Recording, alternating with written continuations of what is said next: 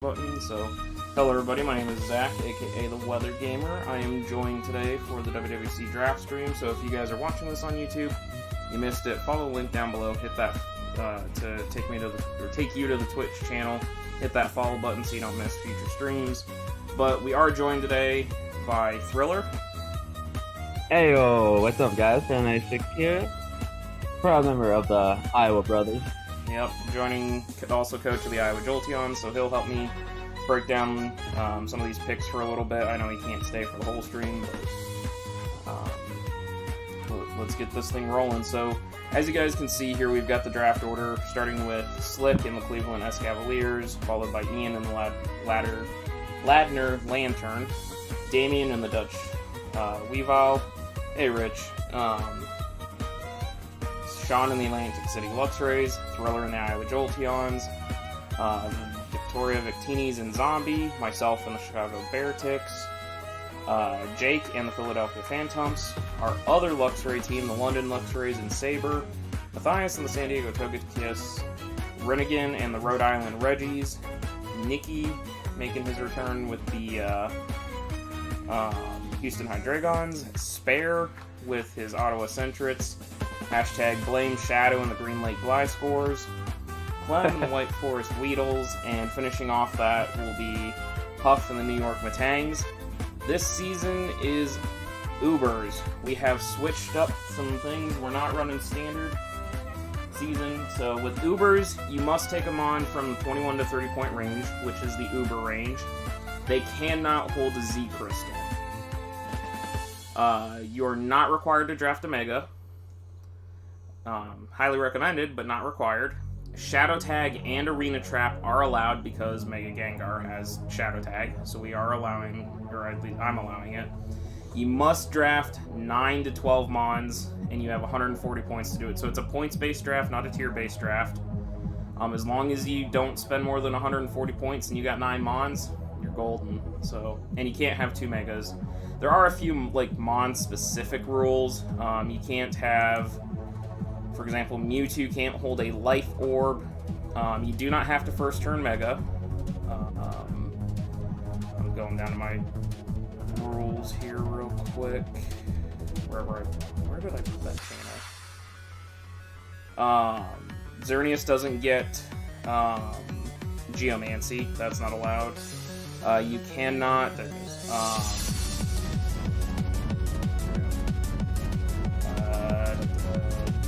Giratina Origin must hold its orb, and Moody is still banned.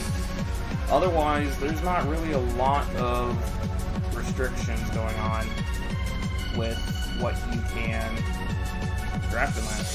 So Slick, first pick in the draft, takes Bacon Bird, aka Evoltal. This thing is stupidly busted. Like, Guy and I were talking last night, we were running counts on this thing. A modest 252 Mega Mewtwo Y Ice Beam is not a 2-co on an Evoltal, and Mega Mewtwo Y has base 194 special attack. Yeah, Evolta is one of those crazy Ubers when it came out. The way it looked, you could tell this thing had just good usability, great bulk. Like, this is probably one of the best Uber defoggers in the game for the amount of bulk you can make this thing, how offensive it is, and like you said, now I was in a Ubers league and I had a face in a Volta and I was expert belt Mewtwo. No, I was color rare Mewtwo, and my Mewtwo, even against the Life Orb variant, had to get a roll to knock it out before he would kill me when it sucked myself. This thing could be a very deadly threat even to hard wall counters to it. Yeah, it's 126 base HP is just such a bulky strip of bacon. Like, it's unbelievable. Speaking of Mega Mewtwo Y, though, following that up, Ian takes Mega Mewtwo Y. Like I said, this thing base 194 special attack. It's just a nightmare. Not much really wants to switch into an attack because it's got the coverage for it. It can carry Focus Blast to get those dark types, so as long as you don't miss your Focus Blast, you're golden. 150 base speed, which makes it incredibly fast. And just all around, it's such a threat to move on. Yeah, and it does actually get signal beam, so it literally can cover every kind of typing you really need and not have to worry about bullets. Like, so again, we gotta tell you people about the stats. So Mega Mewtwo has 106 HP, 150 attack, 194 special attack, 120 split depth, and 140. There is legit so much hardness to come to wanting to counter this thing. I actually beat this thing once in an Ubers League with a Mega Metagross, living on the slithers of HP. But the thing is, this thing's a big threat. You need great speed too. You need aggressive physical attackers out there. You need something to take a hit. And also, this thing could just be proven deadly with Calm Mind in the cover. So, you're really gotta find some way to bring this thing down. Yeah, its main weakness is its defense stat, which I think is base 70. But, correct. Like, if they're carrying Recover, they just Recover stall your Sucker Punches out. Because that's about the only way is Sucker Punch or an extremely hard-hitting Scarfer. Like, there's no chance on Mega Mewtwo Y. Following up Mega Mewtwo Y, for the second straight Ubers League, I have been destroyed by this pick, is Marshadow. I had this thing lined up in APA, and then somebody changed their mind, so I didn't get it. And Damien decides to grab it here. Because I knew the first, 6 picks of the draft, I was asking people, hey, what are you thinking here? What are you thinking here? What are you thinking? Just so I could kind of get an idea what the first, 6 or 7 picks were, and maybe plan my draft a little bit. And at one point, it looked like both Mega Salamence, Mewtwo, or all 3, Megamens, Salamence, and Mewtwo, were gonna make it to Zombie, which means I was guaranteed one of the 3. And Damien goes and realizes, he's like, I want Marshadow. This thing is beyond busted, even without the Z Crystal. Spectral Thief, a Sash Spectral Thief and you sweep. That's literally all you need to do. Yeah, I've been having this in an Uber in another league, and this thing can be a very deadly threat. And do not sleep on that special attack stat. Special Marshadow can be the thing, because it does get extra Calm Mind, the bulk up, and with Technician, it has the best form priority in Shadow Sneak. This thing can be a very menacing mon, and like you said, going against something like a Zygarde Complete or a Zygarde in general, or any mon that does Dragon Dances, you just take the one hit, Spectral Thief, and you're choice banded, you are hitting incredibly hard on the other side of things because of the Spectral Thief boost. Yeah, it's the ultimate counter, basically. Yveltal is about the only thing that stands a chance versus this for the most part. And it's the one Uber that Ditto can't actually kill, because if you run a Sashed variant, and the Ditto comes in, copies your boost, Scarf Spectral Thief to steal your boost, you just hang on the Focus Sash, and then Spectral Thief back and steal the boost right back. You actually get double boosted. That's busted. Uh-huh. We had Darkrai going 4th overall here. This draft for Sean, I really don't understand. As I'm watching his draft, and we'll talk about it later, but Darkrai with some of the other Ubers that are around. Yeah, Nasty Plot Darkrai is super, super scary and super, super hard to deal with. But it got, I don't know, it's not the greatest Uber out there. There's Mewtwo still on the board. There's Megamens still on the board. I don't know. Darkrai here just doesn't seem right to me. Yeah, and I've been using Darkrai in special season for my no items banned forever league that I'm hosting, the suspect and everything. And I've used Darkrai, and Darkrai has been proven to be a menace. You're lucky this thing can't use the Hypnosis, because even the Hypnosis being nerfed to 80% and stuff like that, it still makes Darkrai a threatening amount of speed boost and stuff. But yeah, Darkrai on its own, speed ties to some of the best speed mons out there, like Weavile. That monstrous 128 special attack can just be really threatening. This thing's a great potential Scarf user if they need to be, but this thing can be also run as a perfect spec Life Orb user. Just a lot of things about Darkrai that can, aside from the fact that this thing gets Spatial Rend for some reason. I don't know why it does. It just does. I didn't know that. Yeah, for some reason it gets facial red. Alrighty. I mean, it's a good mon, just I don't think 4th overall good. But Oh, I agree with you on that. 4th, just this thing could have easily lasted to like the later rounds. So, you want to go ahead and talk about your Mega Luke there? my sensei, konnichiwa.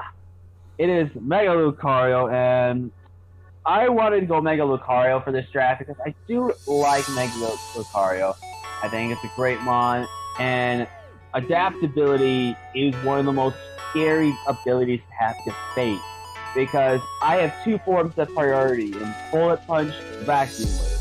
I have an amazing speed set. I have amazing attack and special attack that runs across the board. Aren't you like base 145 in each? In my special attack? I think special and physical are base 145, aren't they? Oh yeah, I believe so. I had to restart my computer, so I can't look up the stats, but I would believe that's around that stuff. My speed is about 112, so I'm still not going to be able to speed a lot of Ubers. But again, like I said, I got priority. I just need a nasty quad of swords game, so I'm good to go. But yeah, Mega Lucario, great mon. I love adaptability. Something goes with Mega Beedrill that I wanted to before. But this thing with dual stab, dual priority, it's going to be a mega threat, and I'm really looking forward to using it. Following up was the second snipe of me, and this first standard Mewtwo, 1 pick before me. So as soon as Marshadow went down, I'm already using Mega Ments and APA. I don't really want to use Mega Ments. I try not to carry over between leagues how many mons I'm using that are the same, just because it gets predictable and all that. So I was going to grab Mewtwo here and follow that up with something like Megazard X and just go from there. Like multi-steel type and Mimikyu type thing. Nah, Zombie decided he wanted to just blow me back and take Mewtwo. Even without the Life Orb, this thing is just as threatening, and it gets an item that Mewtwo Y doesn't. So it can carry the Expert Belt, it can carry a Scarf, it can be Specs.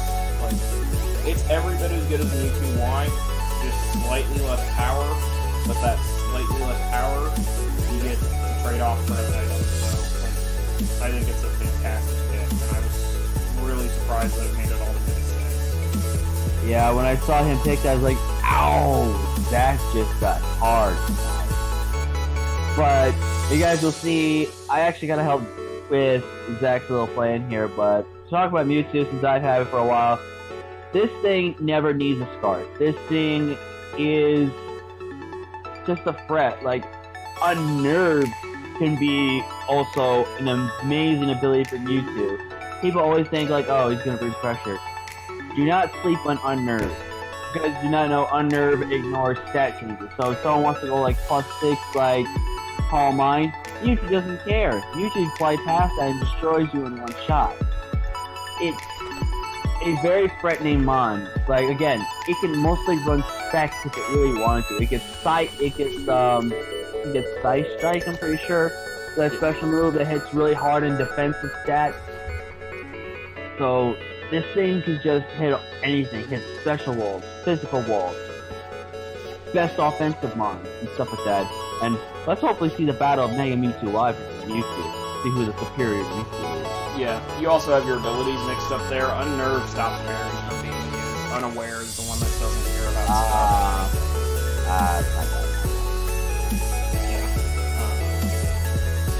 But yeah, Mewtwo, solid pick. So after getting double sniped, I was like, I could take Mega Ments and just go from there and build basically my APA team again and just run APA. But like, nah, let's try something else. You took Mega Lucario, so that's kind of out of the option. I don't want to run Ho-Oh, I don't want to run Mewtwo X, so I decided to settle on Mega Medi. Mega Medi is insane. Like, it's every bit of Metagross, which is already a pretty decent mon, minus its speed stat, and Mega Medi gets its speed. 110 base speed, Tough Claw's ability, so you get boosts to Meteor Mash, you get boosts to the elemental punches, like, It's such a good mon to have. I'm trying to remember. I think it's 150 base defense, so it's got the bulk on its defensive side, 110 special defense, 105 special attack, so I could run special, but why run special when you can run physical with tough claws? Really, its biggest, like, chip to it is the fact that its HP is base 80, so it does not have the HP bulk, but from a physical side, it's perfectly alright. Yeah, and every time you were saying Mega Metagross, I thought you were literally saying Mega Medi as Mega Medicham. But after you started explaining, it's like, I was like, oh yeah, now I understand. But, and for fun fact, guys, I actually recommended this pick to Zach for the fact, like, I've used this in the past, and it's a great mon. There's a lot of ways you can go with Metagross. It gets access to Hone Claws, Agility, so you can run an Adamant Physical Sweeper. You can get the right moment going. So there's that. There's also some hidden tech that you can run with this in Magnet Rise. So if you get the play right, you Magnet Rise, and then ground types become no problem for a certain amount of turns. And this thing, again, also getting great priority in Bullet Punch. This thing can just do a lot of things. Not a lot of times you see people run Bullet Punch on this deck because of the speed stat, but Bullet Punch is always good in a late game scenario. If you're dead and you run on die, you can chip damage off for your thing. So Metagross can offer great support, but also a great physical threat. Yeah, if this thing got Drain Punch, it would be so busted. Some form of recovery. Imagine it if he had Drain Punch and then had a hidden ability we can hit multiple times for each hand he had. Yeah, Tough Claw's Drain Punch is good enough. Yeah, but just imagine that though. That would be scary. Up next we have Jake or Ixie taking, let's fill it up with tantrums, taking Standard Giratina. My only words for this are fact. This thing is fact. I think it tops out at 438 max HP. Like, it's bulky, it will toxic stall you down. You can't toxic stall it down if it's running a rest tox set. It does have the offensive firepower. It can pressure PP stall you. Like, it's bulk on steroids. It's like the Chansey and Blissey of Uber, basically. Yeah, I'm really surprised though he wanted to go Standard or Origin when Origin was still on the board. Because I think Origin's in my opinion, probably the better of its severe uniforms. But Standard, like you said, it's just the thickest of all Ubers that is around. And it shows its pride and everything like that. And the thing about Giratina is that they have the option to run offensive, especially offensive. Or if they want, they can just destroy our souls and just be stupidly faulty. And we don't put it past him. Maybe he wants to run telepathy. We won't judge him if he wants to do that. But yeah, Giratina Standard is very threatening, bulky. Yeah, and I have to disagree with you with Slip because I think Slip prefers Origin. I prefer this one because Origin, you're locked in. You have to carry the orb. So, you know every hit you're stuck with that. That is true, but it makes prepping for it just slightly easier. Only slightly.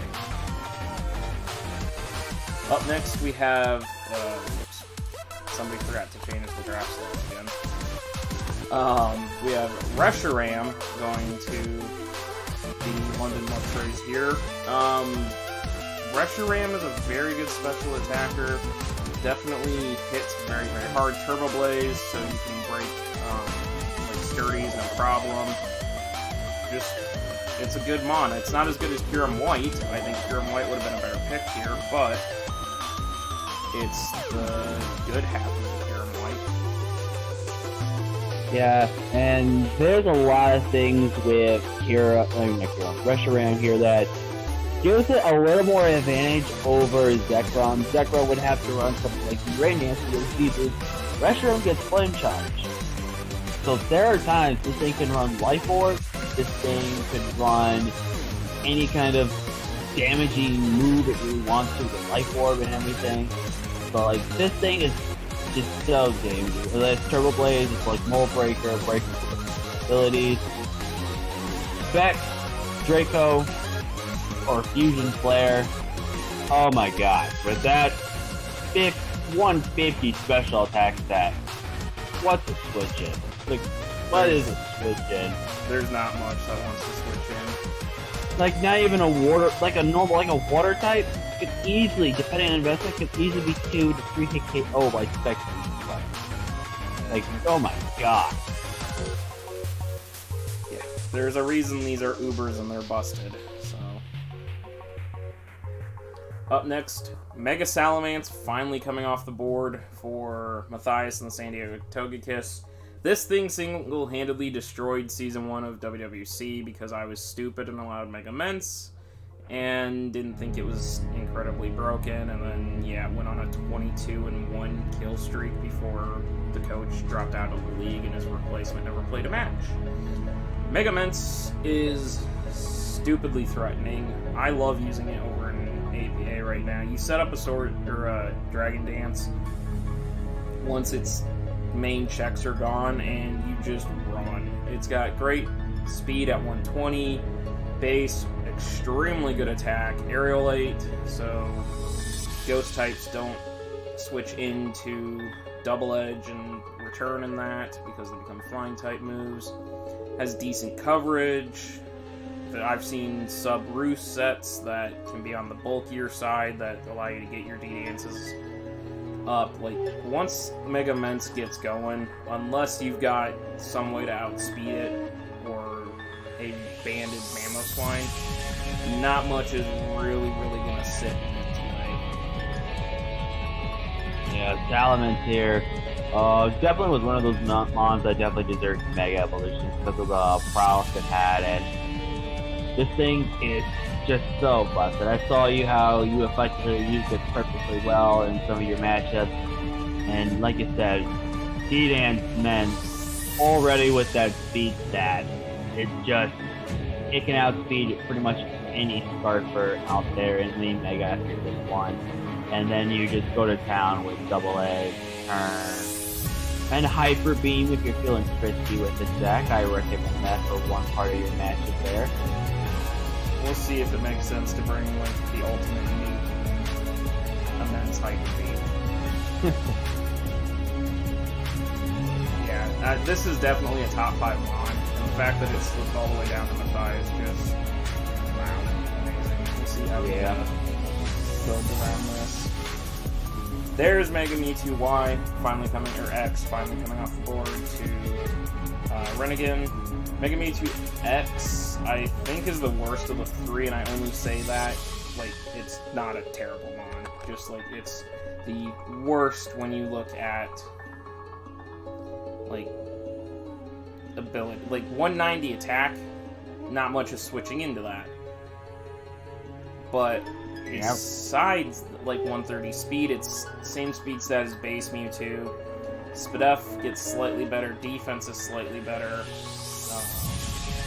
It can run special. I mean, it's got 154 special, same as standard Mewtwo. So it's not as frail as Y, but I don't know. It just, for a physical side, I just don't think it has enough moves to actually do enough. Like, Brick Break is a fighting. It's Brick Break here. It does get Drain Punch. Gotta rely on a dynamic punch hit. Focus. Gets access to the elemental punches, and with the ability Steadfast, I think a lot of people will sleep on that ability, and then if he can get it in the right moment and someone tries to flinch him, that speed is going to be raising 1, so that also goes for Dark. That also goes for any mons that want to go Dark Pulse. This thing, if its already Mega Ball comes in and then takes 1, he recovers a bit, he gets the Drain Punch and flinches, then there's that speed boost, and then it starts going to town. So, if you can make use of Steadfast in any way, shape, or form, then this Mega Mewtwo can be a big threat in this type of point. That's true. I did forget that Steadfast is the one that, when you flinch, your speed goes up 1. I mean, this is a powerful wall breaker, and knowing what Ring's team is the rest of the way of the draft. This looks very familiar to somebody's Season 2 team, just upgraded, so it's a very good pick for him. Kieran White, so there is the superior Reshiram in my mind. Nothing switches into a Specs hit from this. Literally nothing. It's 174 special attack. You throw Specs on it, like Specs Draco, Fairy type. Okay, well, we'll Specs Flash Cannon that. Switch in. Nothing to switch in there. Bring in a fighting type. You're still not taking that Specs Draco very well. Like, it's just such a monster. Like, this thing should be higher point value in my mind in Ubers. And Zygarde Complete should be lower when you're not allowed to run, like, Z Crystals. Because Zygarde Complete without Z Crystals pretty much... It's harder to get into that complete form. Yeah, and this thing is like the opposite of what Mr. Kieran Black is. And still to this day, I still don't know why this is in Ubers and why Kieran Black is not in Ubers. When they clearly do the same thing, which is opposite attack and special attack stats. But to this day, we'll never know. But yeah, like Kieran White is just 170 special attack. Just one spec set. That's it. That's it. Like, this thing just can sweep on its own easily. And there's like other ways to run. Like, you're lucky this isn't like Z moves, because then we got Z Hail. Oh my god. Modest, Hail, 3 attacks. Good night. The main reason, KB, by the way, why it's an OUmon instead of Uber, because it's that 170 attack stat and not special attack stat. You go look at its move pool and it doesn't have really the physical move pool to use that. Like, your best dragon move is Dragon Claw. You don't have access to Earthquake, whereas you get EP on the special side. You have Iron Head and Flash Cannon. Those are decently... I guess you get outrage. I forgot about that, but then you're locked. Iron Head and Flash Cannon are comparable, but Kieran Black just doesn't have as good of a move pool to use that mass attack stat as the special side of Kieran White. Yeah, I know what you're, And as Slick pointed out, there's no physical ice move. Because for some reason, even though this thing has claws, it can't use Ice Punch. Yeah, it's like, it's got an ice arm. You can't learn Ice Punch. Game Freak. You triggered me so much. This is like Tapu Bulu not learning Play Rough. You should be able to learn Play Rough. Hey Sean, thanks for the follow. No, I don't care that Dan just went live. I'm streaming. He's streaming his other half of WWE. So Spare decides to skip the Uber this time and go with Lando T. He decided not, which, by the way, Magearna jumped up to Ubers for this season because tired of complaints about Magearna should be an Uber and it's not. So I put it in the 21-point Uber, the worst of the Ubers. So Spare decides not to take Magearna and goes Lando T, which he's very familiar with. Lando T is a very good mon. You can run Scarf, you can pivot with it. It can be defensive Lando T with a Rocky Helmet. It can set Stealth Rocks, like Z Fly is always a threatening set. The Double Dance Rock Polish Swords Dance set. It's a good mon. And in regular Draft League, it's definitely worthy of a first round pick. Just don't know about Ubers. In Ubers, I actually think this one's not that bad. Again, like I said, this one, they get access to the options of Z-moves and stuff like that. So, depending on what he wanted to go for an Uber and what he goes for his team, whatever Lando does, Lando can fit on almost any single team you want. He plays defensive, mixed offensive role, mixed defensive role, setup, sweeper, anything you want. This thing could fit on any type of team because of how great Lando is. Lando has been OU since he's debuted, and he's been known as the king of OU because he can run every single set you could think of. The hard time is always figuring with what kind of set you are dealing with every time on a matchup. If you have a thought process, and then it really goes different, then you gotta really ramble in your head what exactly this Lando is going to be designed to do. Yep. So then, he wasn't the only one not to take a Uber first round, though. Shadow also decided to forego his Uber. He goes with Celesteela, which, again, in a normal draft, Celesteela is usually one of your top 3 picks, along with Coco and that. Celesteela and Shadow are a toxic combination, especially if he gets another Mon later in the draft that he's known to pair Celesteela with. Celesteela is just stupidly bulky. It can stall you out with toxic sub-leech seed type set. It can be the weakness policy sweeper set. It can be a totemized sweeper set. It's a great Z user. Like, I'm using it in ABL, speaking of Dan, and like, I took out a Zapdos with Z Stone Edge. I've taken out a couple of things with Z Earthquake. I think I took out an Arcanine with Z Earthquake. I don't remember, but it's a very, very good Mon, and depending on what his Uber is, this thing doesn't necessarily have to be the bulky thing, like how he built out this team. Yeah, Celesteela. Celesteela has a massive threat, and this thing without Totemize, this is just Weakness Policy Atomicize, one of the best sets for Celesteela personally, can just destroy teams. The moveset this thing gets is just insane. The amount of the coverage it can get is very unique as well. I mean, access to Leech Seed, Protect, if you really want to be that type of guy. I mean, just run Giga Drain as well. So that too. It's just a monster and a half, and people always have nightmares dealing with this thing. Back on the Uber train here. Clem taking Rayquaza. First off, they voted against my whale. I couldn't have Kyogre. I want Kyogre. I want the Ultimate Rain team.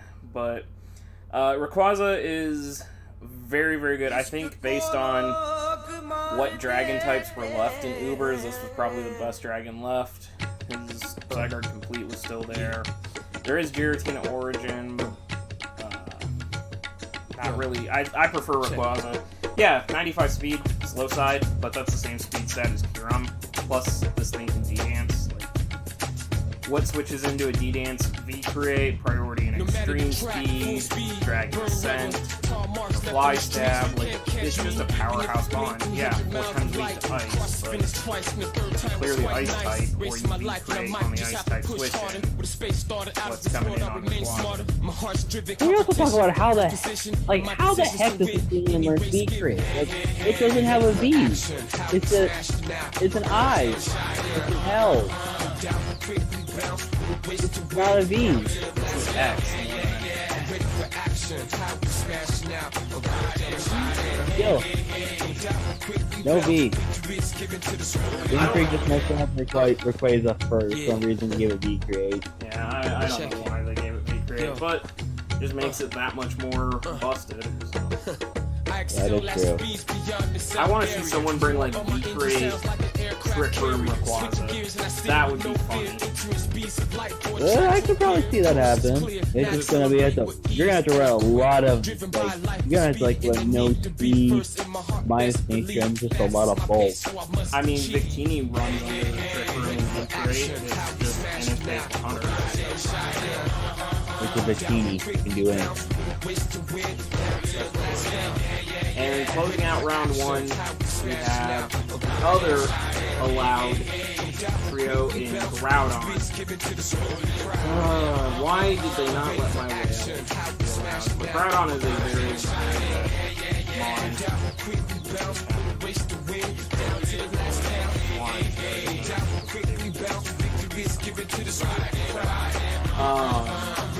Groudon, even without a crystal, is still very, very good. Like, Scarf Groudon is an issue. Like, fact that it has coverage, you can run physical or special or mix, just makes it a nightmare. When I was prepping for listing in ATA, I had no idea how to take a mixed Groudon hit, especially if it rock polishes. Like, once it gets up to rock polish, it's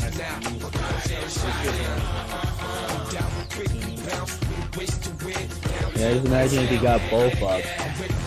Rock Polish and Storage Gem. But yeah, I went against the Groudon just recently as well, and this thing is also a perfectly good defensive line. We have a good reliable Stealth Walker, protects the Dragon Tail, so if anyone wants to start sneaking up on you, it Dragon Tails you out, and then it does. And by the way, Zach, I think the main reason they banned your whale is because you were going to draft it easily, so they were saying, like, let's torture Zach to ban it. I mean, if they allowed whale, I was going to take a page out of Shadow's book and make it easy myself first overall pick, so I can match the whale. As soon as Calgar's allowed, everybody can. Probably true, but yeah, Groudon, a great also Sun user for any potential Sun teams out there. So that gives it access to like Heat Rock, and so bulky, can always reliably get up that Sun for multiple turns. And if he wants to get like Mega Houndoom, oh my god, that would be a dead score. That's the biggest issue. Like, I hope Gen 8 introduces a good Sunsetter. Like, yeah, Torkoal's nice and it's bulky, but it's stupid slow. Y is okay, but again, 4 times a week to rock, so every time it comes in. Did the music get louder, Damien? Okay. I've been adjusting the settings on and off, so let me turn stream down a little bit. Let me try that. Because my mic's all the way at full, so I'll try turning it down. Yeah, like, Gen 8 needs a premier Sunsetter that isn't 4x weak to rocks, because that would allow Sun to have a chance just like Rain and Hail do. So. Yeah. Anyways. He decides to wheel this with Tapu Fini.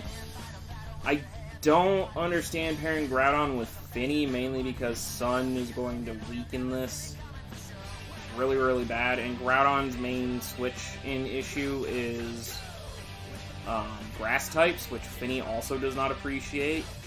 So, I don't know. It does give him a Defogger, it does give him Bulk, it gives him Misty Terrain so he can't be Toxic. He's got Defog now, but I don't know about the pairing of Fini with Groudon, especially with Coco still on the board. Yeah. But I think what he was doing is he wanted to easily cover one of the main weaknesses, one of the 2 main weaknesses that he's going to be facing with Groudon. Groudon's obviously weak to water, grass, and ice. With Fini, check ice and check water. So he's looking to probably find something that would then pair off perfectly well to stop the grass type. But with Fini having that surge and then brings in Groudon, Groudon can't be burned, Groudon can't be toxic. And in this point, Groudon can find a way to easily get a dual dance up and then just sweep at this point. So Fini actually kind of pairs really good with Groudon.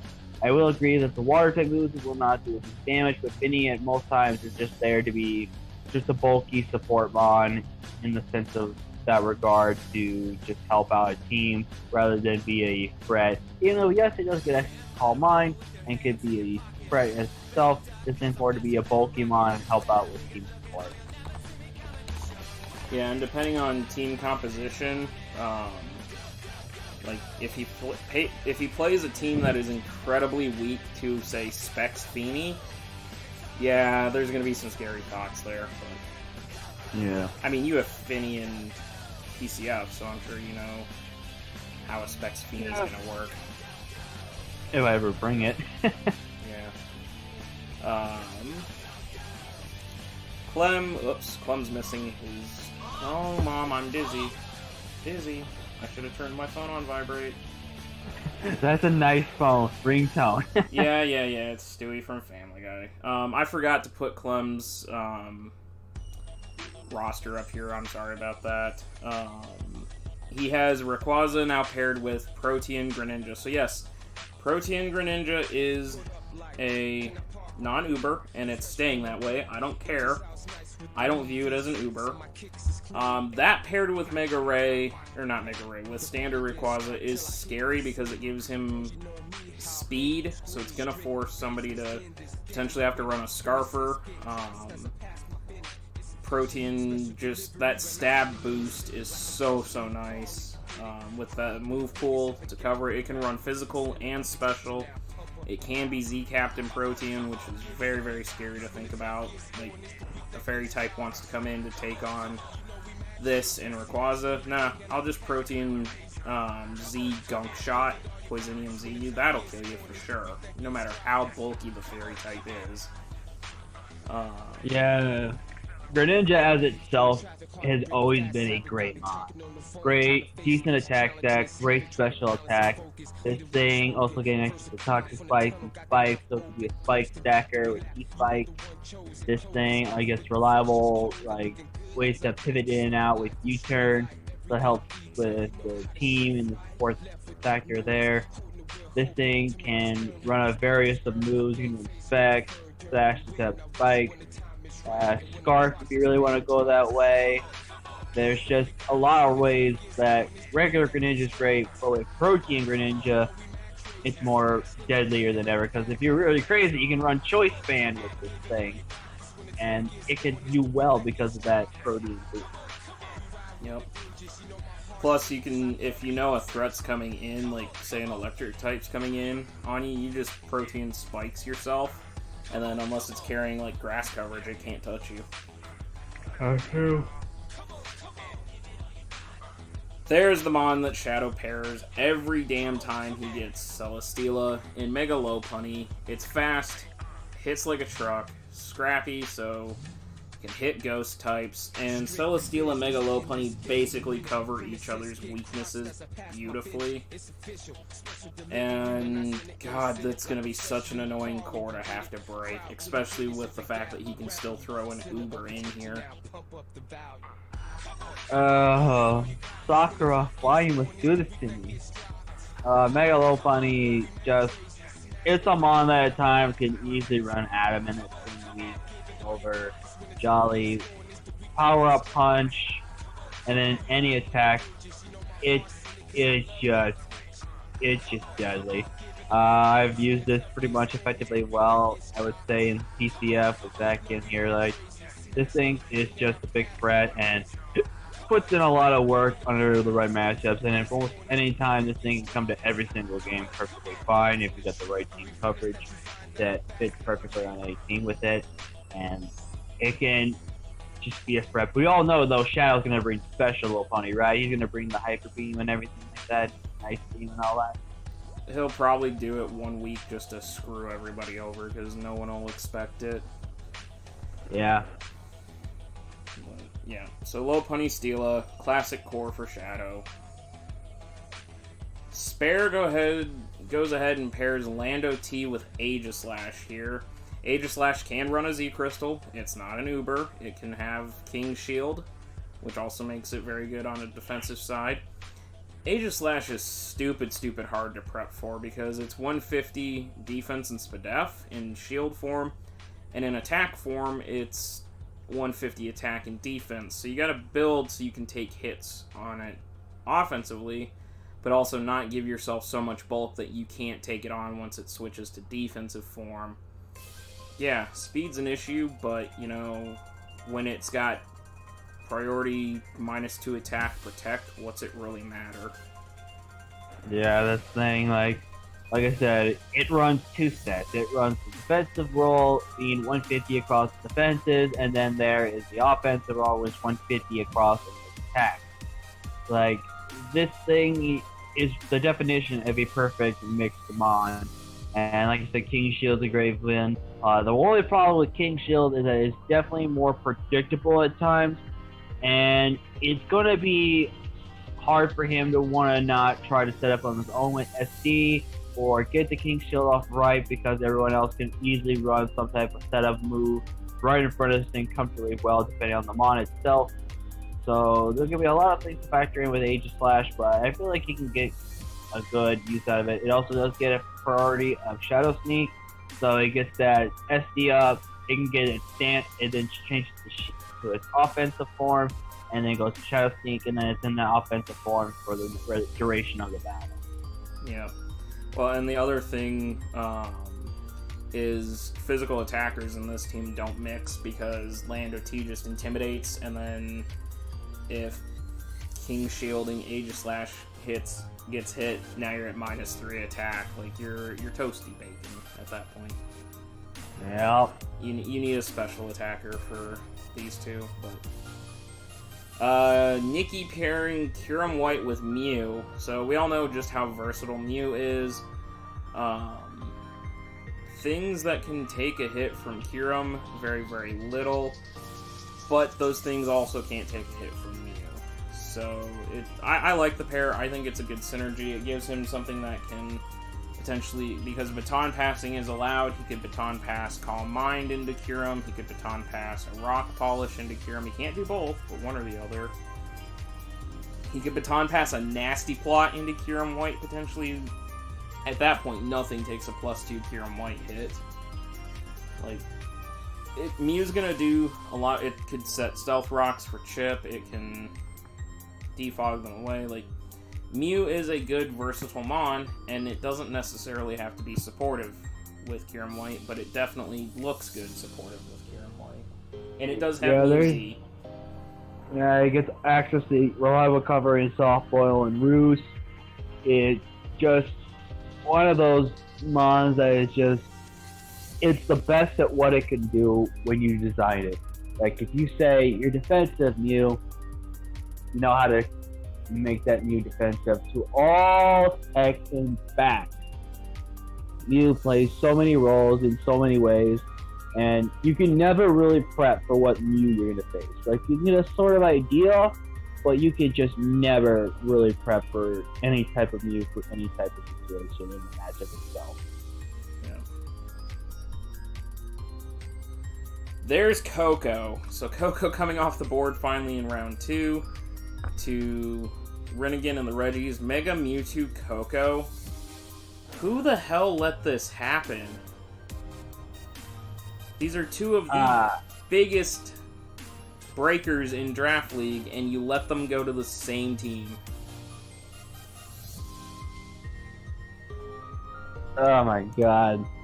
Coco, what I actually think is with X and Coco, in a way they pair perfectly well because they are both mixed attackers.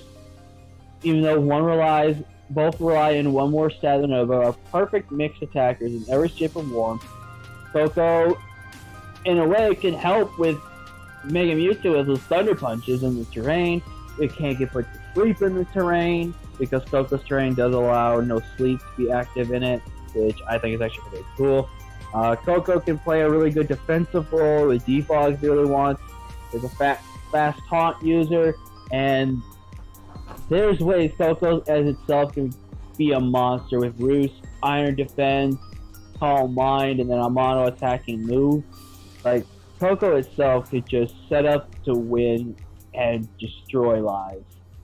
Yeah, the biggest issue with these two, though, is Coco and Mewtwo are both base 130 speed, so, I mean, but does it really matter with as powerful wall breakers as they are to have the same speed?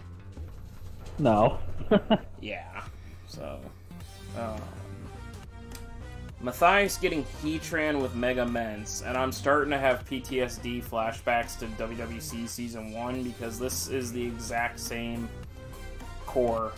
Barring Tapu Lele, which is an Uber, this would be the exact same core that was allowed to be drafted Season 1 by Fizzle. This, like, Salamence Heatran, perfect pair. Heatran takes fairy hits for days. Mega Mence takes the EQs. Like, for an FDS core, like, you can't ask for a better pair in my mind here. Maybe Celesteela Mence, but you're double flying type there. But, God, this thing is gonna be, and it's a rock setter, which Mence with rocks. Like, yeah, I'll bring in a Scarfer and revenge Scarf Mamoswine, revenge that, to kill that Mence. No, this Heatran's gonna set rocks in your face, and then your Sash is broken, and then Mega Mence cleans you. Yeah, I personally still and probably will always never probably draft this thing because I just don't think it's really that good. I think it really should not be an OU. I feel like there's a lot of ways because there's so many like amazing sets and stuff like that, and it's great. It's a Walker, like I said, defensive mind, Scarf Eruption can be really great. But just for me personally, I think this mon's just not really that good and competitive. I mean, it's a great bulky mon and everything, but to me, it's like a eh. But on a core with Mega Salamence, that is looking to be good. If they pair off their weaknesses perfectly. The only thing that's a little issue is still rock types, but steel type takes a hit, knocks out the rock types. Yep, a good bulky water will not care about rock types, so we'll see if Matthias can pair that later in the draft. Mega, again, I might have forgotten to switch something. I forgot to change all the Saber slides, I can already see it now. Reshiram Mega Latios, I don't understand the dual dragon pairing here. Yeah, Reshiram is weak to ground, and Mega Latios takes care of that, but they're both not... I don't know. This is the double dragon situation that I just don't understand. Yeah, I mean, in a way, Reshiram's still weak to ice types. I mean, it's neutral, yes, but still gets hit by them for neutral damage. So, ice is just free against this team. Dragon's free against this team. Fairy is free against this team. There's just so... Dark is free against this team as right now. Like, the weaknesses that Latias does have, the only thing that counters that, one of them is Reshiram with the fire types and top bug types. But other than that, like, this team does not have really good synergy in my opinion. I agree, dual dragon can be good in certain times. With a pairing like this, though, I mean, there's a mold breaker mon, and you still get hit by earthquake. So there's that. But Latias as itself is a phenomenally bulky mega that carries 110 base speed, which is very threatening in itself. Of the Lati twins, is the main special attacker when it comes to it, and if people want, Latias does get Dragon Dance, so if you want to run physical Latias, go right ahead. I ran physical Latios that have picked up a couple of KOs in PCF. But Latias is also a very reliable defogger, so it's going to be very interesting how this pair works out. It's going to be interesting in prep, but it'll be interesting when matches come into the week 6. Yeah. We have Zeraora going to Jake here. Zeraora is a nice offensive threat for that Giratina to be allowed to be defensive bulky.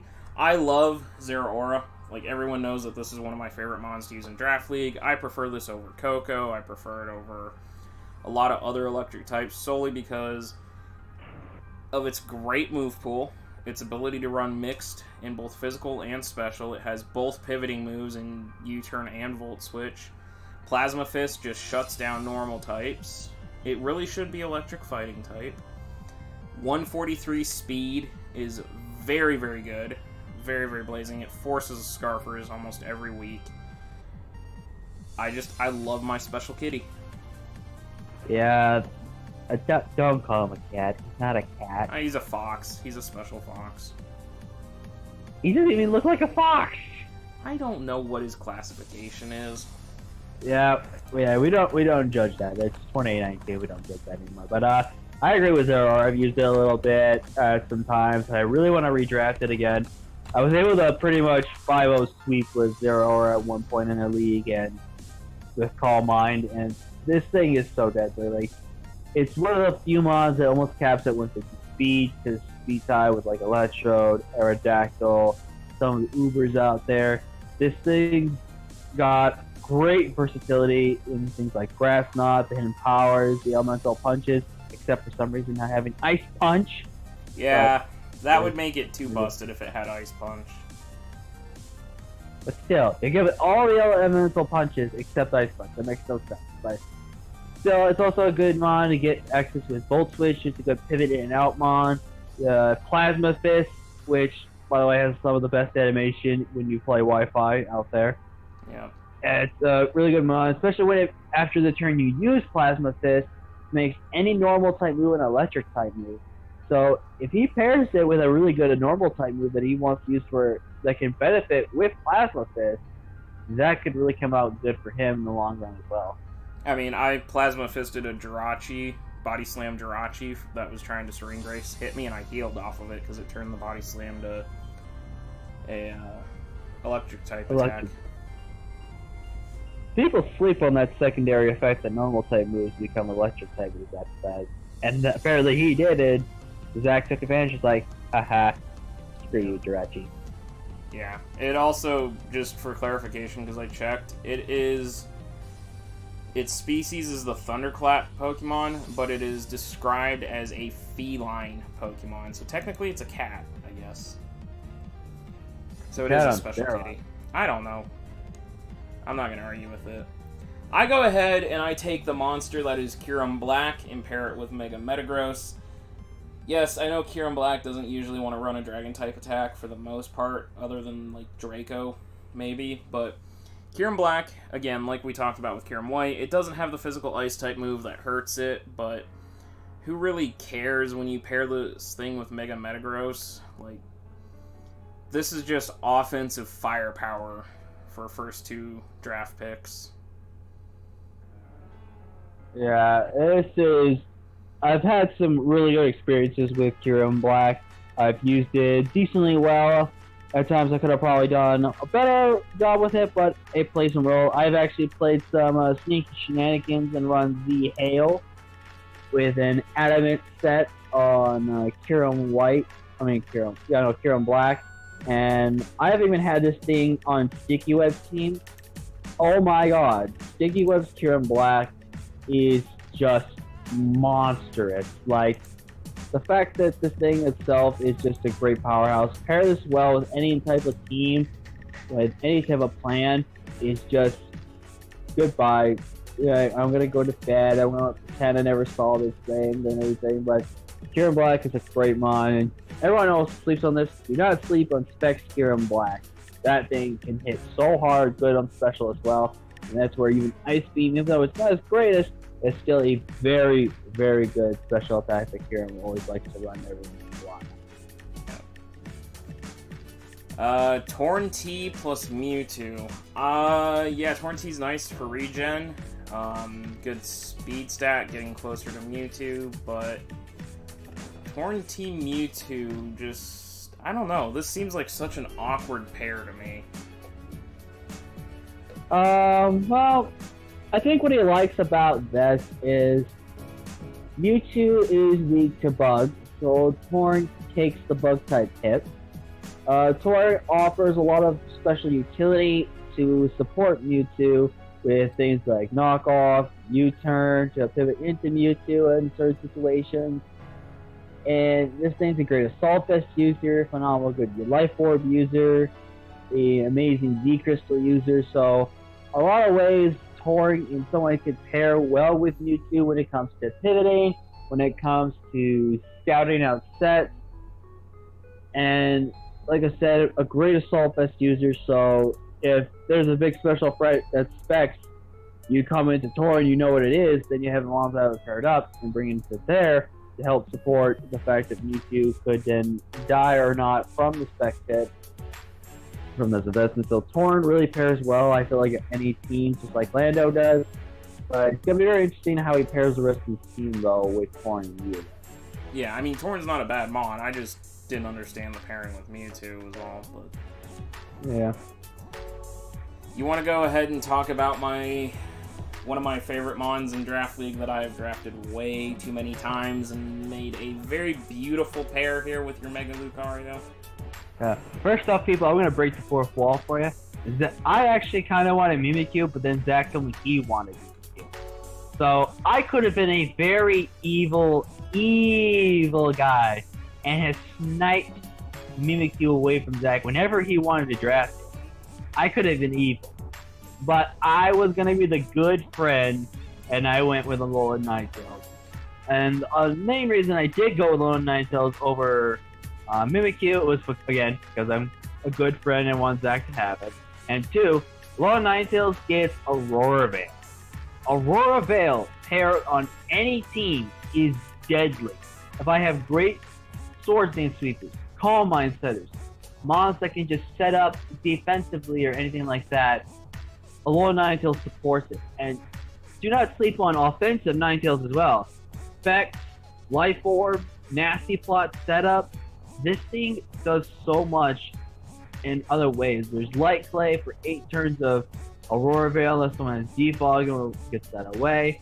There's just a lot of ways Ninetales itself not only plays a good supportive role, but also plays an amazingly good offensive role. Yeah, and honestly, when I think about my team, I think I might have been better off with Alolan Ninetales over Mimikyu, solely because Mimikyu and KB are both the same speed stat, but Ninetales and KB are both ice types and both weak to rock, so I don't know. That's what happened that's what happened to me. I had Kieran Black and Ninetales on the same team with my Webs.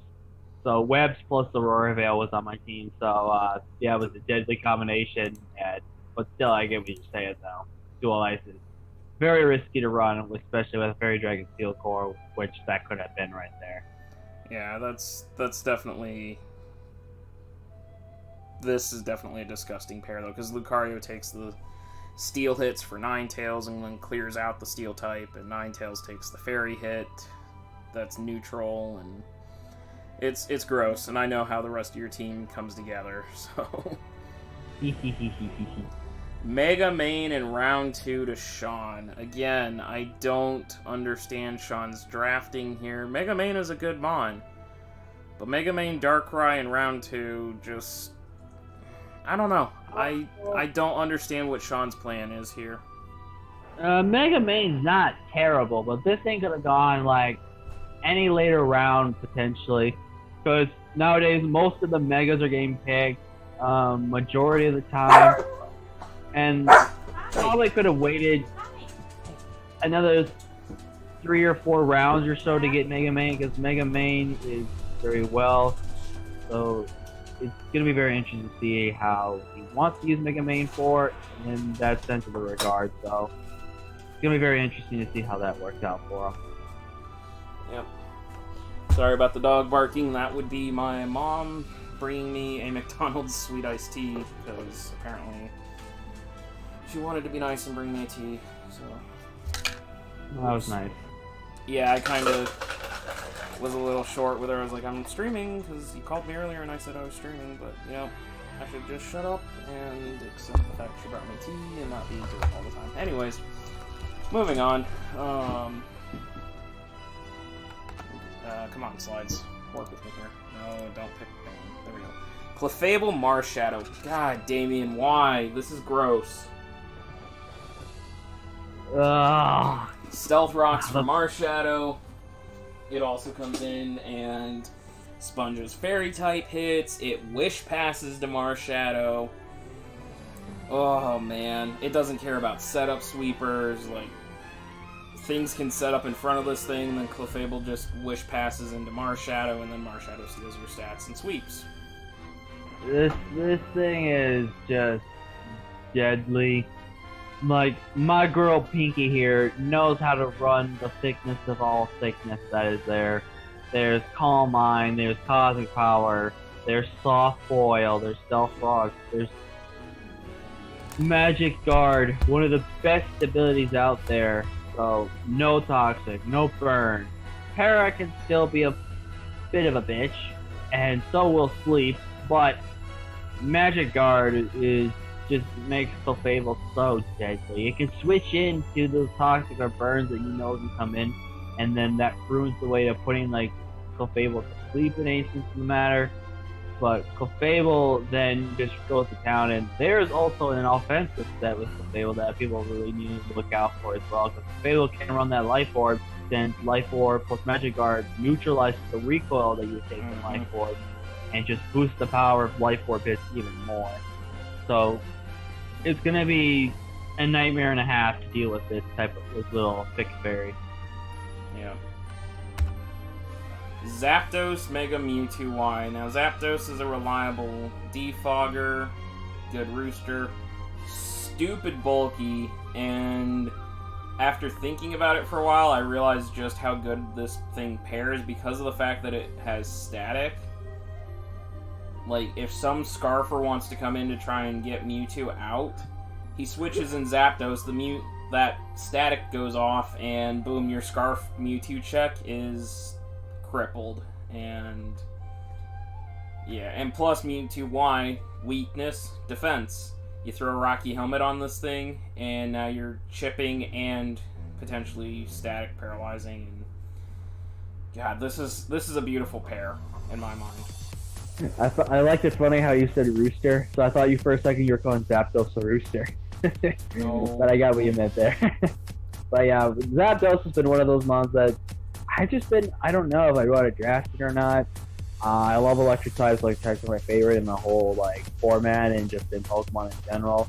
I do think Zapdos has really good ways to be an offensive mon, because it does have the same speed as the mythical, so it's not really a slow mon per se. It's a great mon to be bulky. It's a great Z user if it really wanted to be built that way. There's stuff like substitute, so if you want to try to burn or talk to this thing, it's extra substitute. Heat-Wave is also really good for any potential switches to Ice type you get the read in.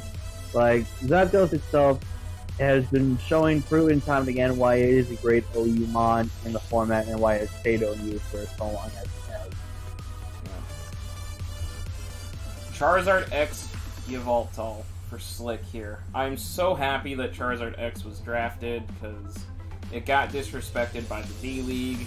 Charizard X is an amazing mon, very good setup sweeper, very good setup threat, paired with the bulkiness that is Yveltal that can easily come in, clear stealth rocks, so Zard can come in and break. Like, I love it. And bulky Zard X is a thing. Like, I've learned since last season that you can run a bulky Zard X with Swords Dance, not have to really worry about the speed, and you can just clean through teams very, very quickly. Yeah, I have used Zardex a little bit before as well, and like you said, bulky Zardex can be a thing. People really sleep on the fact that this thing does still actually get the Will-O-Wisp is very interesting and stuff like that. And then there's also the special Zardex sets that can really be used really effectively well, that can just do a lot of things. And then there's a standard Dragon Dance set that just really kind of just goes into town and destroys a lot of souls. Zard. What is with you and Special Tough Claws? Hey. I think people sleep on the fact that Special Tough Claws could be a thing if you dream hard enough. Okay. Let me live this life. Let me live this dream. Go for it. Alright, so Slick goes ahead and pairs that with the Flinch God itself in Jirachi. Yes, 2 base 100s, a little questionable there, but this thing slows everything down for Charizard to sweep. Again, bulky Charizard, as long as you start slowing things down with Jirachi Paralysis, you don't need the Dragon Dance speed. You can run the bulky Swords Dance and go. Jirachi's a Wish Passer. Oh God, Wish passing into Yveltal is going to be a nightmare. Jirachi. Oh, let me tell you something about this little thing. I was in a match with it one time, and I legit almost lost because it was flinching me to God who knows end, but luckily a Genesect was able not to get flinched and killed it. But I've also used Jirachi, and you just gotta feel like if you're the person using it, you just gotta realize that if you draft this thing, you just gotta feel so bad every time you flinch someone and then you win a match because of flinch. Like, you realize that you're gonna become one of the most hated people in the whole server once you draft this thing. But in the end, you go like, I win the league. Is that worth something? But Jirachi also can run special variations, doesn't get access to Wish. On mine, this thing can do a lot other things on the special side rather than the physical side. with that certain grace. So there's a lot of ways Jirachi's skill is run. It also just plays defensive roles if he really wants to, besides an offensive role with Scarf and stuff like that. Yeah. So this Yveltal and Zardax, what a great core start there. And Ian figured out the secret before anybody else did, or decided to figure out the secret before anything else did. Ditto is such a steal. It was only, I think, 12 points for a second Uber, basically. You bring this thing in on any Uber that's set up, and as long Scarf Ditto just continues to run through. It steals the Uber's stats. If the Uber has coverage to kill itself, Ditto, you're gonna go nuts. Only a Focus Sash Marshadow beats you. Ditto is, in every shape or form, the true Ubermon itself. It should technically be the Uber itself, for the fact it does, like you say, copy every Uber in this format. But there is a problem with the Ditto. If Ditto is stuck and ends up transforming into a Mon that really is bad in team matchups, it gives the opponents the better options to go with a Witteros. And there have also been times I've seen people not run Choice Scarf Ditto. There have been people that run Lefties Ditto. So in any shape or form, he can keep himself healthy with Ditto, and if Ditto runs certain speed stats to match the speed of any other Mon out there, Ditto just knows how to play the role of its opponent just so well. It's the best magician out there, becoming the true imposter of the Pokemon world. Yeah, the biggest downside to Ditto, and this is why I know Shadow didn't draft it, because Shadow figured this out and was going to draft it, is the fact that it's got base 40 HP, so yeah, it can clone a bunch of stats, but it's going to get weakened pretty quickly. True. So, but anyways. Mega Latios, Marshadow, Clefable. Damien has built himself firepower there. Mega Latios is extremely scary as a Deviant setup sweeper anyways, but now you pair that with Marshadow, you give it Wish support and Clefable. Mega Latios comes in, breaks the team, and Marshadow comes in behind it to sweep and clean up. I feel like Damien paid someone to help him draft busted broken Pokemon in his team, for one. But Latios, I've had Latios and a little bit of experience with it. Mega Latios, it can do about anything. It can Calm Mind. It can Dragon Dance. It gets access to Refresh, which I ran before, and it was high tech, amazing tech, because it gets rid of any stat that any status that comes up on you. So you can just easily run Dragon Dance, Recover, Refresh, and then Stab Move, or Calm Mind, Recover, Refresh, and then a Stab Move. Latios can clean very much on its own, and this team is who did Damien pay off to do this?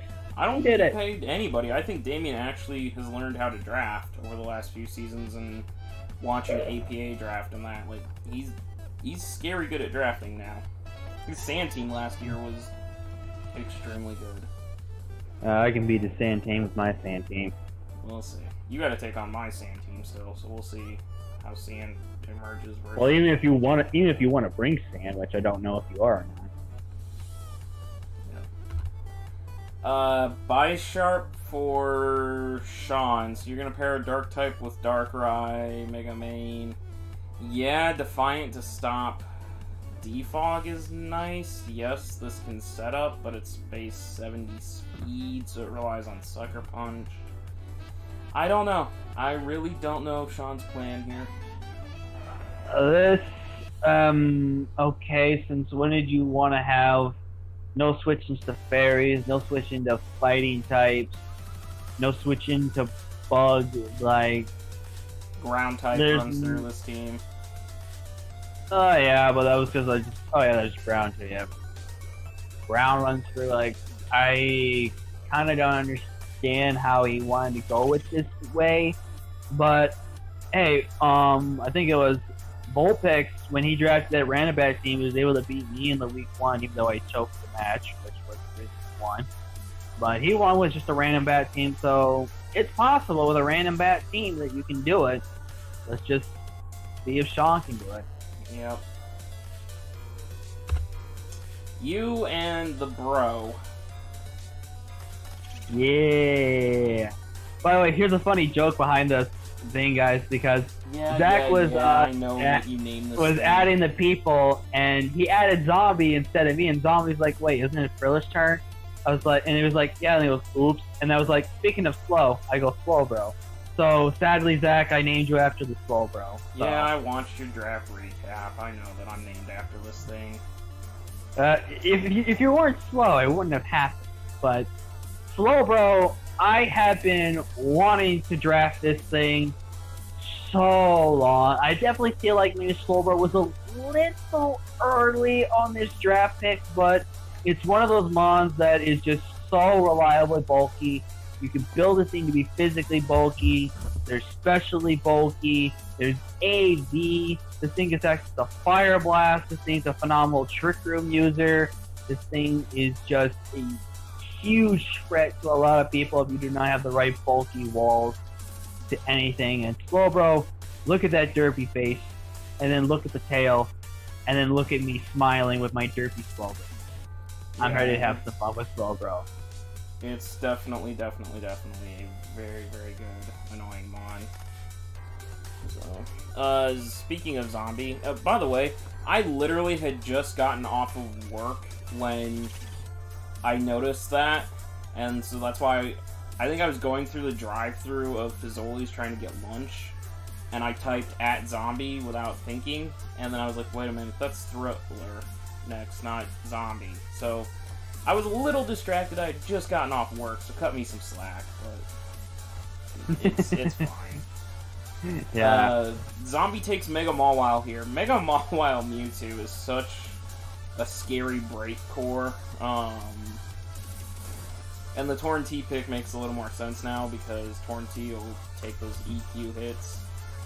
But, huge power Mega Mawile Sucker Punch after an SD or Play Rough or whatever you want to throw at it is just going to be so hard to break at times. I have used this beautiful creature before, and I had a good success. It was one of my top 3 kill leaders in the league for my team, and this thing, a lot of people fear the Sucker Punch because of that nature with Mawile, but at times Mawile doesn't really need Sucker Punch, I feel like, to be good. And Mawile, even without Sucker Punch, can be good because he's got Trick Room. He's got Mewtwo. He can set up the Trick Room, bring in Mawile, set up, and sweep. Yeah, don't bring Trick House to the Trick Room. Or don't bring, whatever. I forgot, I literally just watched a video with it this morning. But yeah, this Mawile, it can just prove so much power, and has shown why it's OU, but people say this thing's Uber. It's not Uber. I really don't believe this thing should be classified as an Uber mon. It should be just classified as OU. Yeah, and that's why I have always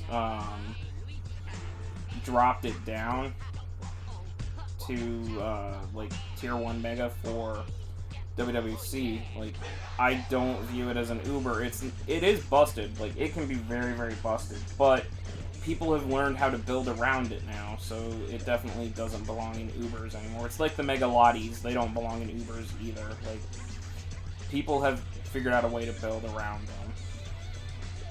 That's true. As I spoiled, I go Mimikyu here to finish off my FDS core. This team is just offensive. Like, I'm just gonna run offense at this point. Just boom, boom, boom. Mimikyu guaranteed setup is great. Mimikyu can Drain Punch to take care of... actually, Wood Hammer was the move I was thinking. It can Wood Hammer to take out Rock and Ground types that want to threaten Metagross and Kyurem Black. It can Drain Punch to heal, Priority Shadow Sneak. You can run the bulk up set, you can run the SD set, it's a good Z crystal abuser, it just puts in so much work. Don't worry, my Mega Lucario will still sleep with me. We'll see. Don't forget, I have a lot more threatening stuff. Don't forget, I can get Dark Pulse with Lucario. Yes, I do know Dark Pulse is a thing with Lucario, but... But yeah, Mimikyu, I've had some experience with this thing. It's great. You can run Adamant at times with Sword Dance, Priority, and Shadow Sneak.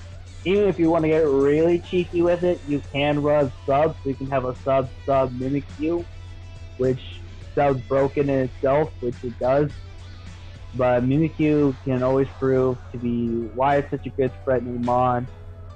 I don't know how well it deserves to be OU. I think it's only OU because of the fact that there's a built-in substitute most of the time. But Mimikyu actually to the Woodhammer, Drainpound, Shadow Claw, Play Rough. It's just a nasty fairy. It's probably one of the best fairies in the format. Yeah. The only thing I don't like so far with this team is the fact that Mimikyu and Kieran Black are both base 95. Like, they're not both base 95, but one of them's 95, one of them's 96. So, like, it wasn't the smartest planning on my part. It's screwed up my speed tier just a little bit. Jake grabbing Florges. So I think Jake wasn't happy enough with just the bulkiness that is Giratina and decided that he needed to go and grab Florges for even more bulk and a Wish Pass into Giratina. Why must you bring more thick mons? You have a thick Uber and now you have a thick fairy. What's wrong with you, man? Like, what did we do to deserve to have to battle against the thick? But this thing, like, reliable defogger, reliable, like, heal bell user, like, it cannot die unless you basically nuke it with a Z move or somehow can set up and then just go to town. Like, Florges is the queen of thickness herself, so it's going to be very interesting how else he pairs the thickness of this team with any offense or bulk that he's going to be using to pair with his team. Yeah, and the other fun thing is you can make some pretty wild sets with this thing. Yeah, I've seen people use Specs Florges before. I brought Scarf Florges last week in APA. It was Scarf with Psychic, Moonblast, Energy Ball, and Hidden Power Fire. Now that's what you call a meme set. Yeah, it killed a Charizard X. And it was also fast enough to beat Marshadow that wasn't Scarf. Zach does it for the people and also gets creative with his opponents. No, I didn't build that set. That was a Shadow set. 100% that was a Shadow set. Shadow built, that's why the video is titled Blame Shadow. He built that team, and yeah. Shadow always proves why he's your favorite in the front office. Shadow's just, he builds some weird teams. Tapu Bulu with Reshiram and Mega Latios. Okay. No physical. Now this team's making... Okay, now it's making sense. Now it's making sense why you wanted to go probably with a dual variation of the Dragons, because with Bulu and that top surge of his really helps Reshiram out. It even helps Latios to weaken the ground side moves, so if Latios wants to come in on the ground side moves with the Hull Breaker, it helps Latios in that regard as well. And I agree, Bulu, no freaking physical fairy move, but there is the option to potentially run special Bulu with Calm Mind, so Bulu can definitely run well with Dazzling Gleam. It's just I don't know if you're really going to ever want to bring Calm Mind Bulu in certain matchups. But Bulu itself is a powerhouse beyond any powerhouse you see out there. It gets access to bulk up. It's a really good mon with Horn Leech. It gets Stone Edge. It gets Mega Horn. It's just very good. And even a good mon could be one of it. If it gets the right prediction, it can run Zen Headbutt. Yeah, So it's like I personally don't care for Bulu, but that's mainly because I had a bad experience with it in APA, but I don't know. If they do not give this thing a physical fairy move in Gen 8, I'm gonna rage, because, like, that would make Bulu better. Give it Play Rough, or give it something equivalent to Dazzling Gleam as a physical fairy move in Gen 8. Give Kyurem Ice Punch or a physical ice move, and we're good. Two of the biggest injustices are fixed. Yep. Oh yeah, because I started typing, now it's going to make me do... No, that's... No, okay, there we go. Oh god, Matthias, why? Sylveon, Heatran, Megaments. Hey, at least it wasn't Shadow that got it.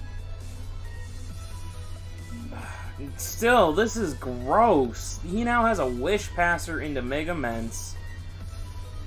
And such an annoying FDS core.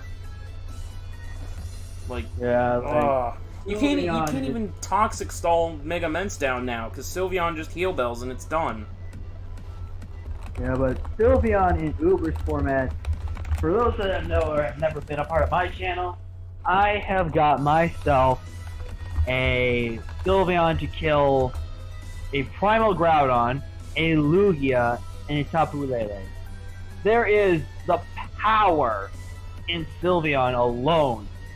And I just brought a physically defensive Sylveon, and it put in that much work. So Sylveon, on its own, can put in the power it needs. But like you said, it's mostly just a Voltmon with Tech, Wish, Dry Baton Pass if it really wanted to. There's just a lot of good things that really do a lot for Sylveon alone. And then pair with any team is just great. Well, think about this. You can White Herb Baton Pass a Bulk Up into Megaments, and now it's at +1 defense, which means your Ice Shard is not going to 2-ko, if built correctly. If he's real, he'll do it. Yep, and the... Hey, Francis! Oh, that came out of nowhere. Yeah, my brother just opened and slammed the door, and it spooked my dog, because my dog's weird, but... Anyways, and I just saw the door slam on video, so fun, sorry, headphone users. The other thing, and I've seen Matthias do this, is, he ran... What is it, Babari Berry? Is that the steel effect? Steel resist berry? Babari Berry, yeah. He ran that in Hidden Power Fire in Oko to Mega Scissor with Sylveon. Damn! So, I know this is gonna be fun. And it's a gross FDS core, but... This beats my FDS core. I thought I had a pretty damn good FDS core, but this takes mine out. Oh, okay, we can agree with that. Yeah. So, Tapu Koko, Excadrill, Mega Mewtwo X. Hopefully people see where this team is going. And again, I have to say, why the hell was nobody paying attention when Rinnegan was drafting? Because we let him have 3 incredibly good breakers, and we all know he's going sand at this point. And Mega Mewtwo and Koko both sitting in sand. What did we do? Why did we allow this? Oh my god. I can speak from Excadrill. I've had this on a sand team, and I have gotten 12 kills with this thing in my sand team. So I know the power Excadrill puts alone. Even alone, this thing could run the Sandstorm Mold Breaker with Sword Dance and just put in just the work it needs to do. It doesn't really need a Sand Setter to still do the work. We're 100% reliable spinner. At least gets off those spin-off rocks or anything like that every once or twice during the match itself. Excadrill can just prove it's a great mon, even outside of sand, without sand, no sand. It just does what it needs. Yeah, and the other thing is, like, you don't necessarily have to run Mold Breaker if there's no Levitate Mon in front of you. That's Like, true as well. just run or Sturdy, but really most Mons that are carrying Sturdy don't really screw this thing over too often. So when you run the Z Sandstorm set, because I've done this, you can run Sand Force. Sand Force plus your +1 speed, so it's like you got the Sand Rush boost. Excadrill just goes to town. Looking forward to seeing how you potentially handle that set. Or handle not just that set, but handle that thing for PCF. Anyways, assuming I bring an Excadrill. Yeah. I got strategies, don't you wait. Rotom Wash here for Nikki, and again, I didn't double check my slides completely, so I screwed. I know I had most of Nikki's fixed, but I forgot to fix this one. Rotom Wash Mew and Kyurem White. Rotom Wash is nice for clearing rocks, so Mew doesn't solely have to clear the rocks. It also is a good pivot Mon to pivot into Kyurem White. It can be bulky, it can be a trick abuser and just screw somebody over, carry Trick Choice Band and screw them on over with that. It's a good Specs abuser, it can be a Scarf user. Like, Rotom is definitely very versatile and can do so many different things. It helps keep Mew from not having to be that defensive Mon. True. Rotom Wash is very great. It's a phenomenal Specs user. It's a relatively great Scarf user. It really does a lot of things for any other team that's out there. So it's going to be very interesting how he decides to want to have his Rotom putting in the work. And like I said, reliable defogger every step of the way. A great user of Will-O-Wisp, Toxic. It can help with the berries as well, keep it around as longevity and stuff like that. So it's going to be very interesting to see how he has Rotom Wash paired up. Yeah. My biggest nail on the Rotoms is you have to run either the one move that it gets, that's Stab, or you have to run like Hidden Power Fire that. I really hope that with Gen 8 especially, since they've shown us the Rotom Phone, if that's going to be a Mon now, and the Rotom Drone, if that's going to be a Mon now, like, if they're giving Rotom more forms, I hope they expand it and give the Rotom forms, like, more moves, because imagine if Rotom Wash got Scald. Like, that would make this such a good Mon. You run Scald over Hydro. And, yeah. But... Suits me. Necrozma Aegislash Lando T. So there's another rocker to pair with Lando T. A Mon that can run both physical and special. A Mon that can set up and run like an annoying stored powered set. I've been 6-0'd by stored powered Necro because I didn't have a dark type. But very good Mon. Very scary Mon. And actually pairs really nicely with this team. I have Necrozma in one of my other teams I have, and Necrozma just puts in the work. It just does everything you need. It's a phenomenal trick room user, a fantastic calm mind setter. It does everything you want it to do, and it's so the weakness policy in Necrozma is so threatening that people always are scared to want to go knock off on this thing to get rid of any item it has, just because they fear that weakness policy so much every single time. Yeah, and it does get autonomized, doesn't it? Yes, it does. So it's also a great autonomized sleeper. So weakness policy autonomized has been always one of those, like with any other Mon out there, has been one of the main, like, threatening sets to ever have to worry about and deal with in draft league. Yep. He's actually got 3 really good weakness policy abusers, because Lando T can rock polish weakness policy. Aegislash actually does have access to autotomize, because I ran autotomized Sword Stance Dewblade in APA 1 week, and Necro, of course, has the autotomized weakness policy set, so yeah. Watch out for those weakness policies. Shadow taking Reuniclus here. So I know he wanted Necro, and that was a snipe. but Reuniclus is just about as good from a power output standpoint. Obviously, Magic Guard is very good, so you can absorb those toxics and burns and all that Mega Lopunny doesn't appreciate. It's a Trick Room user, so you could run Trick Room Reuni with Celesteela. Like, it's very, very threatening. Mega Lopunny takes the knockoffs for it, and this thing takes the Psychic type spam for Mega Lopunny. Yeah. Like, the Reuniclus is one of my personal favorite Psychics.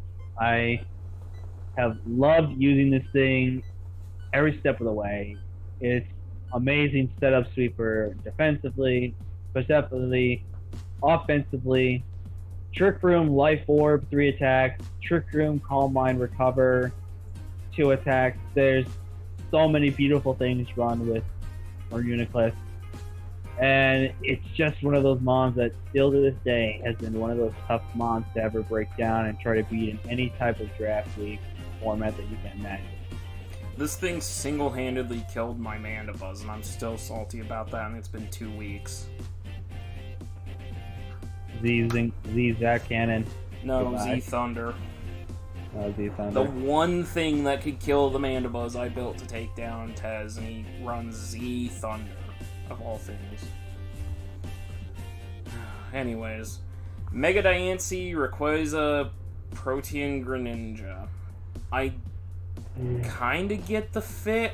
I don't 100% get the fit. Like, the FDS core is coming along very nicely. With Diancie, his speed tiers are really, really nice. If Diancie gets the Diamond Storm boost, it's good night. But not 100% certain on this, other than it's, like, offensive. Yeah. Diancie, as his own, has been one of those mons I really wanted to try eventually again to use. I think Mega Diancie being able to run both physical and special is something that is very great to have in every type of draft league format that is out there. So it's going to be very interesting to see what he does to want to pair up his teams with Mega Diancie. And if Mega Diancie wants to carry Diamond Storm against his defense raises, it's going to be looking like another nightmare as well with that. So it's going to be very interesting how he wants to run Diancie. There's sub Diancie and sub Diancie. That could be really threatening. Especially if he starts getting those defensive boosts too. Yep. We see Venusaur come off the board here for Huff, and I now understand that we have a Sun team, full Sun team. Like, there's no way. As soon as he drafted Groudon, you knew he was going Sun, but Venusaur plus Groudon is an amazing Sun. Like, this is, if you're gonna run Sun, and, like, this is it, because Charizard Y doesn't like Rock. Like I said, Torkoal is slow, and Ninetales is not that great of a Sunsetter. So this, if you're gonna run Sun, this is the way to do it. Venusaur plus Groudon. Yeah, and this is now his reliable grass twitching every single time. Because if grass types can't carry coverage for Venusaur, Venusaur just kind of goes through your team. Venusaur, as itself, yeah, it's not great, but on Sun, it's not terrible. I've seen Life Orb, Chlorophyll, Venusaur in the past, and it can put in the work under the right situations. It's just going to be very interesting at times if he's going to be running Modest or Timid Venusaur to really benefit from that Chlorophyll boost. And, I mean, depending on the matchup, you could almost run 2-attack Venusaur with, like, Growth Synthesis, and then, depending on what you need for attacking moves, like, it's definitely a good mon to hold here. Yeah. And he goes ahead and wheels it with, I think not a move. He wheels it with Darmanitan. Oh, Oof. God. Oof. This thing is Sun. Good night. Flare Blades destroy lives. Yeah, anything that wants to switch in on this thing to take a Flare Blitz will not appreciate a Hammer Arm, will not appreciate Venusaur coming in, or will not appreciate Finny coming in. Like, this team is built very, very well so far. Like, you put Mega Houndoom on this team, and bada bing, bada boom, bada bang, good night. Yeah, this thing is, I've really been enjoying it in PCF. I could never do that belly jump that I wanted in that 1 week, which made me sad, because this would have been just destruction on beyond destruction. But this thing, yeah, it does like 2 roles effectively well, being a band, choice scarf here. Life Orb still can be a phenomenal set, and the Random Hand just hits so hard, and sometimes it's still, even without Sun, it's a hard mon to switch into at times. Yeah.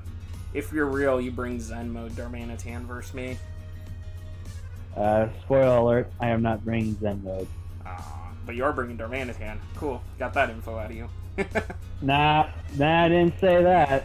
It's fine. I'm just saying you're not seeing Zen mode. Yeah. Toxapex, Mega Diancie, Greninja, and Rayquaza. This is a backup T-Spiker. It's bulky.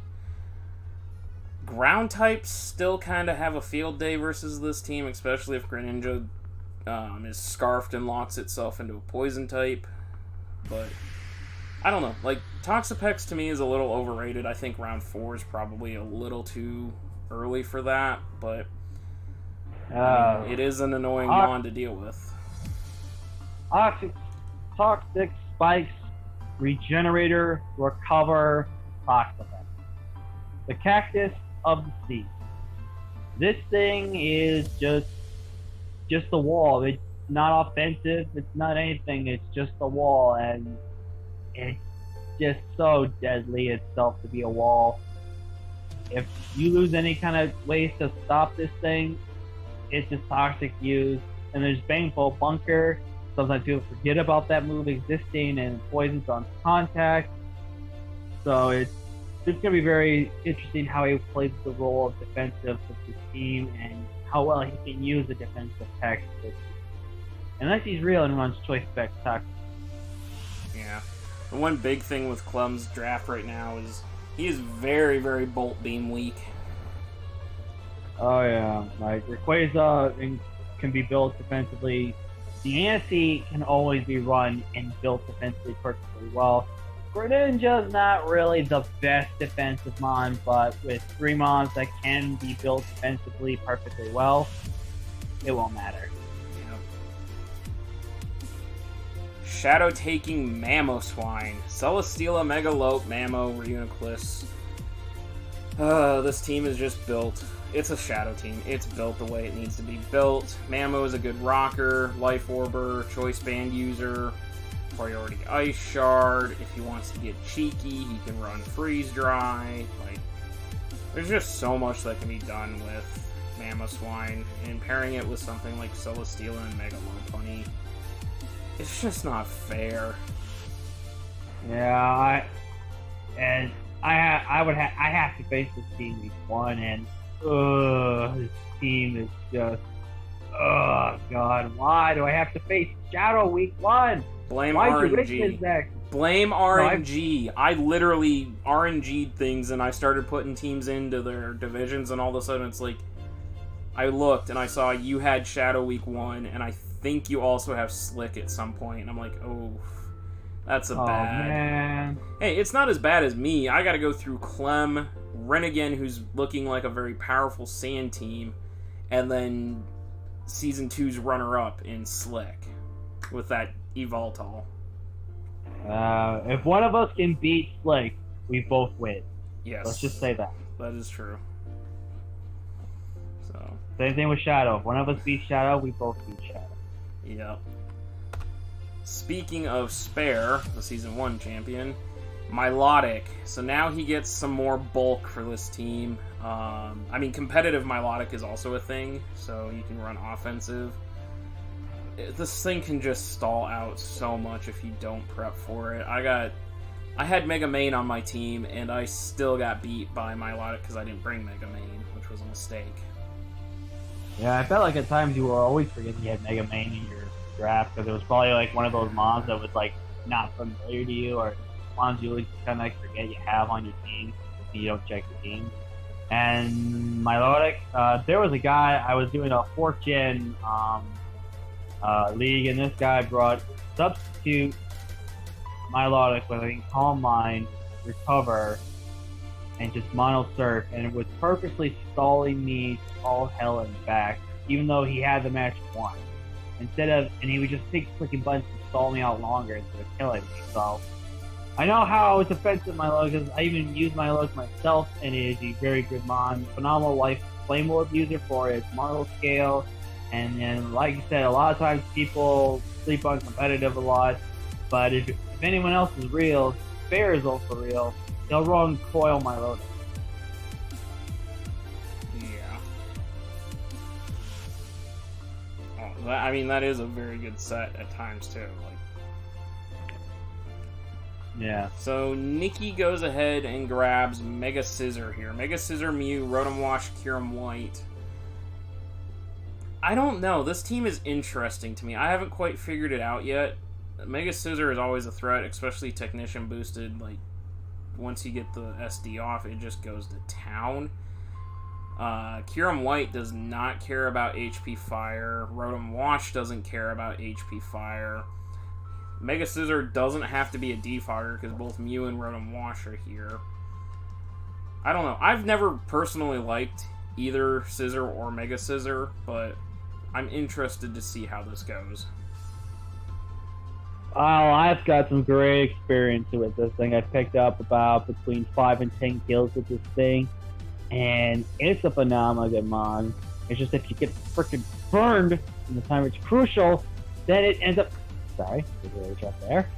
But basically, Scissor is a great, reliable defogger.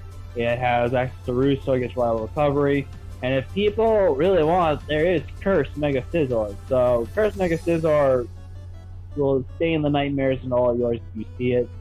And also, obviously, access to Sword Dance, Bullet Punch is just deadly on its own. So Scizor is definitely one of the best Megas in this format, in my personal opinion. I don't know if it's the best, but I definitely know it's one of the best because of how well it is. Yeah. So you're telling me that if you ever draft Mega Scissor in Draft League and we face off, I need to bring 6 Will-O-Wisp Mons, correct? You forget I can have substitute. I need to bring 6 Scarfed Will-O-Wisp Mons, correct? Maybe. I don't know. Okay. Yeah. Just bring 6 Rotom Washes. I'll probably do it. I think that violates Species Clause. I'm not sure, but Just do anything goes. That'll work. that's true. Oh God, why? Who the fuck let Rinnegan draft? I'm telling you, God. people are getting paid to draft for them. I'm telling you. No, Rinnegan just like out of nowhere is like, oh, I'm gonna just abuse the living. Every single season, there is a coach that abuses the hell out of the draft because we draft so weird. Mega Mewtwo X, fantastic breaker. Coco, fantastic mix breaker. Excadrill, fantastic rapid spinner, also very, very powerful mon on its own. Superior with Contrary Leaf Storm. It doesn't even have to be Scarf, like a subset, a sub-seed with HP Fire and Leaf Storm or something like that. Just, oh, why is this team so offensive? Hey, at least it's in hack mods and it doesn't have beat crate. At least it doesn't have that. This is true. Because if it had beat crate, then we all just be crying in our sleep. Why is this my week 2 opponent? I'd be Superior itself. And Superior, like, and hey, you never know, Zach. You could miss the Leaf Storm. Yes, but when you don't miss the Leaf Storm and things get out of hand, you're screwed. Yeah. But yeah, I know how you think. I usually kind of sleep on the fact that thing is a sub-leaf seed set user as well, but if you got things that will speed it and you have an Infiltrator, then that's not much of a problem, but Specs Superior. Can we all just say that should be a banned item on this thing? Because what's a switch into a +6 Specs Leaf Storm? It's essentially +7 if it's carrying Specs. Basically. Oh boy, we really screwed up letting Rinnegan draft like this. Hey, there's that bulky water that I said, like, wouldn't care about ice-type moves and rock or ground-type moves, and Suicune. Megamince, Heatran, Suicune. Sylveon. Matthias, you build such bulky offensive teams that it's gonna drive me nuts. I can see it coming already. Well, I almost beat Matthias last season. It was close. It was close. But I personally have used Suicune before as well, and I love Suicune. Suicune is one of my favorite legendaries out there. It's one of the top 2 best water types in Draft League format. Like, this thing with Crocoon, Calm Mind, and it does get limited access to moves, which is true, but this thing does a lot more. It just plays that defensive role so well, and this thing does get access to Tailwind, so it could provide a bit of support with Tailwind for the team. So if he doesn't want to run any speed and Salamence, there's just run Tailwind, bring Salamence in. Want to bring offense with Sylveon or offense with Heatran, Tailwind, bring those in. Like, Suicune just does a lot of good stuff with a team like this. Yeah, I would have to disagree with you on it being like one of the best water. It's a good water type, but I wouldn't say it's one of the best water types in format. Okay, now you're gonna fight me on that one. Suicune, you stalled. Oh, Zach got burned. Alright, if you say so, but Bulu with Reshiram and Mega Latios. I remembered someone having that and losing to me from a Focus Sash Rabombi.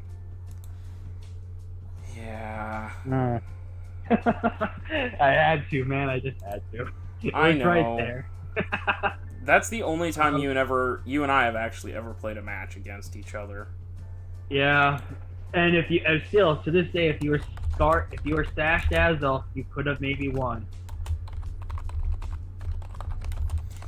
Yeah, I don't know how to use Dazzle. I've gotten better. You have to admit that I've gotten better since then. But... Yeah, week 1 in your APA you played phenomenally great.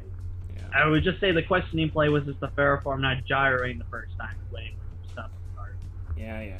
But I personally, back to the draft tree. Yeah, I personally don't care for Bulu. Just again, APA, flashbacks, PTSD. I don't know. Lucha to me is a little like. I mean, Bulu is not terrible. Lucha could definitely benefit from that surge in case anyone tries to weaken it down when it comes on a switch in, and then it gets that boost, and they can KO something right there. Because Roy will Swords Dance off in that terrain, it lives a hit, and then just goes from there. Like, it can make good use out of that surge with the little recovery. It's just the times I think people always forget about Prankstermon.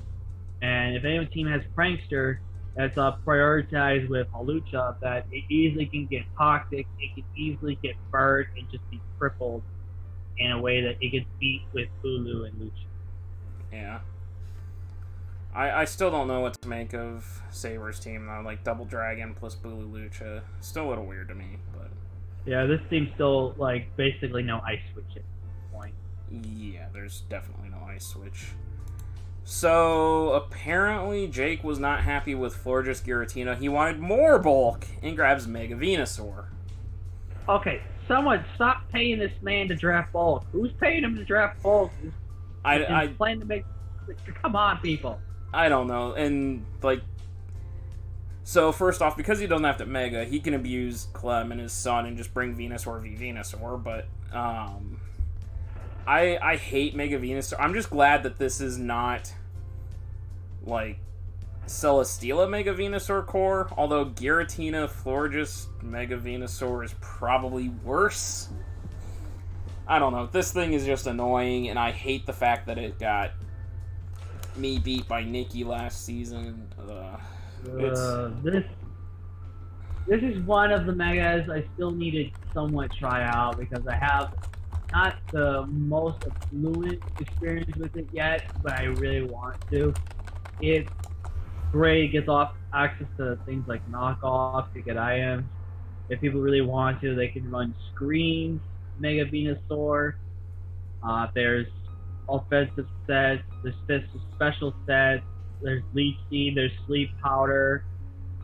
So it's like Venusaur, and with a lot of cover and synthesis, Venusaur just doesn't care.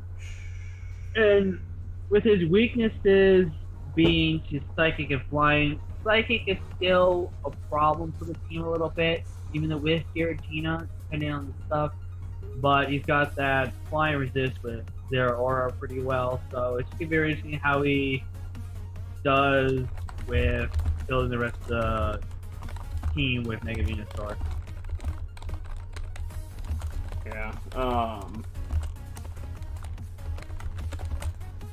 Yeah, God, I wish pass from Florges into Mega Venusaur. I just want to vomit, but okay, computer, come on, let's do this. I go ahead and grab Infernape now. So I have this thing in AABL. So again, a little bit of crossover there, but I couldn't pass it up. I saw it sitting there. I need a fire type. I need a fighting type because I gotta check rock types that are gonna want to just abuse the hell out of Kyurem. It's 108 speed, which is nice because it fits between Metagross and Kyurem a little bit. You throw a Scarf, you throw a Band, you have priority in Vacuum Wave and Mach Punch, so physical special. Swords Dance and Nasty Plot. It's basically like your Lucario. It can do a lot of different things, and I'm super, super excited to pair this. Like, this team is full go. I'm hyper offensive. I'm going for the hyper offensive team at this point. Also, you kind of have not really any bulk, but just speed and offense. I mean, Metagross can be somewhat bulky, but in the right situations, they can just die. Metagross is physically bulky. Yeah, that's what I'm saying. And also, you got no clear special bulk, so looks like I bring special Lucario, writing that thing on. I don't know if you and I play this season. Yeah, we do. It's like on the very end tailgate of the season. Oh yeah, because you and I are in the same division, I think. I think we play on the second to last week. Yeah, No, I think third it's to last week, or something like that. Week 11. Yeah, we're third. It's because you and I are in the same division. So. Yeah, but I agree with this Infernape. I personally do think Infernape is one of the best fires and fighting types in Draft League. Still am happy to the day they made him Tier 1. He definitely belongs to Tier 1 because he is a great firefighting type. He has such great versatility. Reliable cover in Blackhawk. You really want to be that type of guy. There's awesome sets you can run with this thing. You can even run Flame Charge if you want to get the speed boost and not to worry about the Scarf. But I think a lot of times people always forget Flame Charge is a thing on fire types nowadays. And that's why people always don't end up using...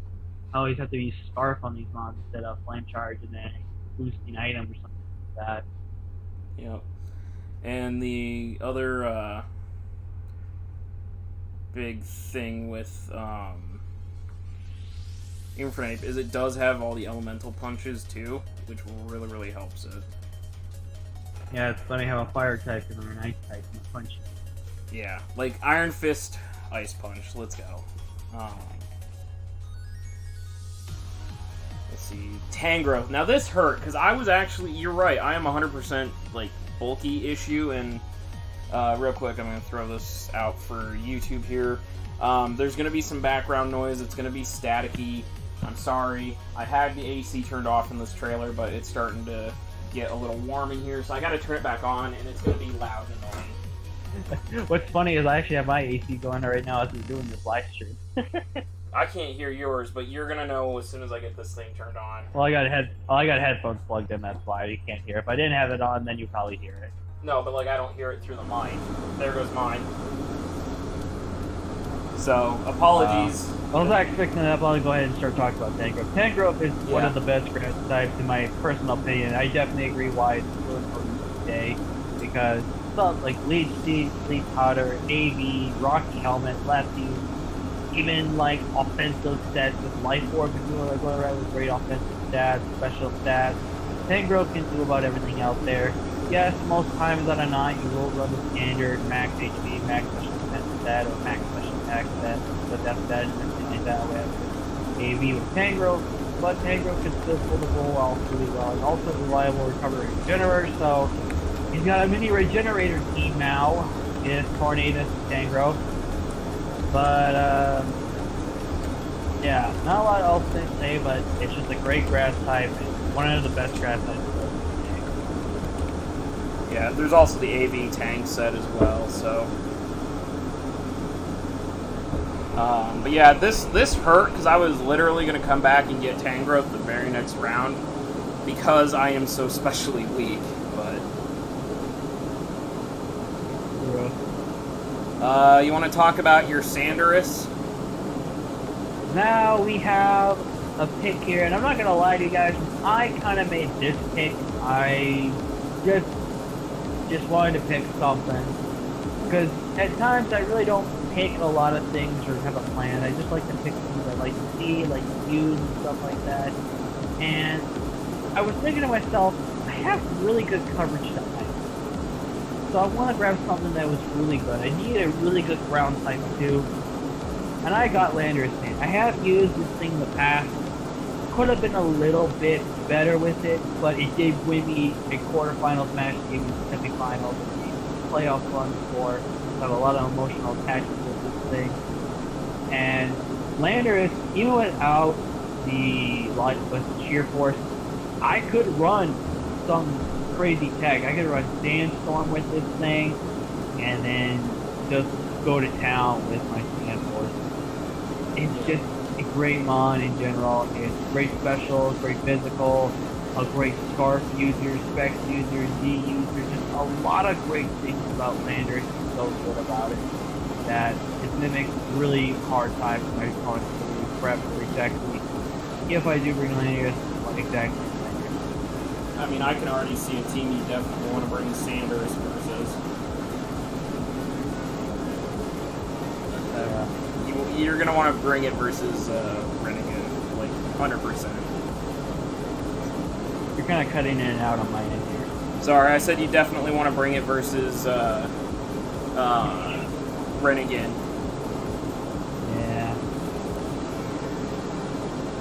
Landorus is proved to be quite impressive. Even if So now we have arguably...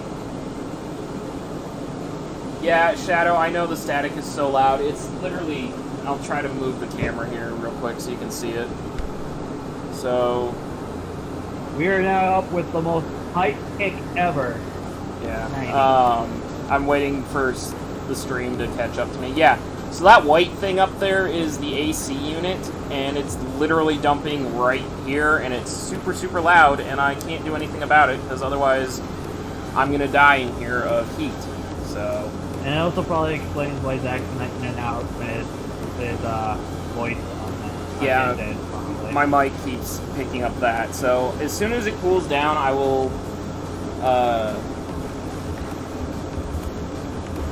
He'll try to help commentate. Yeah, as soon as it cools down in here, I'll do that. But anyways, yeah, the most hype pick, not really. I don't understand why Snivy and why round 4. I know I talked to Sean. He said that he had a plan. He wanted this thing because he apparently has it on his Usum team. But I don't know. Like, yes, we did the calcs. We played with it. It can wall out a gear, or not a gear cannon. It can wall out a Zygarde, but what else does this thing serve as purpose? I think he picked it for the people. If you say so. Like, I honestly don't know what Sean's plan is, so we'll see. I'm gonna just move on here to Ferrothorn. So Marshadow, Clefable, Megalodios, Ferrothorn. We We now have Hazard stacked with Marshadow. Ferrothorn. I have used it before, and I've actually grown to love Ferrothorn a little bit because it has only 1 week. It only has mostly just 2 weaknesses. One which is quad, one that is normal weakness, but it can take those hits and just weak speed and protect, live another hit, and set up a layer of spikes with stealth rock, and then go from there. Like, Ferrothorn just puts a lot of great team support on any team out there.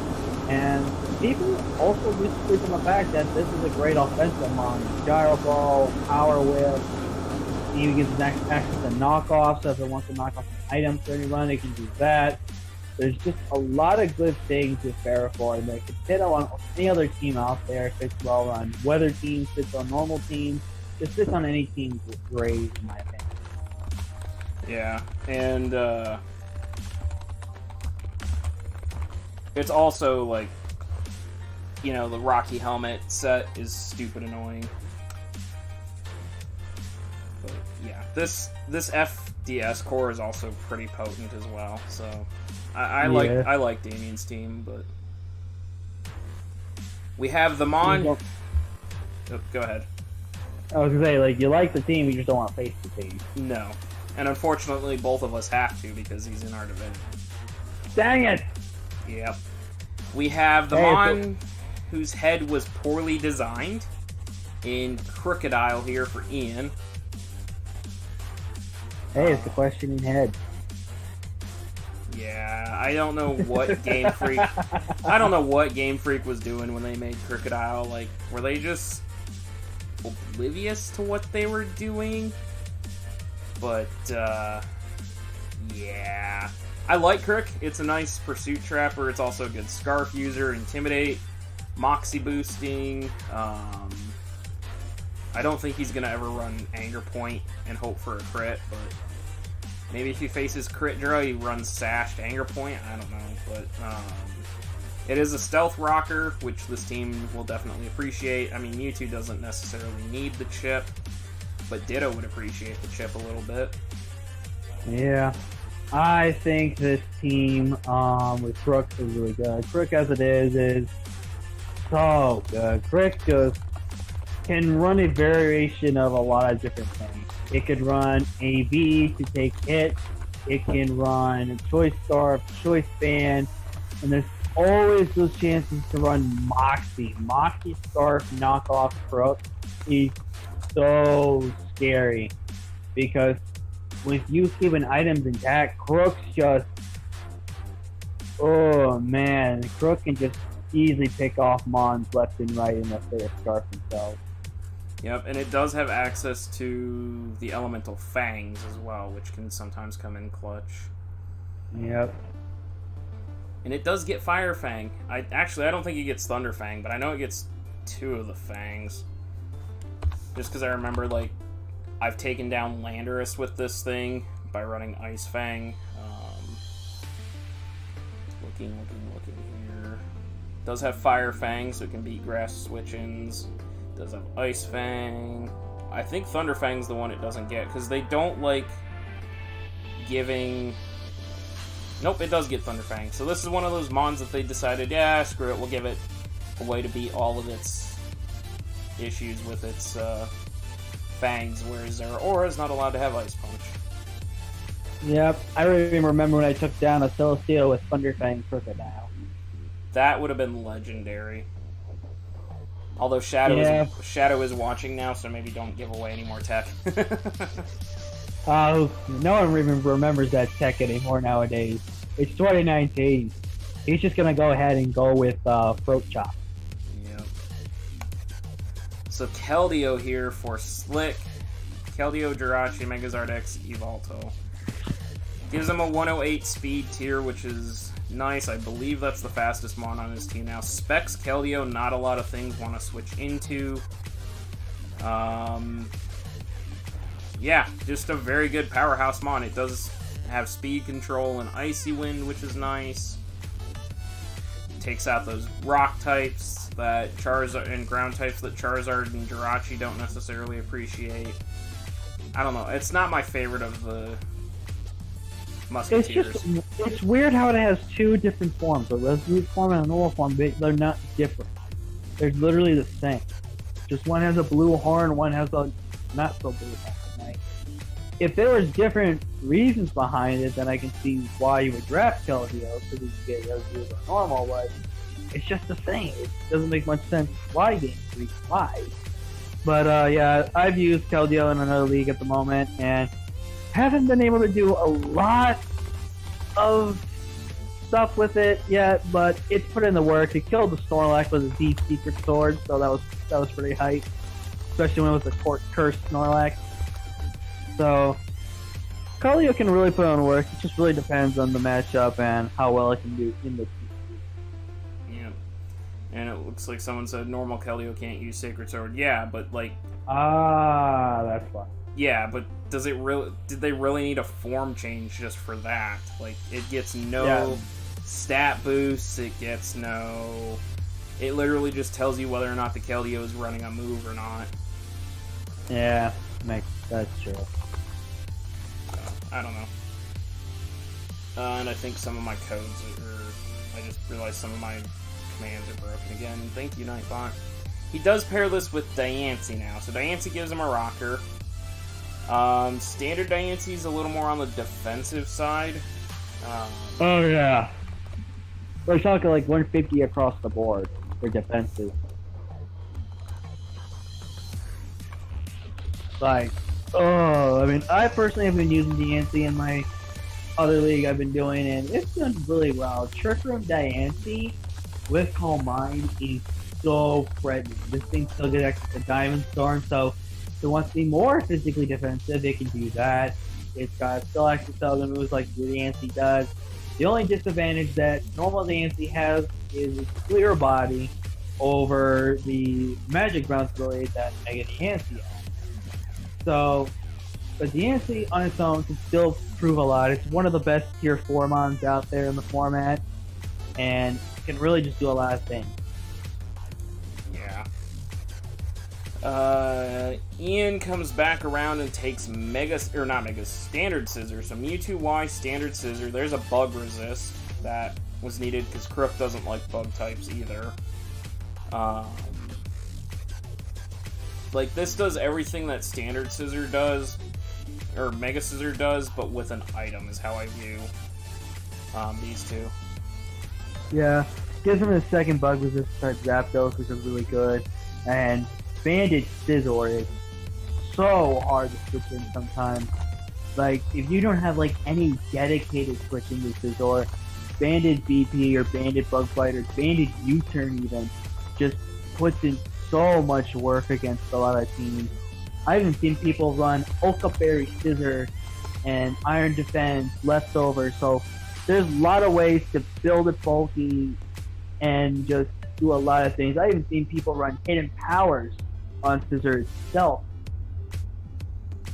So there's a lot of good things that Scissor can do. I have not seen Special Scissor before.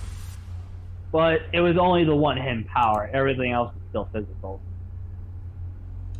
Because this was a match between like my buddy and definitely I am using Hidden Power Fire on my friend Mega Scizor that would have picked the KO, but he didn't do it. So my buddy wanted me to do that. Yeah, and yeah. Mantine here for Damien. This one I question a little bit. I mean, yeah, it's a nice low bulk.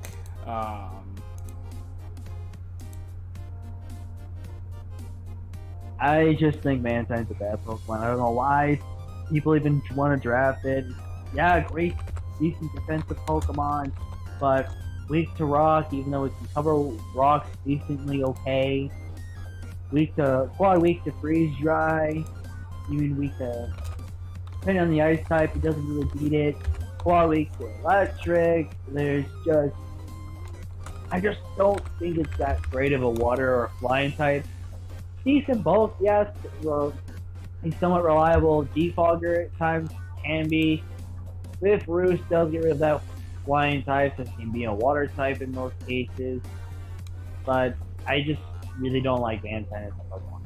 Yeah, I mean, it is a good it does have access to Roost as well, so it can be super bulky. But anyways,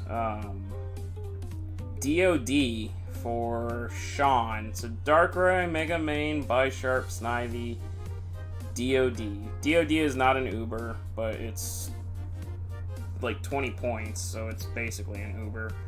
I don't know. Like, DOD is so easy to taunt stall. What's the switching the bug on this team? There's none. Like, Deoxys defense, yeah, it can be maybe a good call line seeker if he really wants, but it's got no good offensive prowess. It's only really good for spike stacking. Like, it's just not the best Deoxys form out there.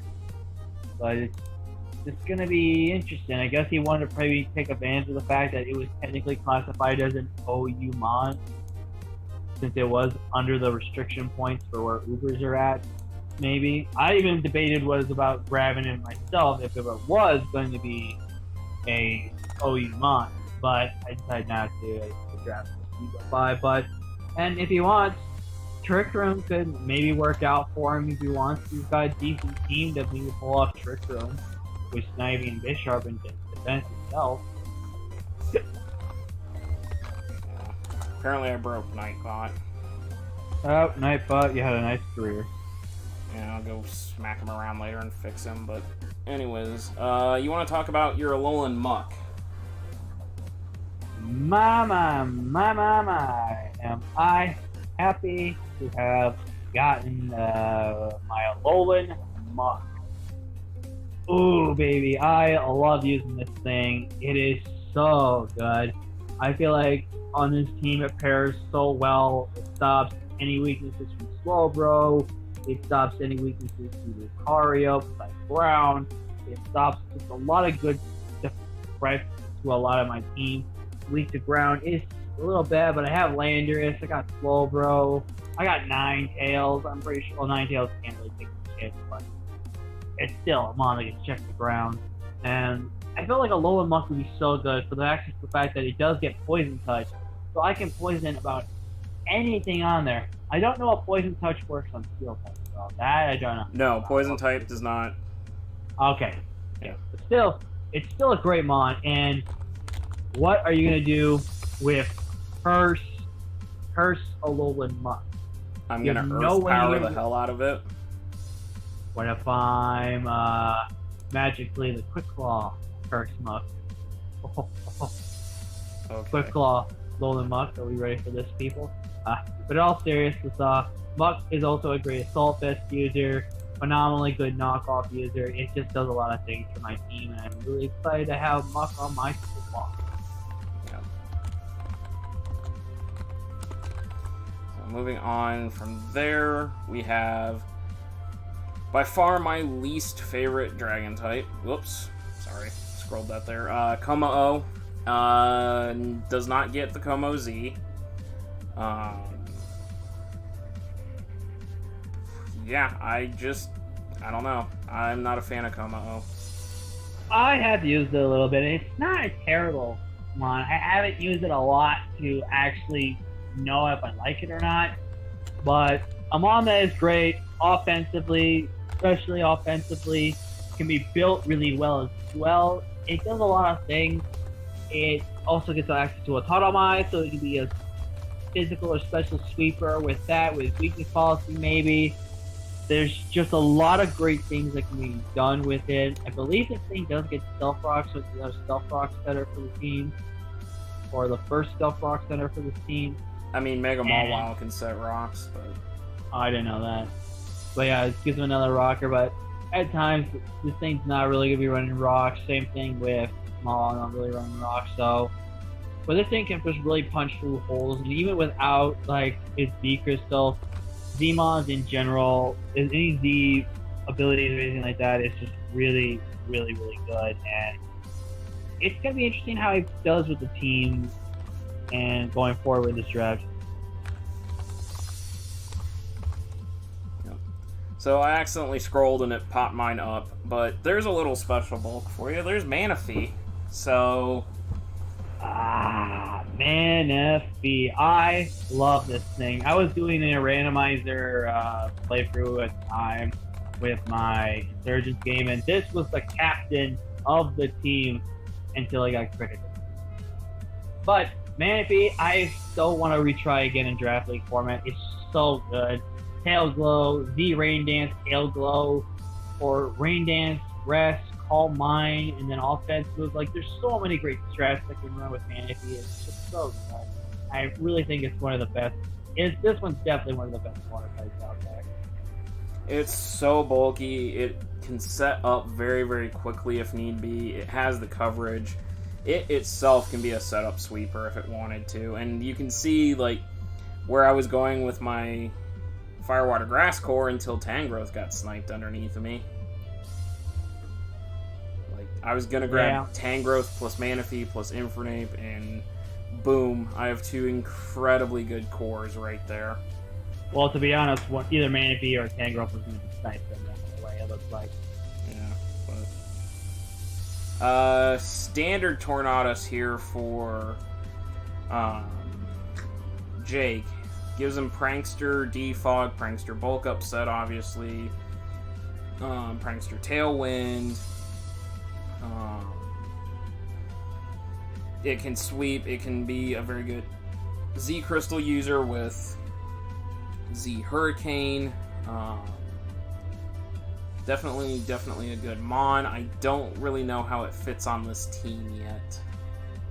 I really like Tornadus. I've used it a little bit, not a lot, and eventually maybe I'll try to give it another shot one day.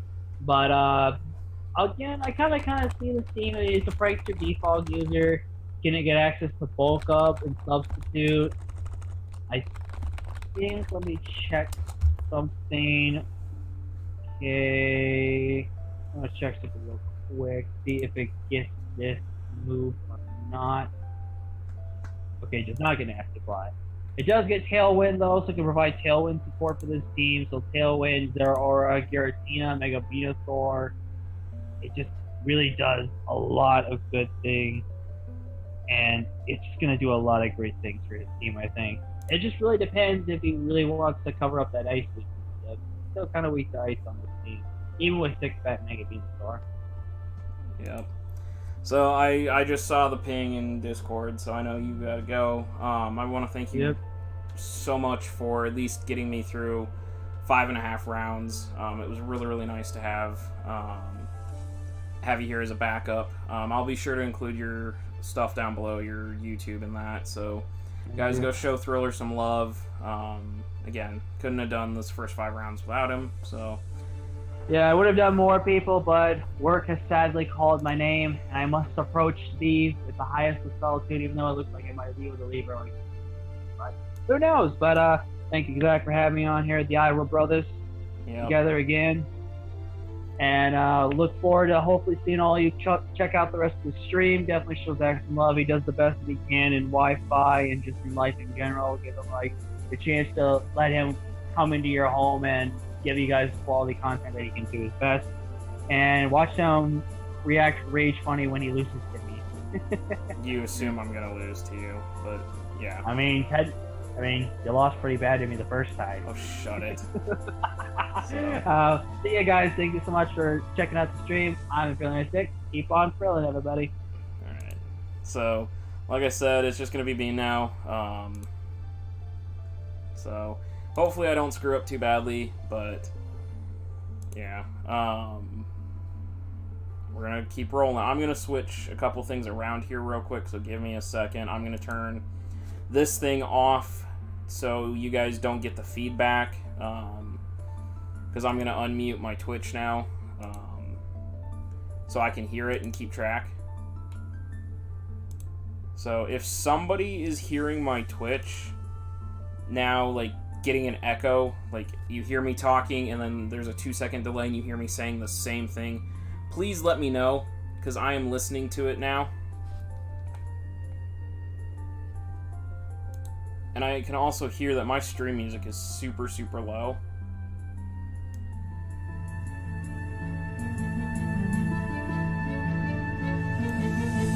So I'm going to turn that up.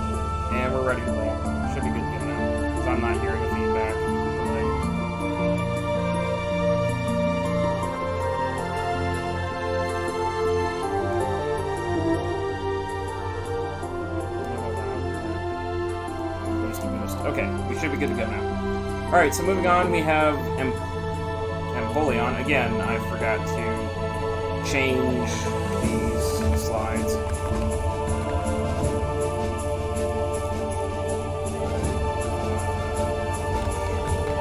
Empoleon is a very, very good steel type, very nice. It's bulky. It doesn't get completely and totally destroyed by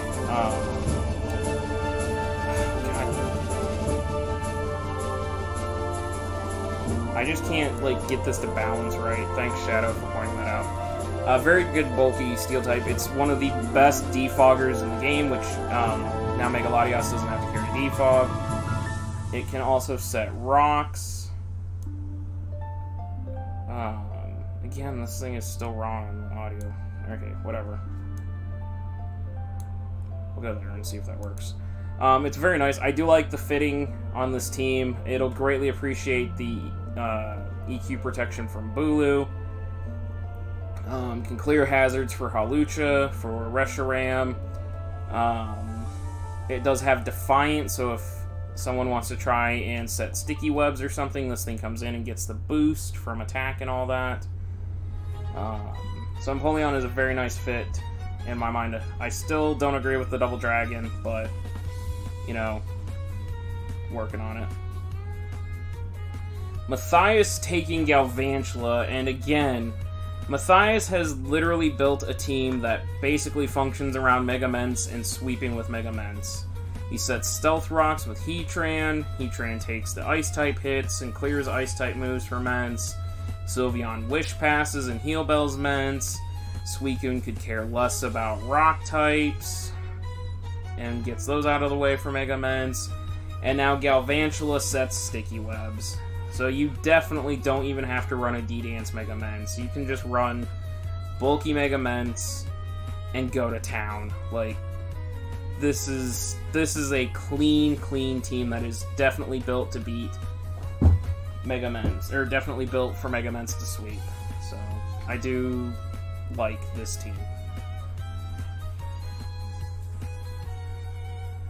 Don't tell them all your plans. I won't, Matthias. And yes, Matthias, you have the VIP role. But it doesn't matter. You're one of my great friends, and I actually need to...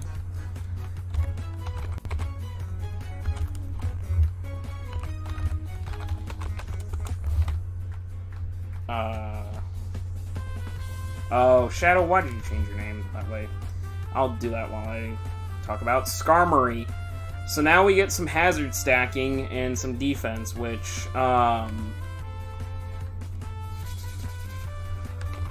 this team with hazards, I'm working on it, Shadow. You have not in the middle of your name, which is screwing me up. There you go. So, hazard stacking from Skarmory. First off, now Drill doesn't necessarily have to Rapid Spin. Superior doesn't have to carry Stealth or Defog. So basically, Skarmory gets to be defensive if it wants to. Yes, it's Taunt weak. Taunt is a very, very big issue, but you know, you can Rock Stack, you can Spike Stack. Well, you can't stack rocks, but you can Spike and you can Spike Stack and Rock. That chip is great for Excadrill. Coco will appreciate the chip. Mega Mewtwo will appreciate the chip.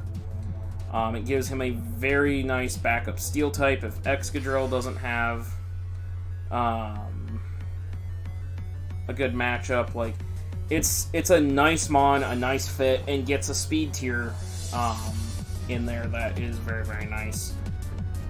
So I do like this pick. Fits pretty nicely with this team. Of course. Slides. Come on. Togekiss for Nikki. So Nikki now has a Wish Passer into Kyurem White. He can Wish Pass into Mew. Mew doesn't have to necessarily be the Heal Bell Cleric, because Togekiss can do it. Gives him a FDS core that's interesting. Togekiss is a good flinch haxer. If it wants to be, it's a good cleric. It can be offensive with the Nasty Plot setup set. for those of you tracking at home, Nikki is at 1 on the flying type counter, so we'll keep track and see how many flying types he takes. But it's not a bad mon. It's 80 base speed, which is nice. Fits between Rotom and Scissor. I'd like to see just a little more firepower, a little more like offensive power from this team. Besides Kyurem White, there's nothing like Mega Scissor is offensive, but there's nothing that's like hammer, dropping a hammer type offensive.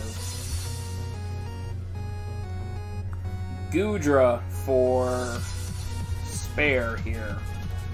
I know Goodra is an incredibly good AV user. It pairs nicely with Milotic if he wants to run the Sap Sipper set. It's bulky. In rain, it's a good hydration abuser because you just rest and then wake up like the next turn. It's a good dragon type. It's not the best dragon type, but it's a good dragon type with base 80 speed, dropping Dracos and all that. I don't know. It's a good mon. I do like it. But I don't know how exactly it fits perfectly well here with this team. So, we'll see. He's definitely got a defensive backbone, though, with Milotic and Goodra now.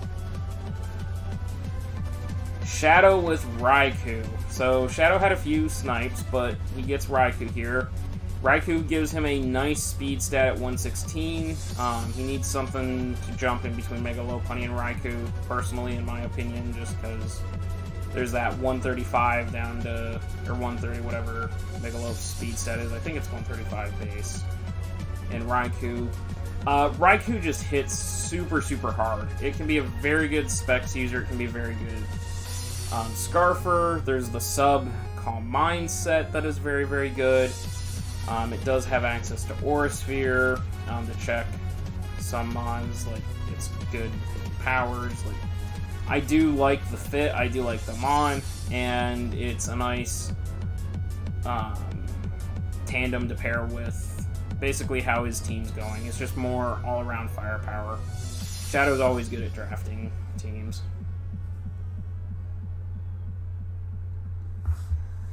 Buzzwall. This thing is the bane of my goddamn existence. I hate Buzzwall with a passion. I tried using it, didn't succeed, dropped it, and then saw just how bulky and abusive it can be.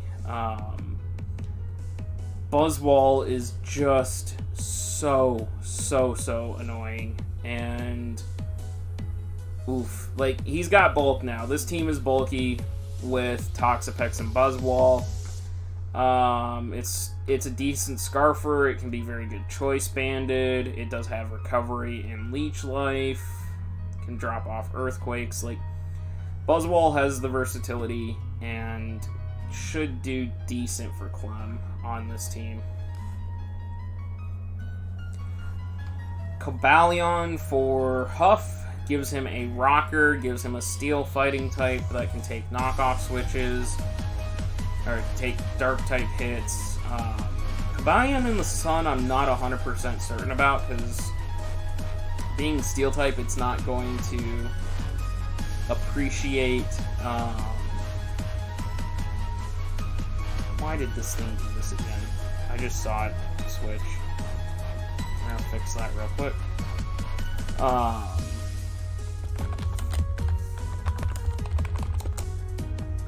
Yeah, it's not going to appreciate the fire-type hits, but he does have the Tapu Fini that can take those hits, so... but he definitely gets Stealth Rock, so Groudon doesn't have to be the rocker. It can run both physical and special, which is nice. Yeah, decent mon. Then he goes Snorlax. So Snorlax is incredibly hard to deal with, especially if it's like the Curselax Recycle set. It can just set up very, very quickly. Thick Fat is always an option. It's just so... The Rest Talk set, it's just super, super annoying to deal with. Gives him a speed tier that he kind of needed. I don't remember Snorlax's base speed off the top of my head, to be perfectly honest. think it's like base 70, I think. Might be faster than that. Snorlax, no, it's base 30. What was I thinking? I was thinking it's defense. 160 HP. Like, Curse Lax is an issue. Rest Talk Lax. Curse, Recycle Lax. Yeah, Banded Lax. Yeah. It's a nightmare at times. Come on. No. Don't do this. Come on, slides.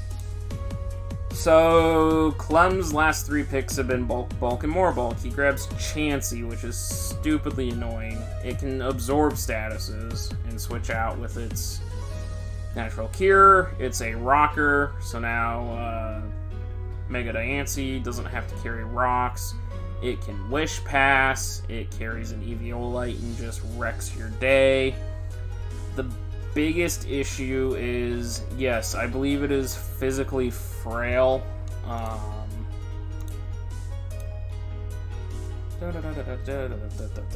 Chansey. It's either physically or specially frail. Physically frail. It has 5 defense. Like, this thing drain punching this thing, guarantee heal yourself all the way up.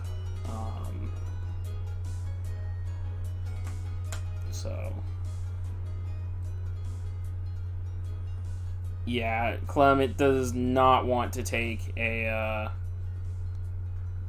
drain punch to the face. Like, yeah, 255 base HP definitely gives you a heal from drain punch, but it's more bulk, and that's starting to play back to what Clem likes to do and run bulky, annoying stuff at times. Shadow takes standard Greninja. So there are 3 Greninjas in the draft pool. There's Ash Greninja, which is an Uber. There's Protean Greninja, which Clem has. And then this is just standard, straight-up Torrent Greninja. So standard Torrent Greninja here. There's that mon I was talking about, splitting Mega Lopunny and Raikou for speed tiers, because Greninja hits 122. So there's not a huge gap. It does force some things to have to run Timid at that, or Jolly to get into that speed tier type of thing. This Steela Mega Lopunny just looks very, very difficult to deal with. It's spikes, it's T-spikes, it can be it's a fast taunt user. It has momentum and U-turn, can run both physical and special sets. Good Z Crystal abuser. Like, overall, just a very good offensive threat to add to this team. Basically, it's lower tier speed tiers that are a little messed up, but there's still half a draft to go for Shadow to fix this with. A Selgor for spare. Spikes. I know it gets spikes. I know it's stupid fast. It's one of the fastest mons in format. I think it tops out at 143. I think it's either 143 or 145. It's right around where Zeraora hits. 145. It does have Unburden, which makes it stupid fast if it gets rid of its item. 100 special attack is pretty good. Its defenses are not good, though.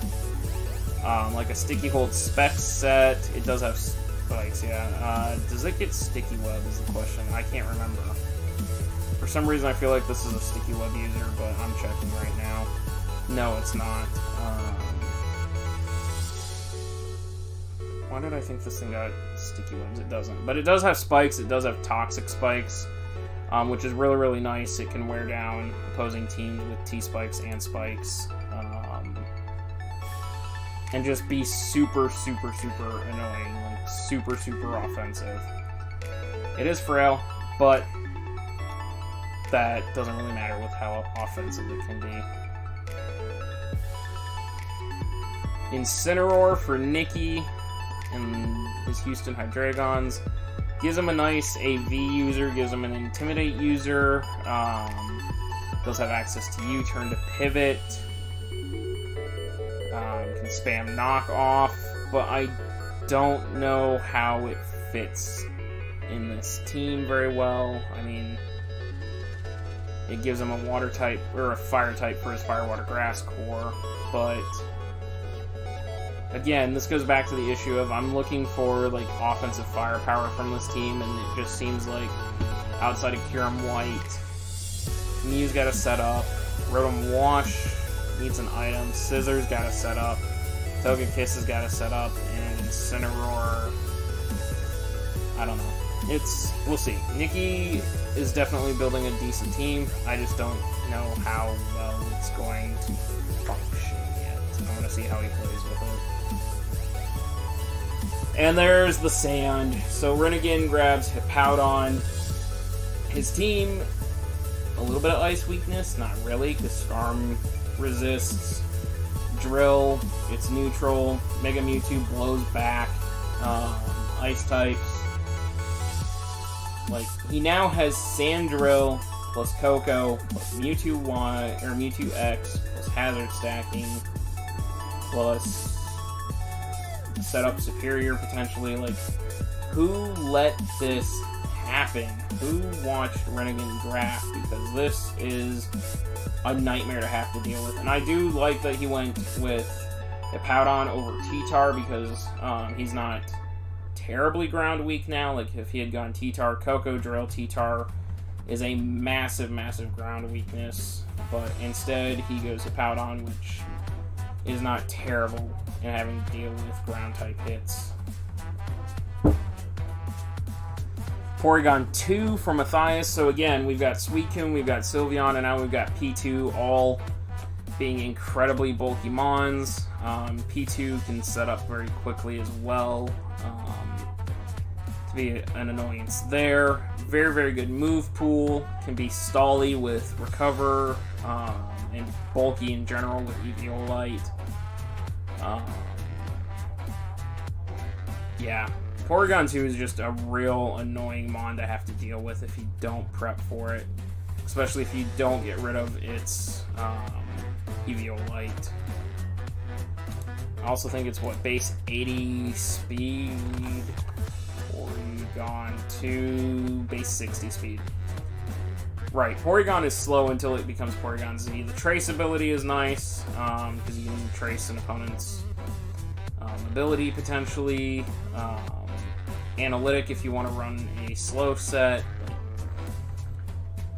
It does do a lot, besides being stupidly annoying.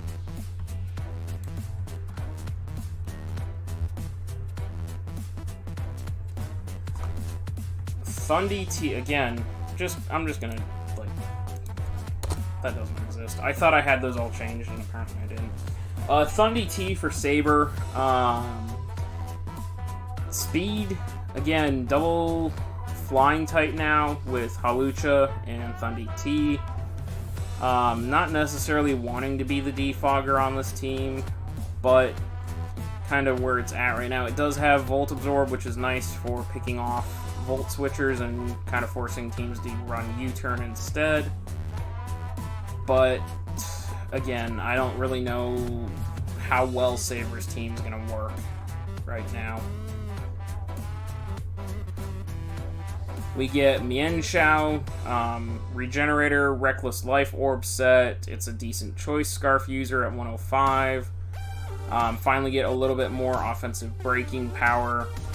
I kind of feel like Mienshao is unnecessary with Zeraora there, carrying a lot of the same fighting type moves.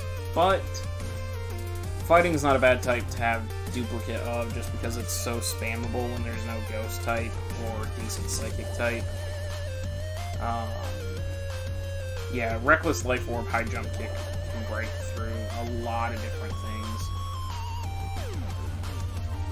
But yeah, and a regen set's always good. Scarf regen type of thing. I go ahead and grab Jolteon. So I am missing that top end speed, which is really, really bad in Ubers. If you don't have a Mon that's like base 130 or higher in Ubers, you can really struggle because a lot of the faster Ubers can run Adamant, like Salamence could run Adamant on my current team.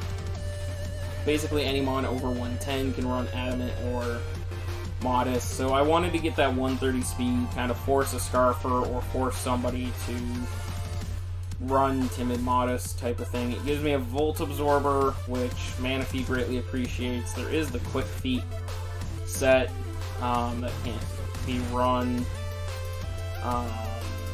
Gives me a Volt Switch Pivot, so I can get out into one of my other mons if need be. If I bring like Z Rain Dance Manaphy, I could bring Thunder Jolteon to abuse that and just drop big, powerful Thunders. Jolteon's a good Specs abuser. It can Wish Pass. It's not the greatest Wish Passer, but like all the other evolutions, it does have the ability to Wish Pass. It does have access to Healing Bell, or Heal Bell, so it can be a Cleric if need be. Mainly it's here to be a pivot, and yes, I know I'm really issue with hazards at this point because Infinite and Metagross are my main blockers. I have no hazard removal. Sticky Webs here for Mewtwo, which just actually makes this team very scary. The Araquanid's also a very good bulk user. If you want to run the cheeky Soak Toxic Spiderweb set that stops things from escaping, you can clear a threat off the board, especially if it's a special threat, if you've got Mirror Coat or something, and then Lefties type of thing, or a Big Berry. It is on the slow side, but it does give him Sticky Webs, which is something that Mewtwo is going to greatly abuse and greatly appreciate. Como also appreciates Sticky Webs as well. Thriller taking Delmise, or Delmise, however you want to pronounce it. I pronounce it Delmise. Gives him a Rapid Spin block. Gives him another slow mod. So he does have Trick Room potential here with Slowbro, Alolan Muck, Delmise. Steelworker makes Anchor Shot, which traps basically a stab type move. Grass Ghost type is not bad typing. I've seen Banded, I've seen Life Orb sets in the past. Otherwise it can be just like defensive and annoying, so definitely an interesting pick, and definitely can see that now he's got both a speed and a Trick Room option on this team. Gyarados for Sean. Again, his speed tiers are all kind of just clumping together for the most part. Gives him a Water type, gives him an Intimidate user, gives him a Moxie booster potentially if you wanted to run Scarf Moxie Gyarados, which I don't know why that'd be an option. There's always the option of Fly Z Gyarados potentially. Yeah, I don't know. I don't know how this pairs very well with his team. Like, as Thriller and I were talking about, we're not really sure what this team is, so we'll have to wait and see what happens here. Electivire here for Damien. Electivire is nice in the fact that it can cover Mantine's weakness to quad weakness to electric types. He does have Latios to Levitate. Motor Drive is always nice because you can get that speed boost. It has a decent move pool. I don't know if this was the right electric type to take down for points down low. Like Zebstrika is still there. Electros is still there. But we'll see. Electivire is decent. It does give him a decent, I think it's 95 speed, base 95. It might be slower than that. Electivire, yeah, it is base 95 speed, so it's a nice, like, below base 100. 123 attack is just super good. Like, as soon as he gets a Motor Drive boost, he can run, like, mixed set that just punches through things. It's a decent Z Crystal abuser, but not the greatest. It's interesting. I think I like Zebstrika better, but that's just personal preference. Nihilego finally coming off the board, so this gives him another rocker, gives Ian some T-spikes. It's a good Scarfer, it's a good AV user, it's a good Z Crystal user. I'm using this over an APA, and actually I've enjoyed it very well.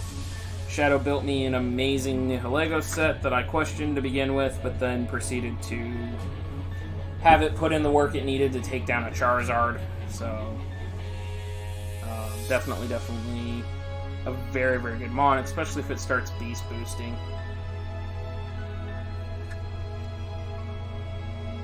Standard Zygarde now goes to Slick and the Cleveland S Cavaliers. So now we have another team that's Double Dragon. I do question the Double Dragon still, now with two teams. I can understand why he's Double Dragon. Slick did explain to me that, like, X is weak to Rock and Ground type. Zygarde's weak to Ice type. Zard takes care of the Ice types. Zygarde takes care of Rock types. So I can see where it pairs and that sort of thing. It's something that people have to prep for, like, can they run Hidden Power Ice type of thing, or do they have to run Hidden Power Rock to catch Zard coming in, or that sort of thing. Both of them are very, very threatening setup sweepers. Obviously, Zygarde can run Sub-Coil, it can run Sub-D-Dance, it can run Band, it can run Scarf. But I just don't know about the Double Dragon here. He goes ahead and pairs that with Rotom Mow.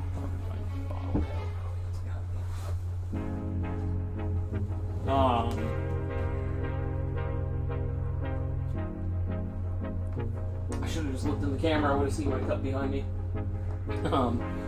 Rotom Cut. It's a decent defogger.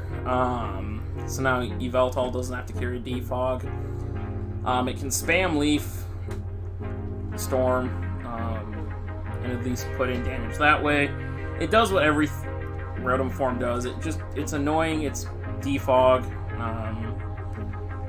Potential it pivots into Zard X or Zygarde or Yveltal. It is a ground resist, which pairs nicely with X once it megas, as well as Diancie and Jirachi. Can be annoying with Will-O-Wisp, but I don't know. I think if it wasn't for the fact that Megazard's here, maybe Rotom Heat would have been better. Yeah, I don't know. Rotom Heat might have fit this team better, but for its point value, it's not bad. Primarina to give some bulk and get the Fairy in the FDS core here for Ian. This thing can be a very good, very annoying thing. Specs hits like a truck. Trying to think. Specs. AV sets are very, very good. It could be a Scarf user. But, you know, Specs Primarina just absolutely can destroy things that are not prepared for it. Salazzle here, so Damien now has... Salazzle's nice because it fits between... Well, actually, what is Marshadow's speed? Off the top of my head, I don't actually know that. It's a mon that I want to use, and I don't know its own speed stat. 125. Okay, yeah, so Salazzle's nice because it fits between Marshadow and Mega Latios as far as speed stats go. It sits at 116, if I remember correctly.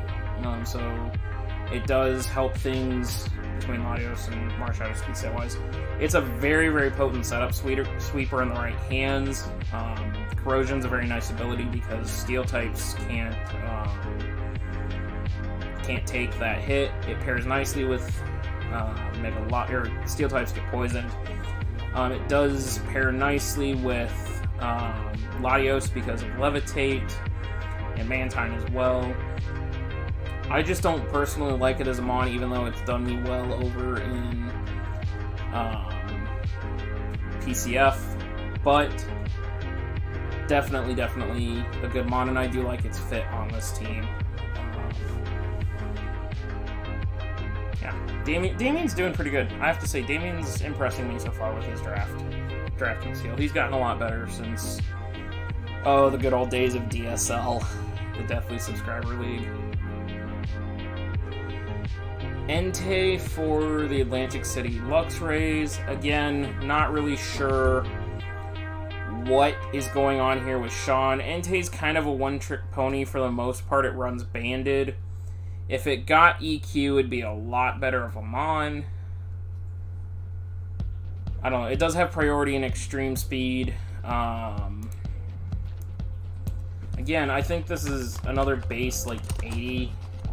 No, it is base 100. Which one's base 80? Is that Suicune?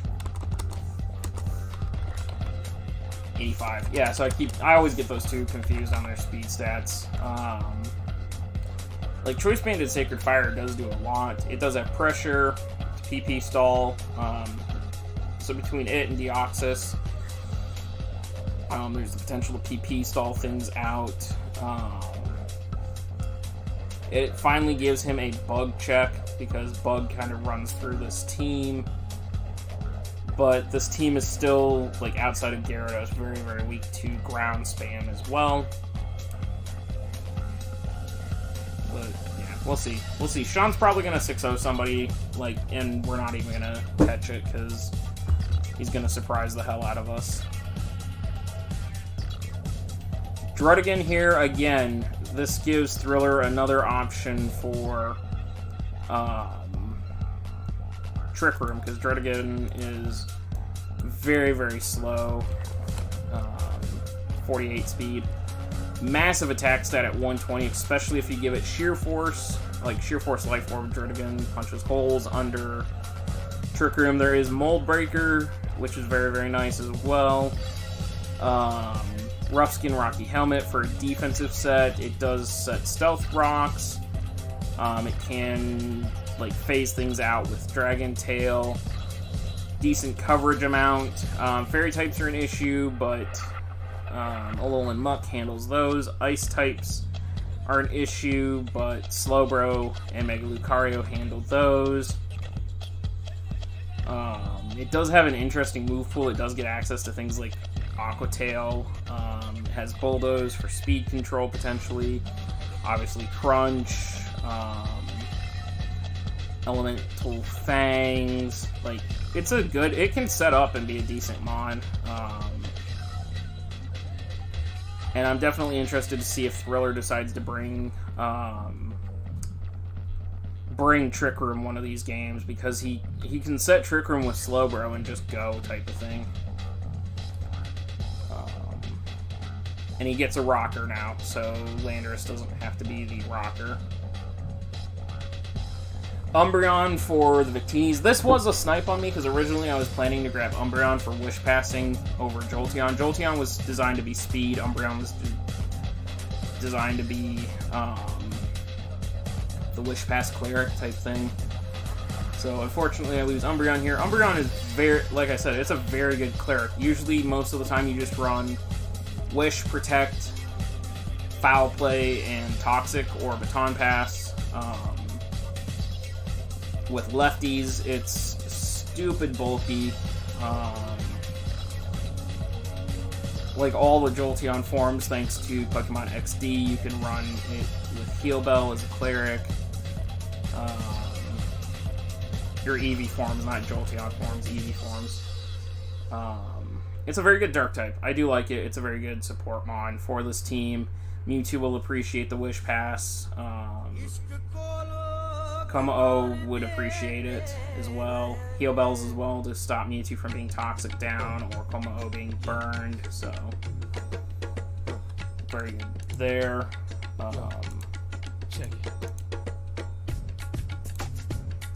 I go ahead and grab Nidoking, so I finally get some rocks on the board. I finally get a speed tier below 95, because Right now, my slowest thing was Mimikyu, or Kieran Black at 95, because I had 95 there and Mimikyu at 96. I had Manaphy as a base 100, Infernape as 108, Metagross at 110, Jolteon all the way up at 130. I did run Nidoking last season, had some success with it, so I'm really excited to use it again this season. Sheer Force, Life Orb is always an option. Choice Scarfing it is always an option. A more defensive tanky set with Toxic Spikes and Rocks is always an option. The move pool on this thing is insane. I can draw in... The main checks to it are Water and Psychic types. Like, that's where I really... and Ice types. I've got access to Flamethrower, so I can drop a Flamethrower on an Ice type. I've got an issue with Rock type, or Water type. I can drop a Thunderbolt. I have an issue with Ground types. In EQ, I can drop Ice Beam. Like, this thing has the coverage to be incredibly, incredibly good. And so, very, very happy to get it. And again, just fits this team becoming stupid offensive. Like, that's literally what this team has become, is just an offensive nightmare. Jake grabs Bronzong here, gives him a Rocker, finally. Levitate user to help. Zeraora also gives him Heat Proof, which I don't necessarily know if is necessary because of how bulky he is, and because he has like a Venusaur with thick fat. Does, I believe, give him screens, if I remember correctly. I think Bronzor can set screens. Or Bronzong. 116 defense and special defense, so it's super, super defensive.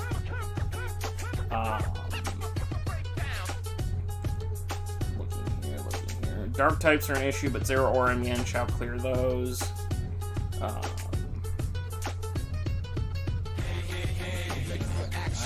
Does not get screen. What are the screens? Light screen and does get light screen, and what's the other one? What's the other screen? Light screen is special. I'm looking here. I'm trying to see.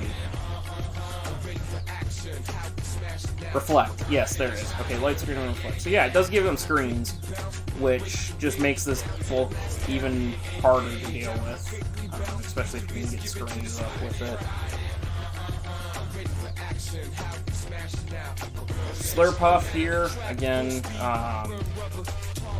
let me pull up the WWC sheet here, because I screwed up and didn't change the draft things. This gives Sticky Webs to Saber, Lightning Rocks, there we go.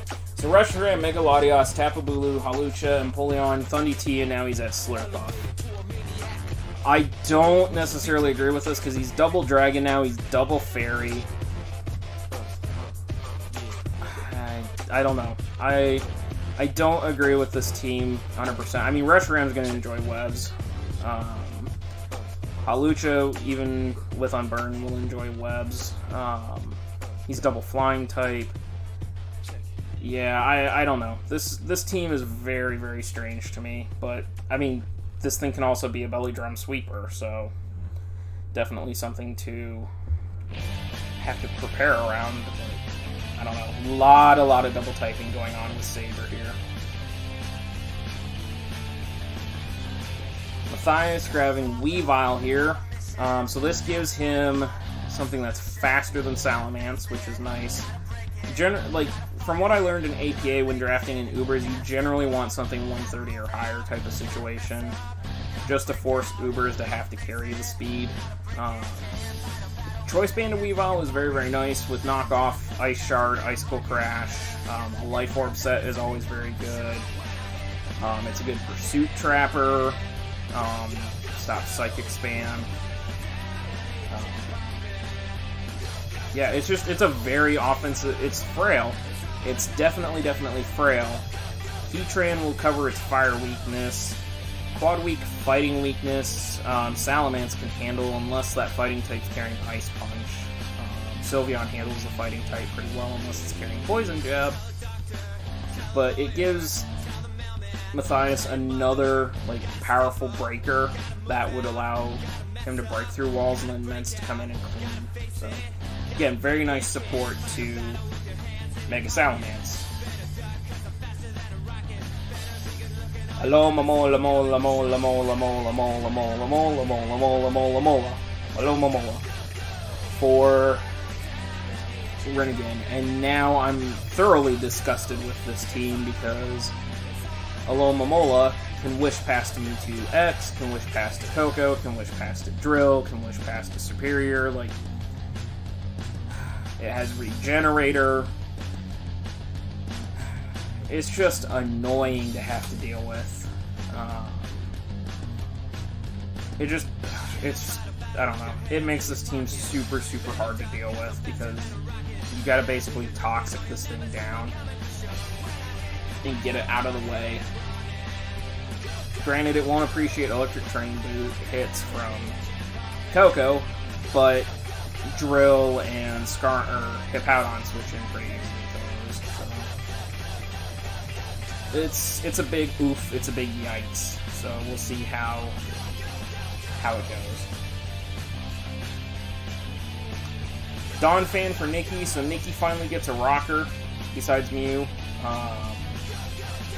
Something that can set rocks. He gets it's like, as long as his sturdy isn't broken, he's guaranteed rocks, he's guaranteed a rapid spin unless there's a ghost type. This thing actually has a pretty decent move pool. It's decently bulky as well. I like Donphan. Donphan is one of my favorite mons in general, and also one of my favorite ground types to use. It does have 120 defense and 120 attack. The only issue is its speed and its special defense being an issue. It does get priority in Ice Shard. It also has a couple of niche clutch type things in the back. You can run Fire Fang on it. It does have Gunk Shot, which is really, really cool. Tech to run at times. Does get, like I said, Ice Shard priority. It does have Play Rough, which is really, really interesting to see. So it has Seed Bomb as well to check water types that want to switch in on this thing. At least damage on them, so Donphan is a very, very, very cool mon.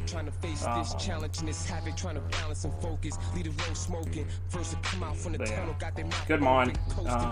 Again, I'm still looking for another hard-hitting monster to come out of Nikki's team, so we'll see. The Queen's Arena for Spare here gives him a rapid spinner. It also stops priority. I've seen Choice Banded's Arena. I know it's on the speed side is 72, so that's not terrible. I was looking at this at one point because, again, Nidoking's my slowest mon.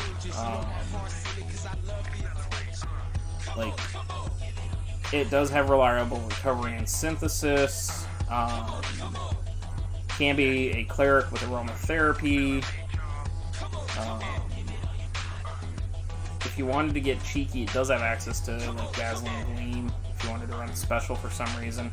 It does have Light Screen, gets Play Rough on the physical side, does get Reflect, so it is a potential screen setter, which is nice to help Necrozma set up, can help Lando set up. It's an interesting fit. I'm not really sure what to make of Spare's team right off the bat. Oops. Shadow, sorry. Apparently this mon died. Shadow took Comfey, which was 5 points, which was a steal. And I 100% blame APA for that. So if anyone wants to know why Comfey was 5 points, it's because APA viewed it as a 5-point mon. It's super, super annoying, super, super bulky, and I've seen it sweep. Rice 5-0'd Clem with it last season. Once it got a Calm Mind up because of the Triage, which gives you priority healing to Drain Kiss and other moves like that. It's a Defogger, which was definitely needed on this team.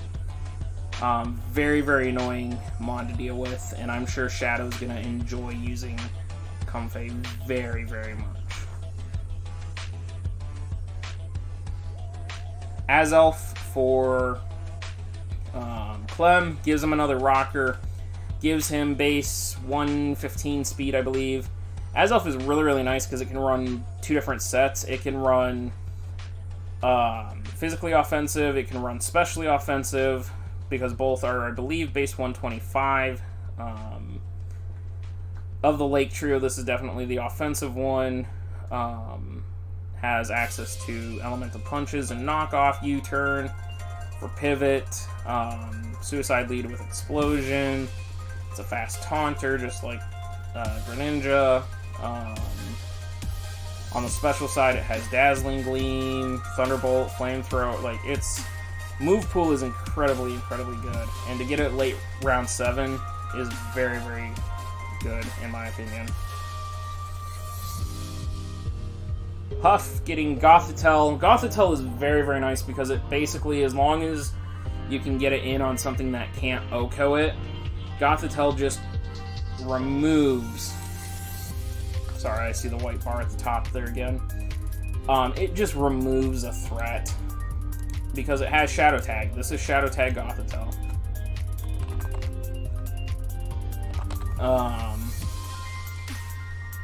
65 speed's not terrible. 110 Spadef, 95 regular defense. Make it bulky, especially if you can get Calm Minds up. Yeah, it can remove a threat very, very quickly. If this thing comes in on a water type or something that just... That's not Sand Slash, so that's Darmanitan. If it takes out a water type that this team does not appreciate, then it's basically done its job. It succeeded in destroying something.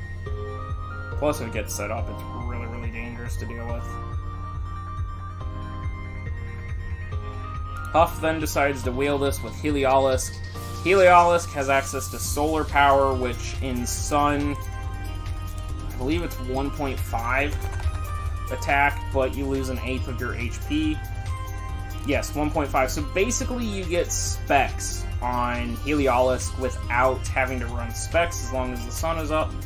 With base 109 speed, that's a very good speed stat to get something over 100 now, which I believe Darmanitan was his fastest mon, if I remember correctly.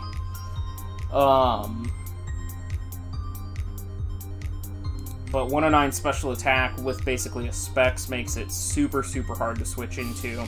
Has access to pivoting with Volt Switch, obviously Hyper Voice to get through subs. Does have access to Surf to hit ground and rock types trying to switch in.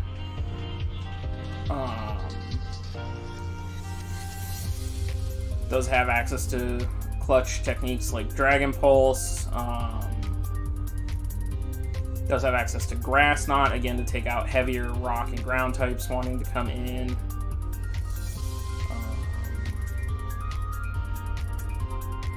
Parabolic Charge for healing. If there's something with Volt Absorb, it does get U-Turn, so it can pivot with U-Turn as well. So, all in all, it's a very, very good mon. Fits very, very nicely on this Sun team.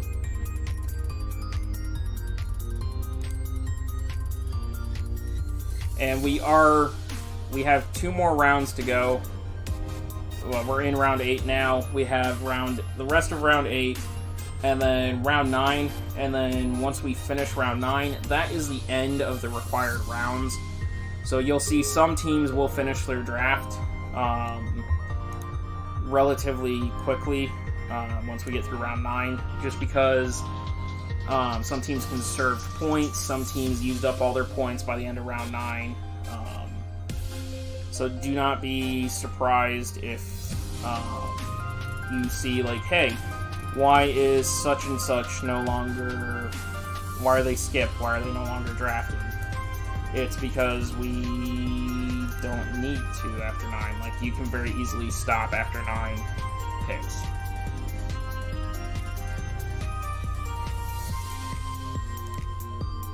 Come on, slides, work with me here. Fine.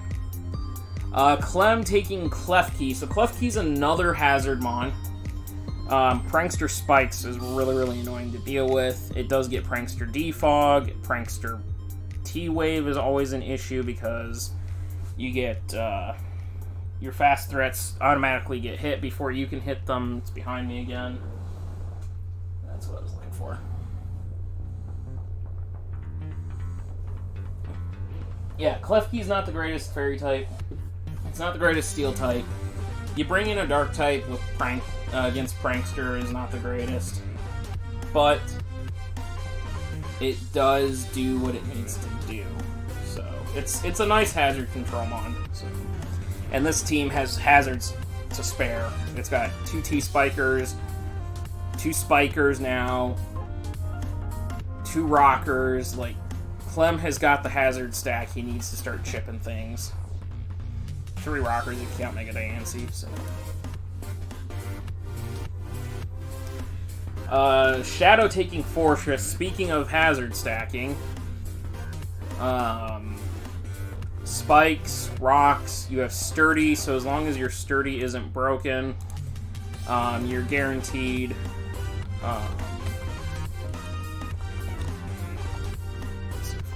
you're guaranteed to get up a hazard, you're guaranteed to get up, or get off a rapid spin.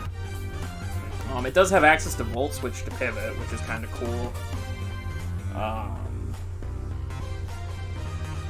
I swear to God, I'm going to see Shadow one of these weeks. He's going to bring, like, Cuts Up Berry Explosion Fortress just to screw with somebody. Like, he'll set Rocks turn 1, get knocked down to Sturdy, or Spikes turn 1, get knocked down to Sturdy, Cuts Up, Explode. That's just a Shadow thing. I can just see it. It's something that Shadow's gonna do. Because it's gonna remove something very, very quickly. But yeah, Fortress is actually a pretty decent mon. I don't like it in tier-based draft just because it's a tier 3 and it's 4x weak to fire and I don't know, it's slow. But in points-based with Ubers and that, it actually looks pretty good to me.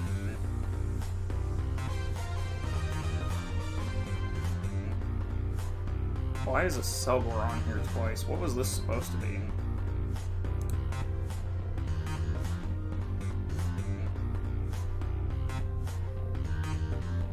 What did I screw up here? Bizarrina. Oh, this is Miltank. This is supposed to be Miltank. So this is what happens when you do draft slides late at night. Sometimes you forget what you're doing. So, Spare takes Miltank here, which gives him a rocker. A legitimate solid rocker besides Lando and Necro. It's base 100 speed. It's very, very annoying to deal with. Sorry about that. Had a sneeze coming. Yeah, Miltank is actually like a clutch low-tier rocker. Has Sap Sipper, so it can switch in and take grass-type hits, Thick Fat to protect itself from fire and ice, Scrappy to hit ghost types. We all know about the Scrappy Miltank. Whitney's Miltank that still brings PTSD to some children that remember from playing Gold, Silver, and Crystal and just getting destroyed by Whitney and her Miltank. Nikki taking Terrakion here. Milk Drink to be annoying, yes, Matthias. Terrakion here. This is what I was looking for, and again, for some reason I forgot to fix this slide. From Nikki. This is another hard-hitting breaker that pairs well with Kyurem White. The problem is Nikki has a very, very bad Edgequake weakness right now, with really only Rotom Wash being the thing that protects him. Togekiss doesn't want to take Stone Edge. Donphan doesn't want to take a lot of... I guess Donphan kind of helps, but... yeah. Edgequake is a big issue for Nikki here, but... Terrakion is Terrakion's normally like a first-round pick. Scizor doesn't want to take banded Stone Edges, like, very well, but...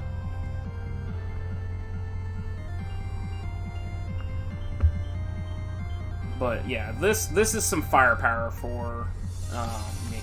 This is what I was looking for. And whatever wants to take the Kyurem White hit doesn't want to take the Terrakion hit.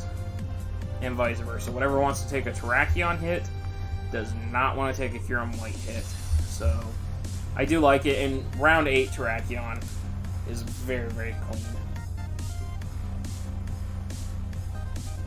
Oh, God. Cofagrigus for Rinnegan. I honestly hate It's a Mon that I want to draft, but I honestly hate facing it. Mummy is such a stupid ability because you can't hit it with a physical move, or you lose your ability. Plus, it is stupidly physically defensive. I believe it's like base 110 defense, 120 defense, 145 base defense, and 105 Spadef. So even trying to hit this thing Spadefly is not going to go very well for you. It is a very potent Trick Room setter. It can also just be stupidly annoying defensive. And paired with Alomomola, it's a headache for... It's just a headache. It really is. This team is just a nightmare to have to deal with. It's so offensive, and now it's building a defensive backbone. Savali for Matthias. Savali's very, very nice pivot for Mega Ments. Like, first off, it's any type. So whatever type is needed for the MU comes. Great move pool. And you parting shot into Salamence and basically guarantee yourself a D-Dance. Also has Defog to clear hazards if need be.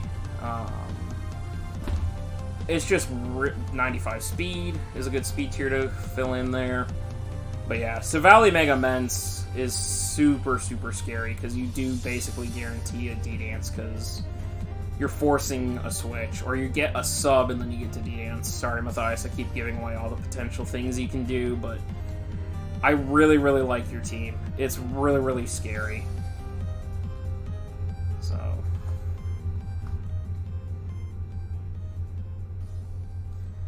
Crobat for the Luxrays. Again, this is wrong, so just get rid of that. Mega Man says 1D Dance wins. Like, how are you going to prep for that? You don't. You have to bring, like, a scarfed thing. No, you have to bring, like, priority ice move or something that's sashed with Ice Beam or something. So, for the Luxrays, it's Reshiram, Mega Latios, Tapu Bulu, Hawlucha, Empoleon, Therian, Thundy, Slurpuff, Crobat, and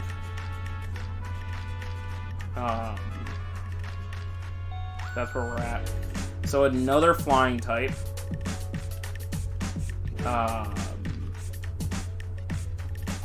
Yeah, I really don't know what Saber is doing here.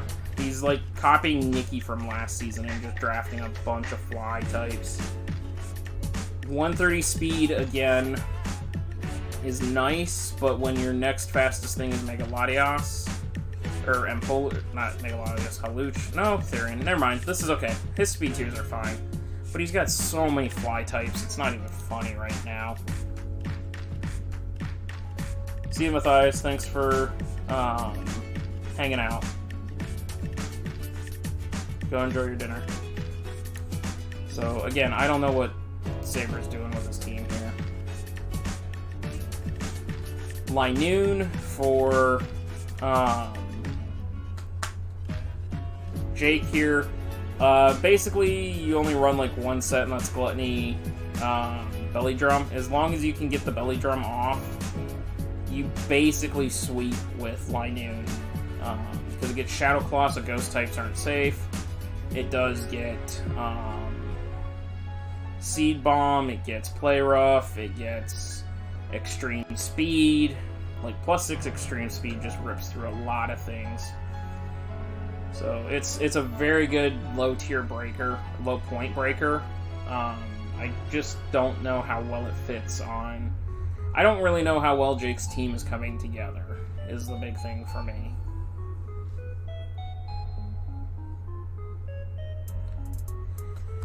The wall. Yes, I took Mandibuzz again. I know I have it over in PCF right now. I needed it for speed tiers, first off. I needed a dark type. I needed a ground immunity because King, Jolteon, Ape, and Metagross all do not appreciate ground type hits. Gives me a dark type, gives me a flying type, gives me a defogger. So now I have a hazard control mon. I love how bulky Mandibuzz is, and if you don't understand just how bulky it is, I could take out a team consisting of Zygarde and Mega Mawile with this thing because of how bulky it is. The only thing that screwed me up was a stray Electrium Z. But yeah, I love Mandibuzz. It seriously suffers from 4-move slot syndrome, but outside of that, it's a very, very good one. And it's a relatively fast taunter at base 80 speed. Like, that's pretty good for a defensive taunter.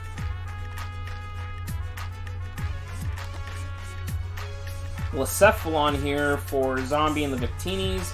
Mewtwo, Blacephalon, Mega Mawile is a nightmare of an offensive core to have to deal with.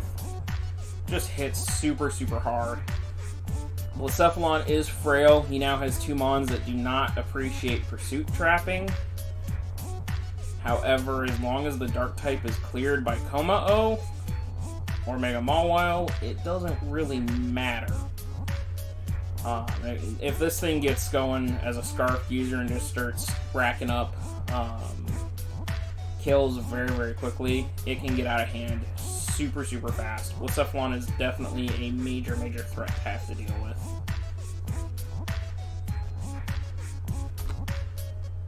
Victini coming off the board for Thriller, so this gives him a base 100. Victini under screens. Yes, I know this is looking like an A-Drive thing, because now he's got Alolan Ninetales Victini, but Victini actually is very, very nice. Sucker Punch, not appreciated, but it puts in so much work, especially once you put it behind screens. Victini can just go to town, Banded, Scarfed, does have special sets, there's a weakness policy set. It's actually viable in Trick Room because of the fact that you can run V-Create and slow yourself down in Trick Room and get faster. So,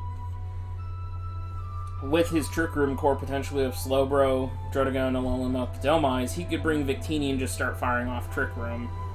Or just fire off V-Creates and run through it. It's very, very, very sketchy, very, very dangerous thing to have to deal with. Volcarona for Sean here. Not really sure why he would draft this. Another fire type, another rock weakness, another ground weakness. Yes, it can set up and sweep, but I think this team needs a lot more help. Like, this team has issues. So, I don't know. Not so sure about this one.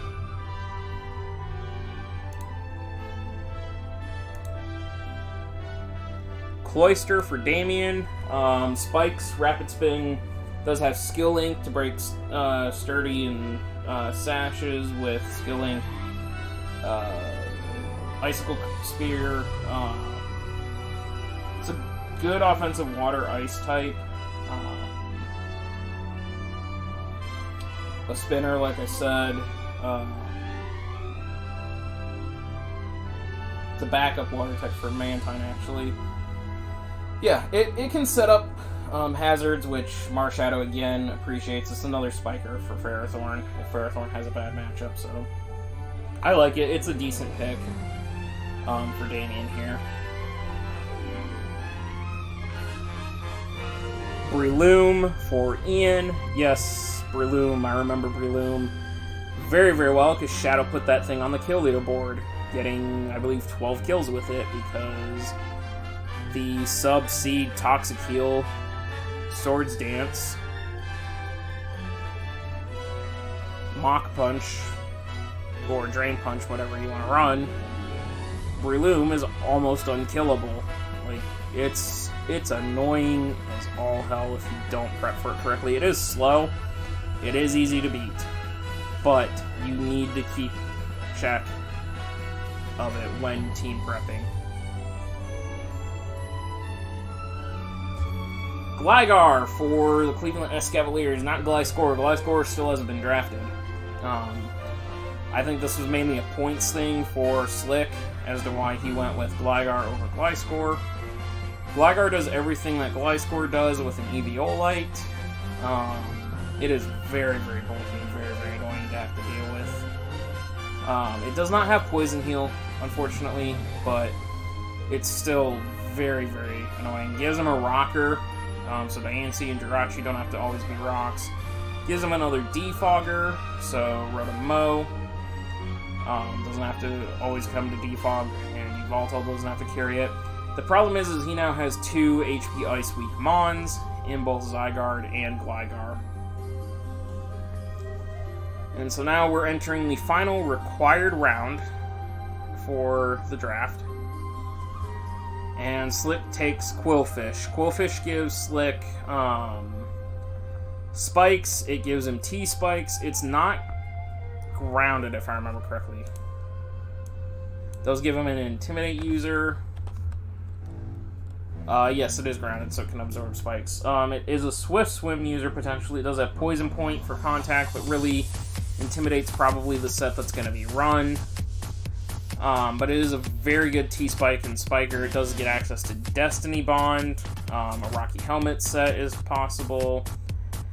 If he wants to run Rain Sweeper, he can. But it's mainly there to give him some more spikes, or some more hazards, which Mega Charizard greatly appreciates.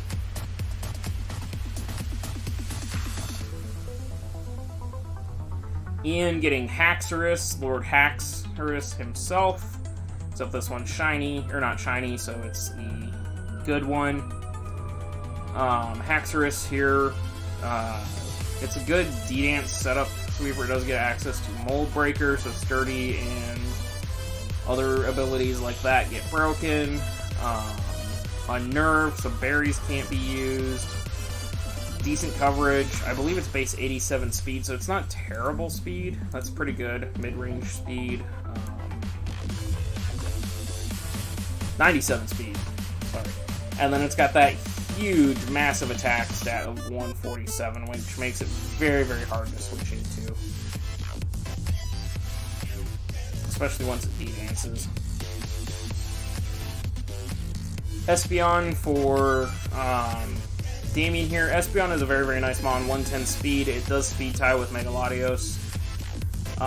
It is an extra Psychic type, but if Megalodios doesn't have the greatest matchup, Espeon can come. There's a lot of different things you can do with Espeon.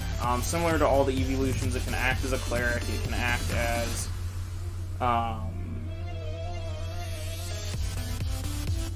Wish Passer. It does have Baton Pass, so you can pass Calm Minds into something, like if you pass Calm Minds into Latios or Clefable, potentially. He could run Curse White Herb and pass a +1 attack and defense into Marshadow. It does have Magic Bounce to bounce back statuses like Paralysis and Toxic and Burns, which his team doesn't necessarily appreciate, so Espeon's a good way to bounce it back, that sort of thing.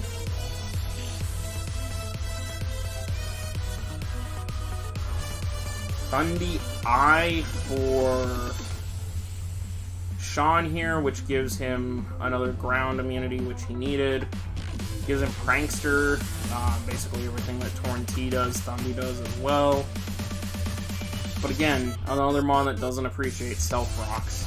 So I still don't know exactly what's going on with Sean's team. I know he's got a plan, but I don't understand the plan.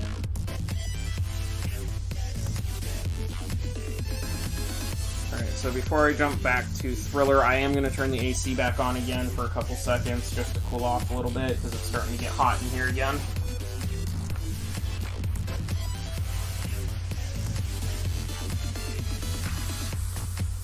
So, sorry if that's going to be annoying here.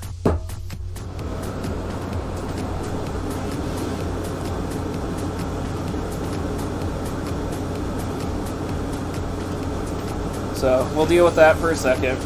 As soon as it cools off, I'll turn it back off because I don't want to listen to it and it affects YouTube and all that.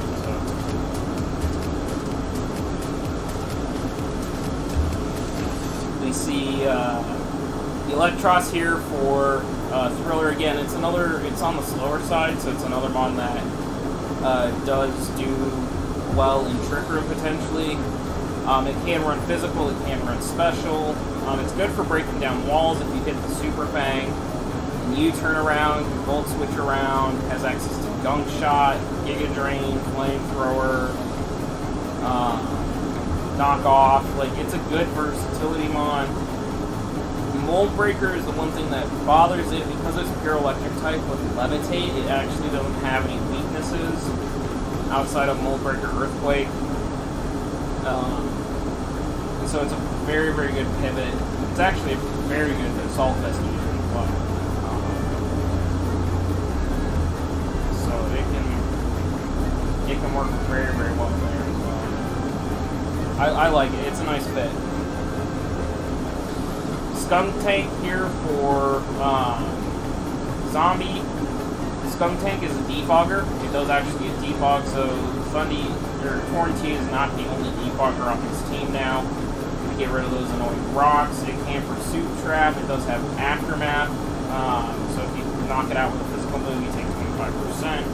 It's like a Rocky Helmet knockoff, or Aftermath set. It does have Stench, which flinches you potentially with moves. You can get a flinch off of it. It does have an interesting move pool. I know it gets Flamethrower. I'm not sure if it gets Fire Blast. But it does have some very interesting technique to it. But he finally gets a defogger besides Torn T. Torn T didn't want to be the sole defogger this entire time. I go ahead and get Whimsicott. Yes, I know it's another mon. So Infernape, Mandibuzz, and Whimsicott are carryovers, but at this point I kind of need it too. Whimsicott gives me another defogger, gives me Prankster defog actually. Prankster Tailwind, the sub-seed set's really annoying. Moonblast Stab, Recovery, and Giga Drain. It does base 116 Speed Stat, which is something I desperately needed between Metagross and Jolteon. Gives me a Grass type finally, and I can handle the Poison type weakness pretty well because I have both Mega Medi and Nidoking, which don't really care about the Poison type hits.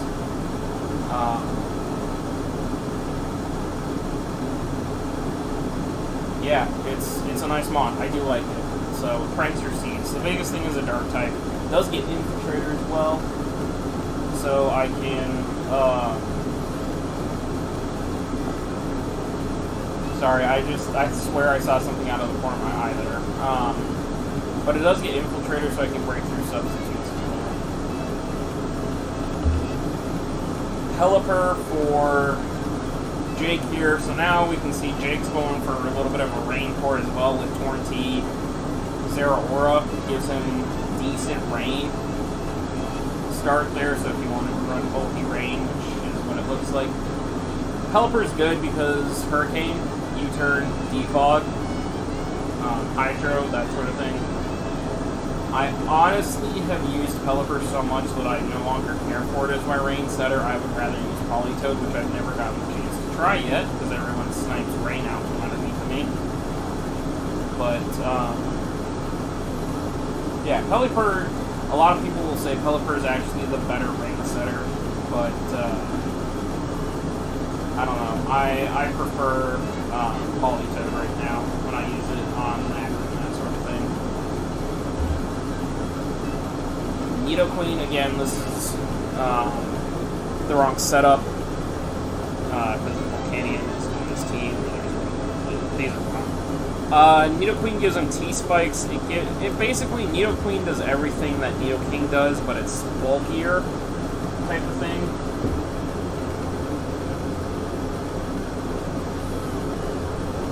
And, I don't know. I really don't like Saber's team that much.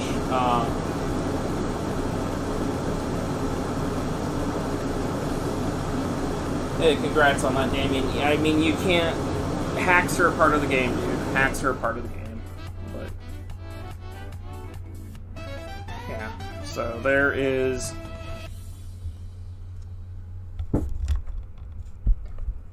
okay, I think I got my mic fixed too, because I just realized it was pointing down.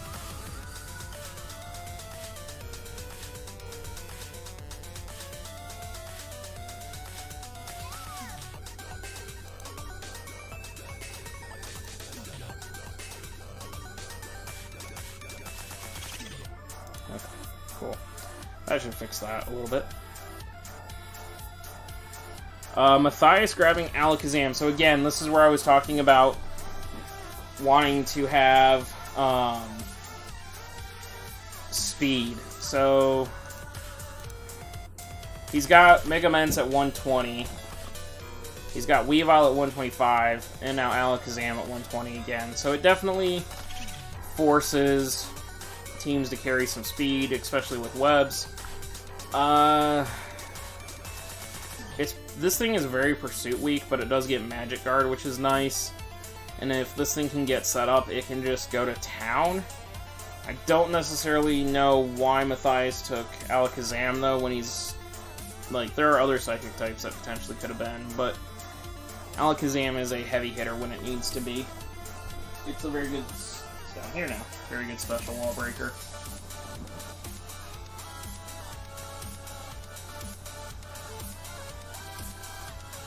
Real special damage is what Matthias just said. Okay, yeah, makes sense. Galvantula is good, but it's not the top tier that Alakazam is.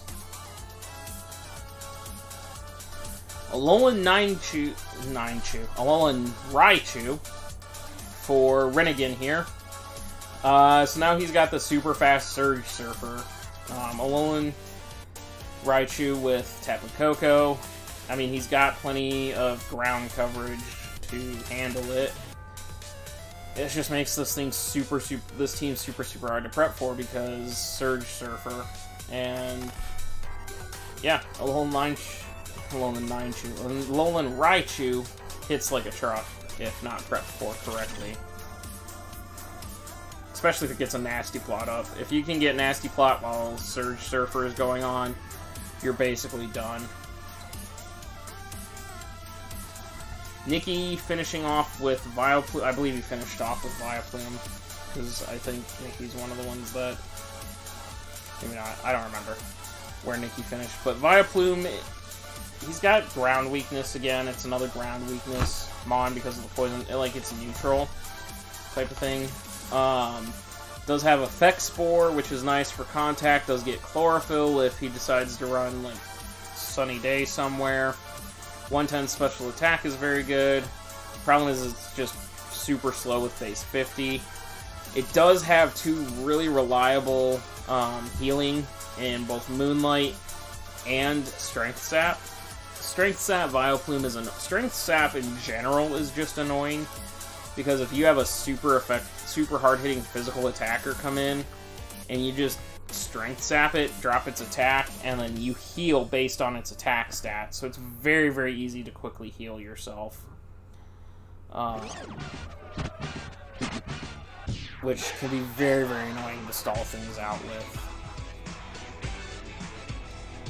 Mega Houndoom for Spare. This killed Huff, because Huff was literally going to wait to grab this thing one more round. He talked to me about it. He was going to wait one more round, one more wheel to grab it, because only Spare could snipe him on Megas at this point. Everyone else had a Mega, so he didn't have to worry about the Mega. Come here. And what does Spare do? Spare literally snipes Mega Houndoom out, and Spare wanted it for Dark type coverage because they're Psychic type spam, because there were so many Psychic types taken. He needed something for Psychic spam. I'm getting your bed, just relax. Okay, I know you want it up. Hang on, I'll get your bed. Come here. Come join the stream. There you go. Welcome to the stream. Mega Houndoom Solar Power is so broken. That's why Huff wanted it. If it gets a nasty plot off, it's very good as well. Very good Mega on a Sun team, and just Huff got sniped. Yes, I have my dagger. That tab active. Garbodor for Shadow. This gives him even more hazard ability. Gives him spikes, T-spikes. This thing is actually a pretty good Assault Vest user from past experience. It has access to Drain Punch for recovery, as well as Pain Split. Seed Bomb.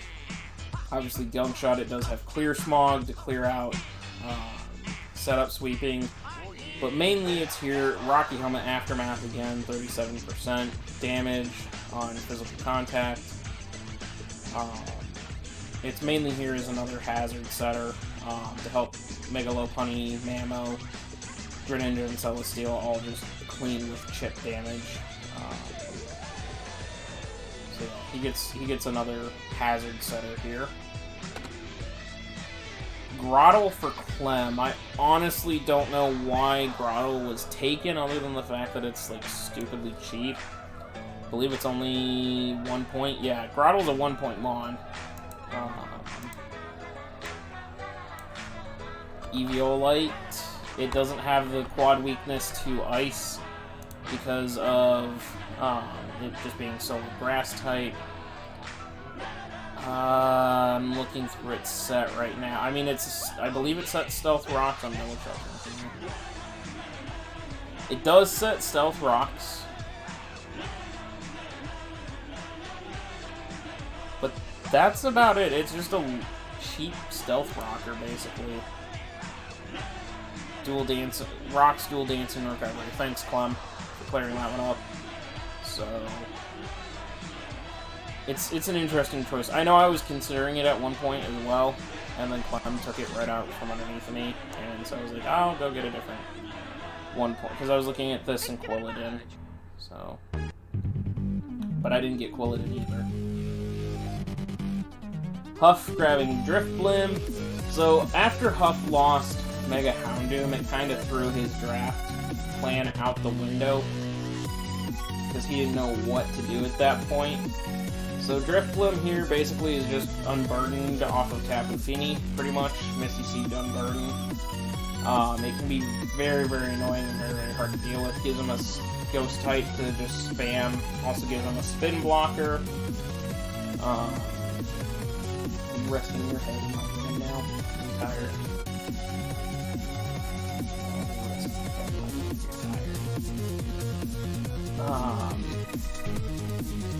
I know it can be very annoying type of thing. I think there's a set with it being burned as well, too, with Flame Orb. Drifblim. Yeah, it's got Flare Boost. Burn, power of special attacks is multiplied by 1.5, so there is the chance to run like a Flare Boost set as well. And it has 150 HP, granted its defense is only 44 and 54, but it's still got a decent amount of bulk to it.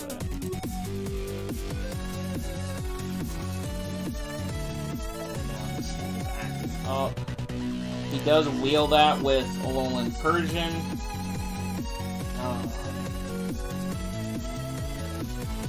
I see the white bar return, so we're going to fix that here.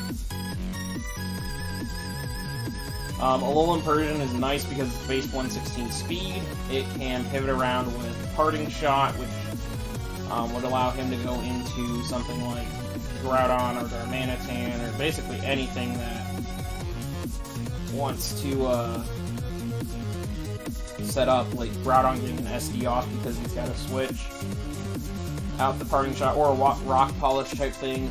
That 116 speed is nice, it's definitely needed, because I believe Heliolisk was his fastest Mon at the time.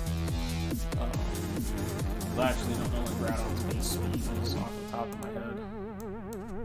I should know that, because Groudon is a weather Pokemon, and 90, base 90, yeah, so Heliolisk was his fastest until he drafted Persian here.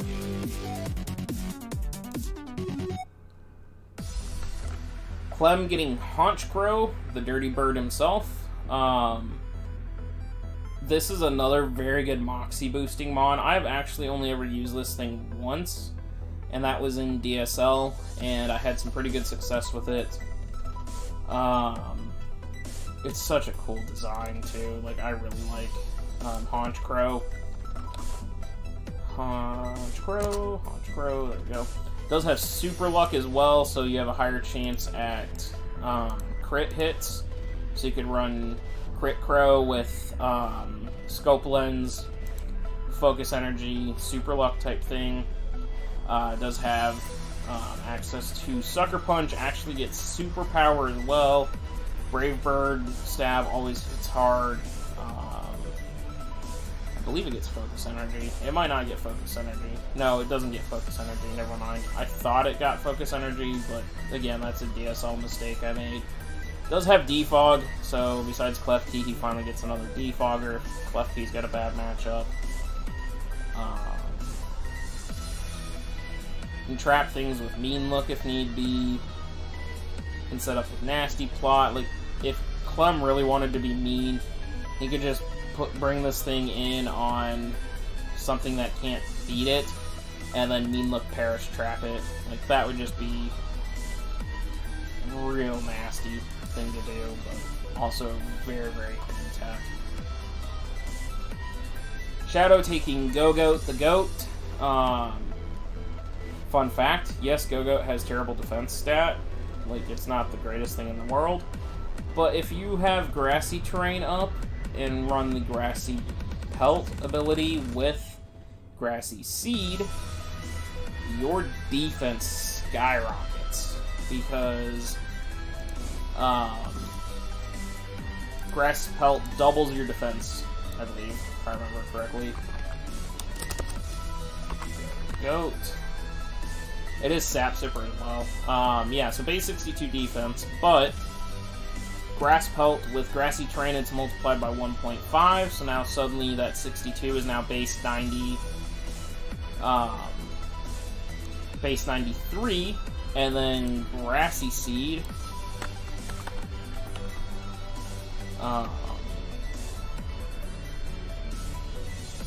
raises defense up another stage.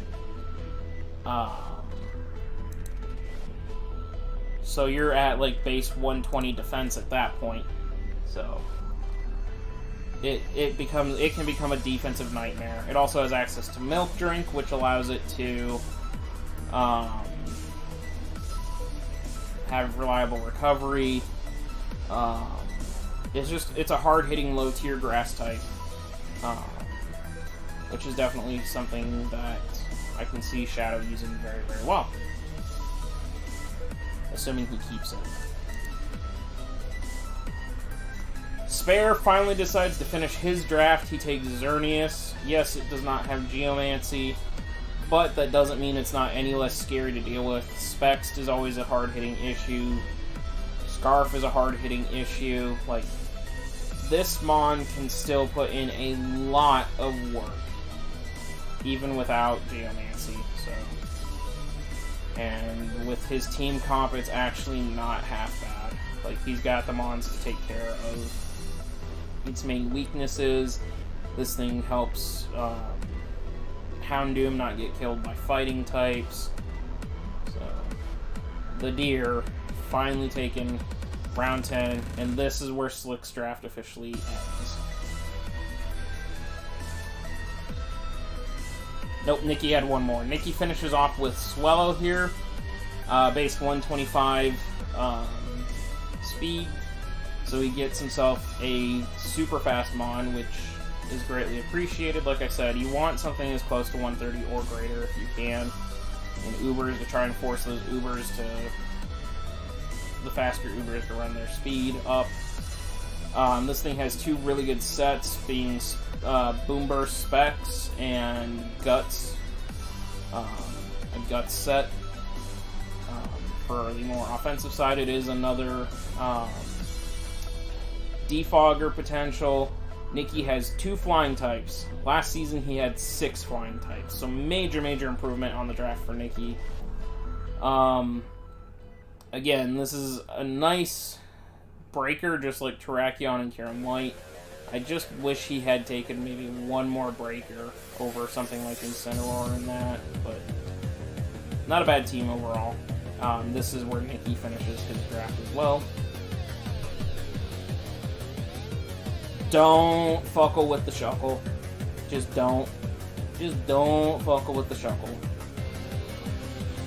Renegade taking Shuckle here gives him webs to finish off his hazards, because now he's got rocks, he's got webs. I believe Cofagrigus can actually set T-spikes. Check that here. For some reason I feel like Cofagrigus sets up T-spikes.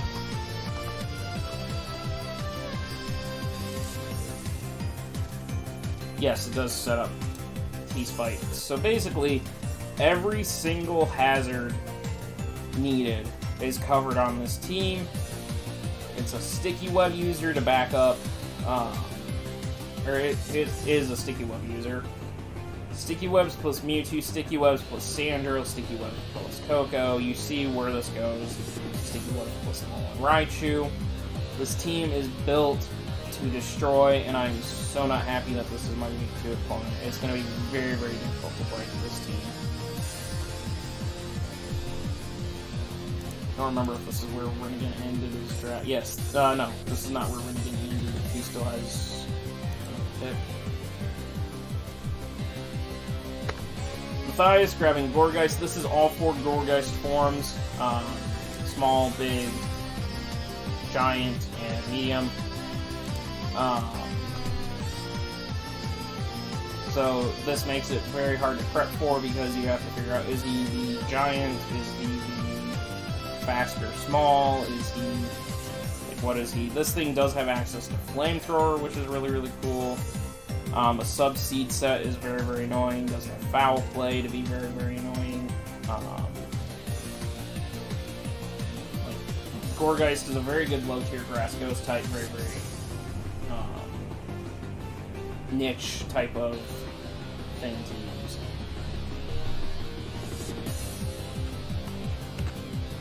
Come on, Slides, work with me here. Seismitoad for Jake. So we do see Jake now is committed to Rain. Gets the Tier 4 champion from last season. And Seismitoad being able to set up rocks. It's very good defensive. The biggest thing is it doesn't get a physical water type move. Why does this thing not get Waterfall? If this thing got Waterfall, it would be so much better. But it can still be a very good Swift Swim abuser. Does have Poison Jab to hit grass types, trying to check in on this thing. So definitely very interesting to see how this Rain at the tail end here comes together. I go ahead and grab Licky. This was basically a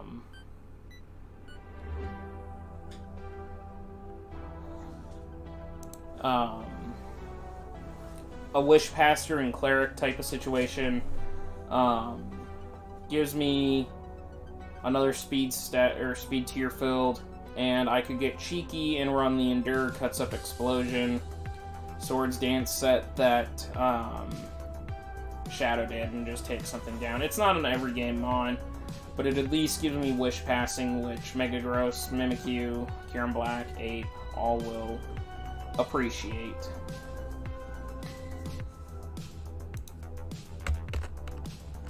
Rhyperior for Zombie here gives him a rocker besides Mawile and Komao. This thing is very, very bulky.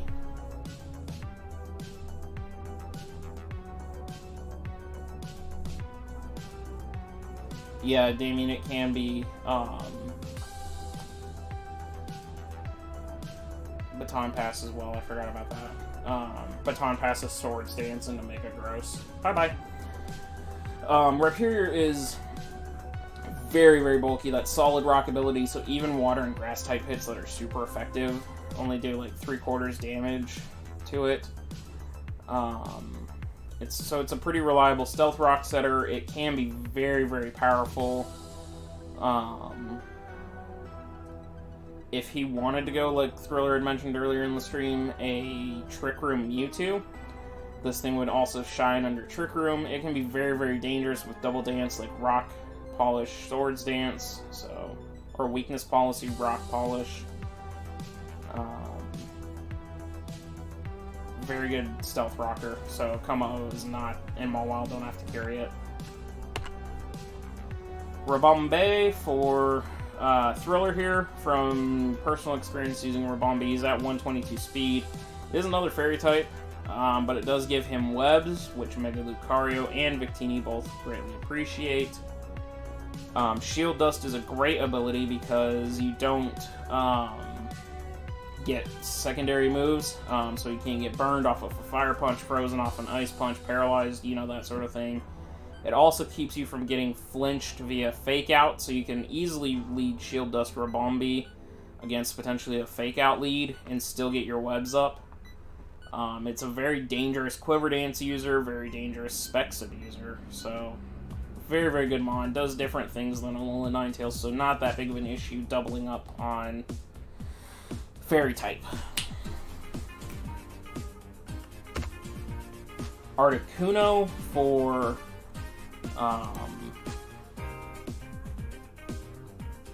Sean here. I don't, again, another mon that's weak to Stealth Rocks, another flying type. Yes, it can be very good specs. Don't you be barking.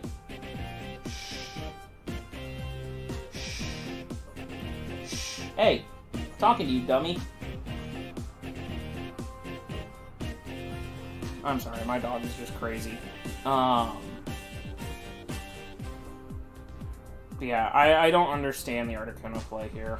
I really don't. This draft is weird for me. Damien getting Masquerain, so he now has spikes, rocks, and webs, and Marshadow and webs is very, very scary to think about. Masquerain is also a very good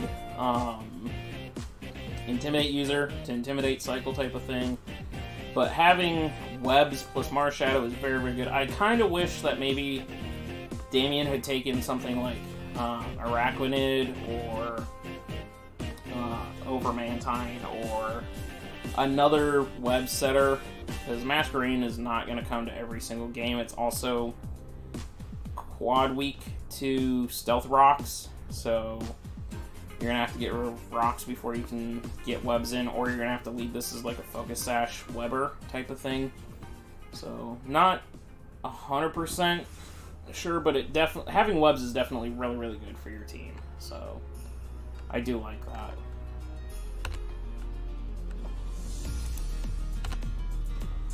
Palossand here, a Stealth Rocker, Ghost Ground type, reliable recovery with Shore Up. Can be super annoying defensively if it's Water Compaction, can take Water type hits and then boost defense. Really not much else to say about it, to be perfectly honest. Slick grabbing Miss Magius. Miss Magius is a very good Specs abuser. That's not what I want here, because I had notes on Miss Magius pulled up. It does have Levitate, so he does have a ground immunity, another ground immunity, 105 special attack, 105 spadef, and 105 speed. Makes it a very potent nasty plotter. It can be a very good Z Crystal user, potentially. Has a very interesting move pool with access to things like Charge Beam, does get Calm Mind, Dark Pulse, Dazzling Gleam, has Energy Ball, obviously all the hidden powers, does have Icy Wind for some speed control if it wanted to be like that. It gets the move Inferno, which guarantees a burn if you hit.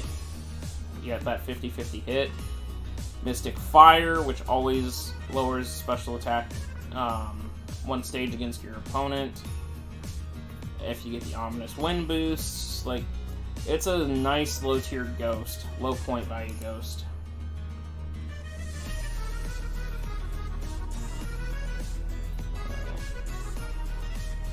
Slick coming back around to get Cincino now, which skill link Cincino with a choice band is very, very annoying from tail slapping.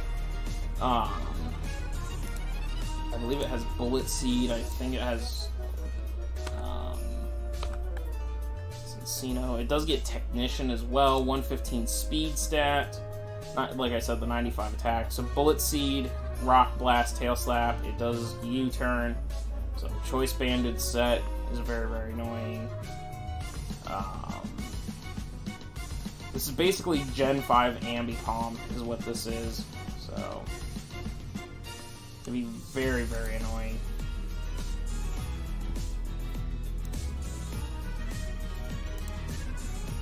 And then speaking of Gen 5 Ambipom, the OG Ambipom was taken right after that. I have been on the receiving end of Ambipom, and it hurt. Technician is always very, very... It's got Technician and Skill Link, 115 speed, 100 attack, so obviously, like, Technician, Fake Out, Low Kick, Pursuit, U-Turn, Knock Off, that sort of thing. Technician Aerial Ace. The set that I faced and got messed up with was Silk Scarf, which boosts normal type moves, which it's an annoying mon to have to deal with for potential speed tier wise. Damien grabbing T-Tar here. T-Tar is a rocker, definitely a rocker here. T-Tar can D-Dance up. There's the AV set, there's the Unnerved Berry set. Has access to the Elemental Punches. No Sand to abuse this time. Damien decided not to abuse Sand, but gets T-Tar instead. And yeah, it's a nice dark type as well. Like, it can help clear ghost types that want to try and take out Marshadow just by getting Pursuit trapped in that. So, heavy hitter, especially if you run like a weakness policy Rock Polish or a D-Dancing set.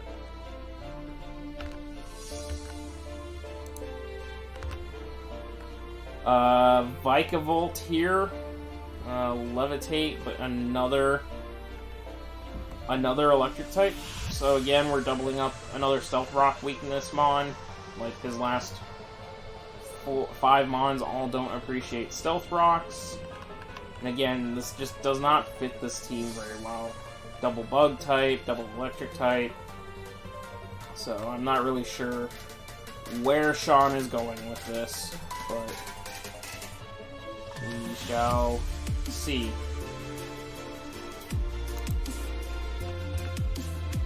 Stack Attacka for Thriller here.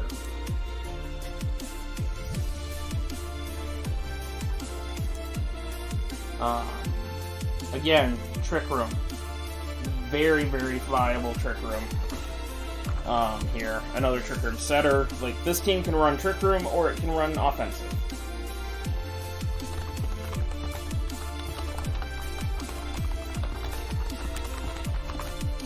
Sorry, I just got pinged about PCF, so I'm dealing with that.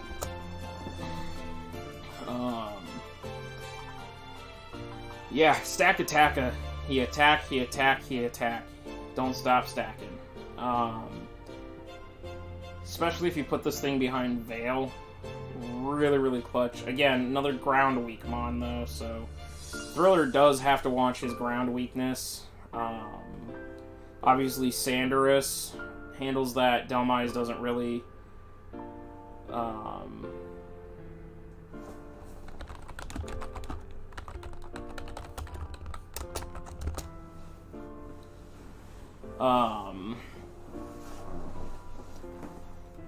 Yeah, just a very, very good mon. Rotom Frost. Finally get a defogger. Not the greatest defogger, because rocks rip that thing up, but it is also a levitate user.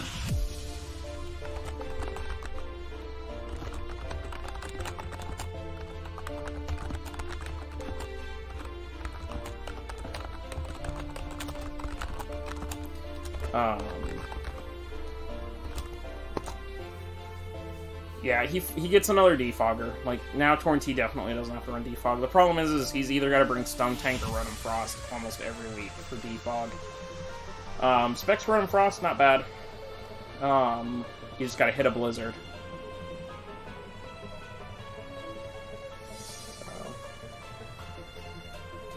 So, like I said, I was talking about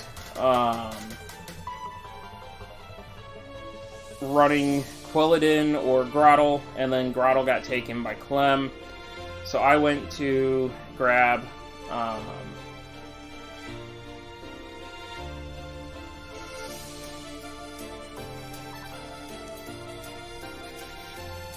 Meganium here. Sorry, I totally had a brain fart there. And I'm still having a brain fart. Meganium, why did I grab... Oh, Meganium is 1 point as well. Yeah, Damien, I know that it gets defog. I know Stuntank gets defogged. Anyways, Meganium, it was 1 point, so it was the same point base as those two, and it gives me screens, and it's also bulky. So I can actually set screens and get Mimikyu behind screens, I can get Infernape behind screens, I can get Metagross behind screens and potentially get set up that way. I know Meganium is like the worst starter evolution ever. Because like Leaf Guard and Overgrowth are its abilities. It does have 100 in each of its defenses. Base 80 speed, which is the same as Mandibuzz. It is a cleric with aromatherapy. By no means is this thing coming every week. This is solely here, like... Whimsicott was where my draft was probably going to end, and then I was like, let's grab Licky Licky for Wish Pass, let's grab Meganium as a backup grass type. That potentially could be a cleric. So Jolteon doesn't have to be a cleric, and then I do have one more Mon to grab as well. Armaldo here for Jake. Gives him a Rapid Spinner, gives him a Stealth Rock Setter, gives him a very potent Rain Sweeper if set up correctly. I don't like this Rain team, though. Like, I don't know. It's, I don't know. It's not the greatest Rain team, but he at least gets some hazard control with it, and Armaldo can be deadly, but there's a lot that needs to be done to this team to make it a better Rain core, to be perfectly honest. Matthias finishing off with Marowak. I honestly don't know why Matthias went Marowak here. Marowak. I mean, it's a Lightning Rod, so it takes Electric type hits. It's got Rock Head. It's 45 speed. But really, it's going to carry its Thick Club, and that's about it. Is it a low point stealth, like niche stealth rocker by chance? No, it doesn't even get... Oh, yeah, it does. So that might be why Matthias took it. It's probably just like a low-tier stealth rock type of situation, but... yeah, that's about all I see with Marowak.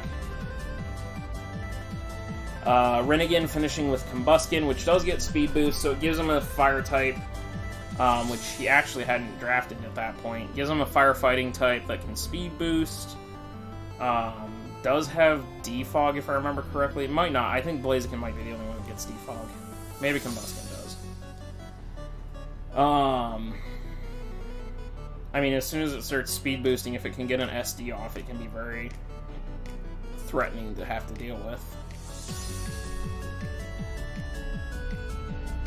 Shadow taking Rampardos, head smashing its way through teams. Low tier rocker. 58 speed's pretty bad. It does have Mold Breaker, which is nice. It does have Sheer Force, so a Sheer Force Life Orb hit off of that 165 attack stat is massive. Otherwise, the rest of its stats are very, very bad. Like, a Choice Scarf set is possible. Can Pursuit Trap, does get Zen Headbutt. Yeah. It's got an interesting move pool, but really it's, like, I'm guessing Shadow's probably using it as a potential stealth rocker. And then, yeah,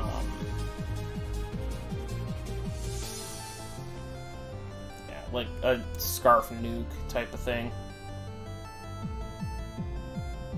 Mega Arrow here for Huff.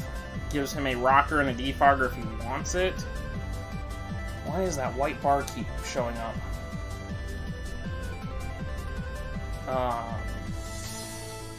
130 speed, so there's that speed stat that I was talking about, getting something... Actually, I think it's 135... 140? Arrow, what is your speed stat?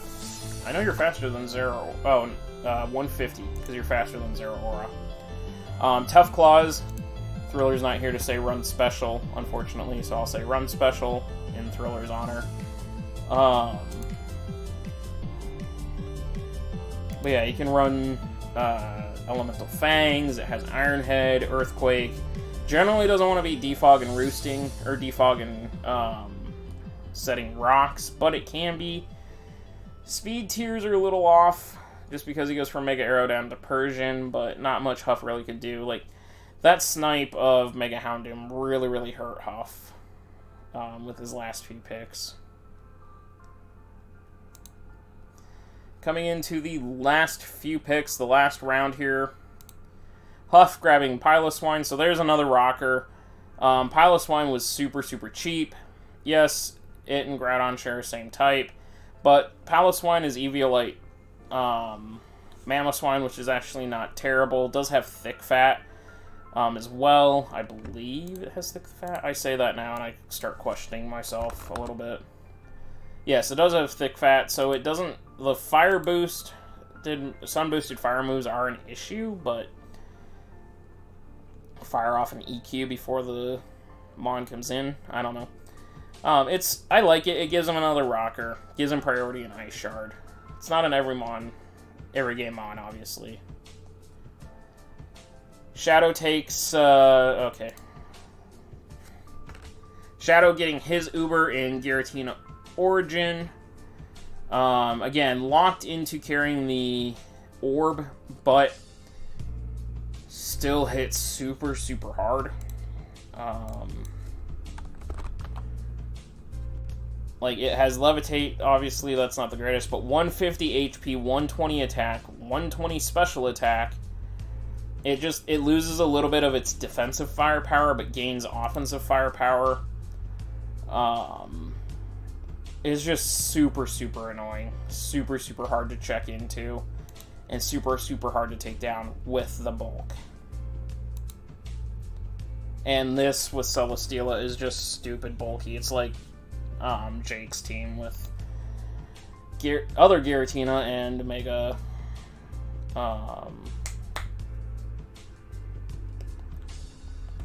Mega Venusaur, sorry. Brain's a little fried. We're getting to the end of the stream and I'm starting to get fried, so. Speaking of Jake, he takes Beartic, which, if you didn't know, Beartic can Swift Swim. So, his rain consists of Pelipper, Armaldo, Seismitoad, and Beartic. Jake, I'm sorry, dude, but that's not the way to build a rain team. I would seriously reconsider what you're doing here. Ludicolo would be much better than these. Well, Seismitoad's not bad, but Ludicolo would be a good option. Kabutops would be a good option. Like, I don't know. I appreciate the Beartick. Like, that's one of my favorite Pokemon. That's why I'm the Chicago Bearticks. But yeah, I mean, it's not bad. It can run Swift Swim and then hit really, really hard, but we'll see. Speaking of the Chicago Bearticks, 1v1 Corsola League. Let's go. Gives me a regen, gives me a... I believe this thing gets spikes as well. I have no idea. It's regen, it's got natural cure. It does have recover. Stealth rocks, obviously. Do you get spikes? For some reason, I feel like this thing gets spikes, and it should get spikes, but maybe I'm thinking it's only got spike cannon. It only gets spike cannon. This thing really should have spikes, but this is just a 1 point. Yeah, this is just a 1 point, like, really, really dire situation. Stealth rocker type of thing. Like, this thing does not need to come every match. Probably won't come every match, but, you know, I had a point to burn, so let's burn the point. And the final pick of the draft is Sean with Hoopa, standard Hoopa. Quad weak to dark type, but yeah. I hate that this is the last pick because I don't know what Sean's team is, but this is the last pick. We finish off with Hoopa. As you can see, we missed a bunch of coaches there, but that's because their drafts ended, so. But yeah, that's going to be it, guys. That's WWC Season 3's main draft. Ubers, we're ready to go. If you're on YouTube, leave a comment with who you think had the best draft. You can expect Team Builder and Team Draft Recap and all that coming out very, very soon. You guys know that the D-League draft stream went up last week. I am really behind on Maine's draft, or Maine's coverage, so you may get a rapid-fire WWC moment here. Coming across YouTube, just roll with it. Thank you guys all for tuning in. Thank you for Sean for giving me that sub. We're at 51 now. Greatly appreciate it. Thank you guys for showing up. I think average viewer was like 3 or 4, which is perfect. We need that to get to affiliate so I can do more fun things with you guys. So I greatly appreciate that. Go ahead and sign off here. YouTube folks, thank you guys for watching. Check out the links in the description down below. All the coaches' YouTube channels are down below. So go check out the coaches, see their team breakdowns and all that. If they're doing that for WWC, it's not a requirement, but go show them some love for joining WWC. Check out the artwork, Luca and Jaden. They're two Twitters, and Demon Arts are down there. Luca and Jaden are currently reworking WWC's logo, and I'm saying that here and I'm saying that on YouTube at the very end of a 4-hour video because I seriously doubt anybody's gonna hang around long enough to see that, so I'm spoiling a surprise that I haven't spoiled in the Leather Gamer server. But Luca and Jaden are tag teaming the new WWC logo for me. I'm absolutely excited and stoked for it to have two amazing artists help me get the WWC logo to where I'd like it. And by no means do I hate the current WWC logo. I'm very, very grateful for Damien for making that logo for me. It means a lot to me that he made that logo just out of the blue for free for me. And I'm not getting rid of it. That logo will now be the WWC D logo. So, WWC's original logo will shift down to the D League, and the main WWC will get a new logo from Griffin, Luca, and Jaden. That way I can keep honoring Damien and keep his logo in use, as well as get the logo that I've always wanted for WWC. So yeah, check them out. If you're on YouTube, I said leave a comment about who you think had the best draft. If you're on YouTube and you wanted to see this live, follow the link for my Twitch channel. Go hit the follow button. That'll help you get notifications for when I go live. Go check out all the coaches' YouTube channels. And yeah, with all that being said, I'm gonna get out of here. Thank you guys for tuning into the stream. Hope you enjoyed.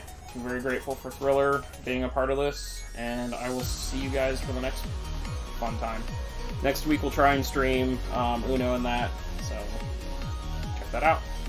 See you guys.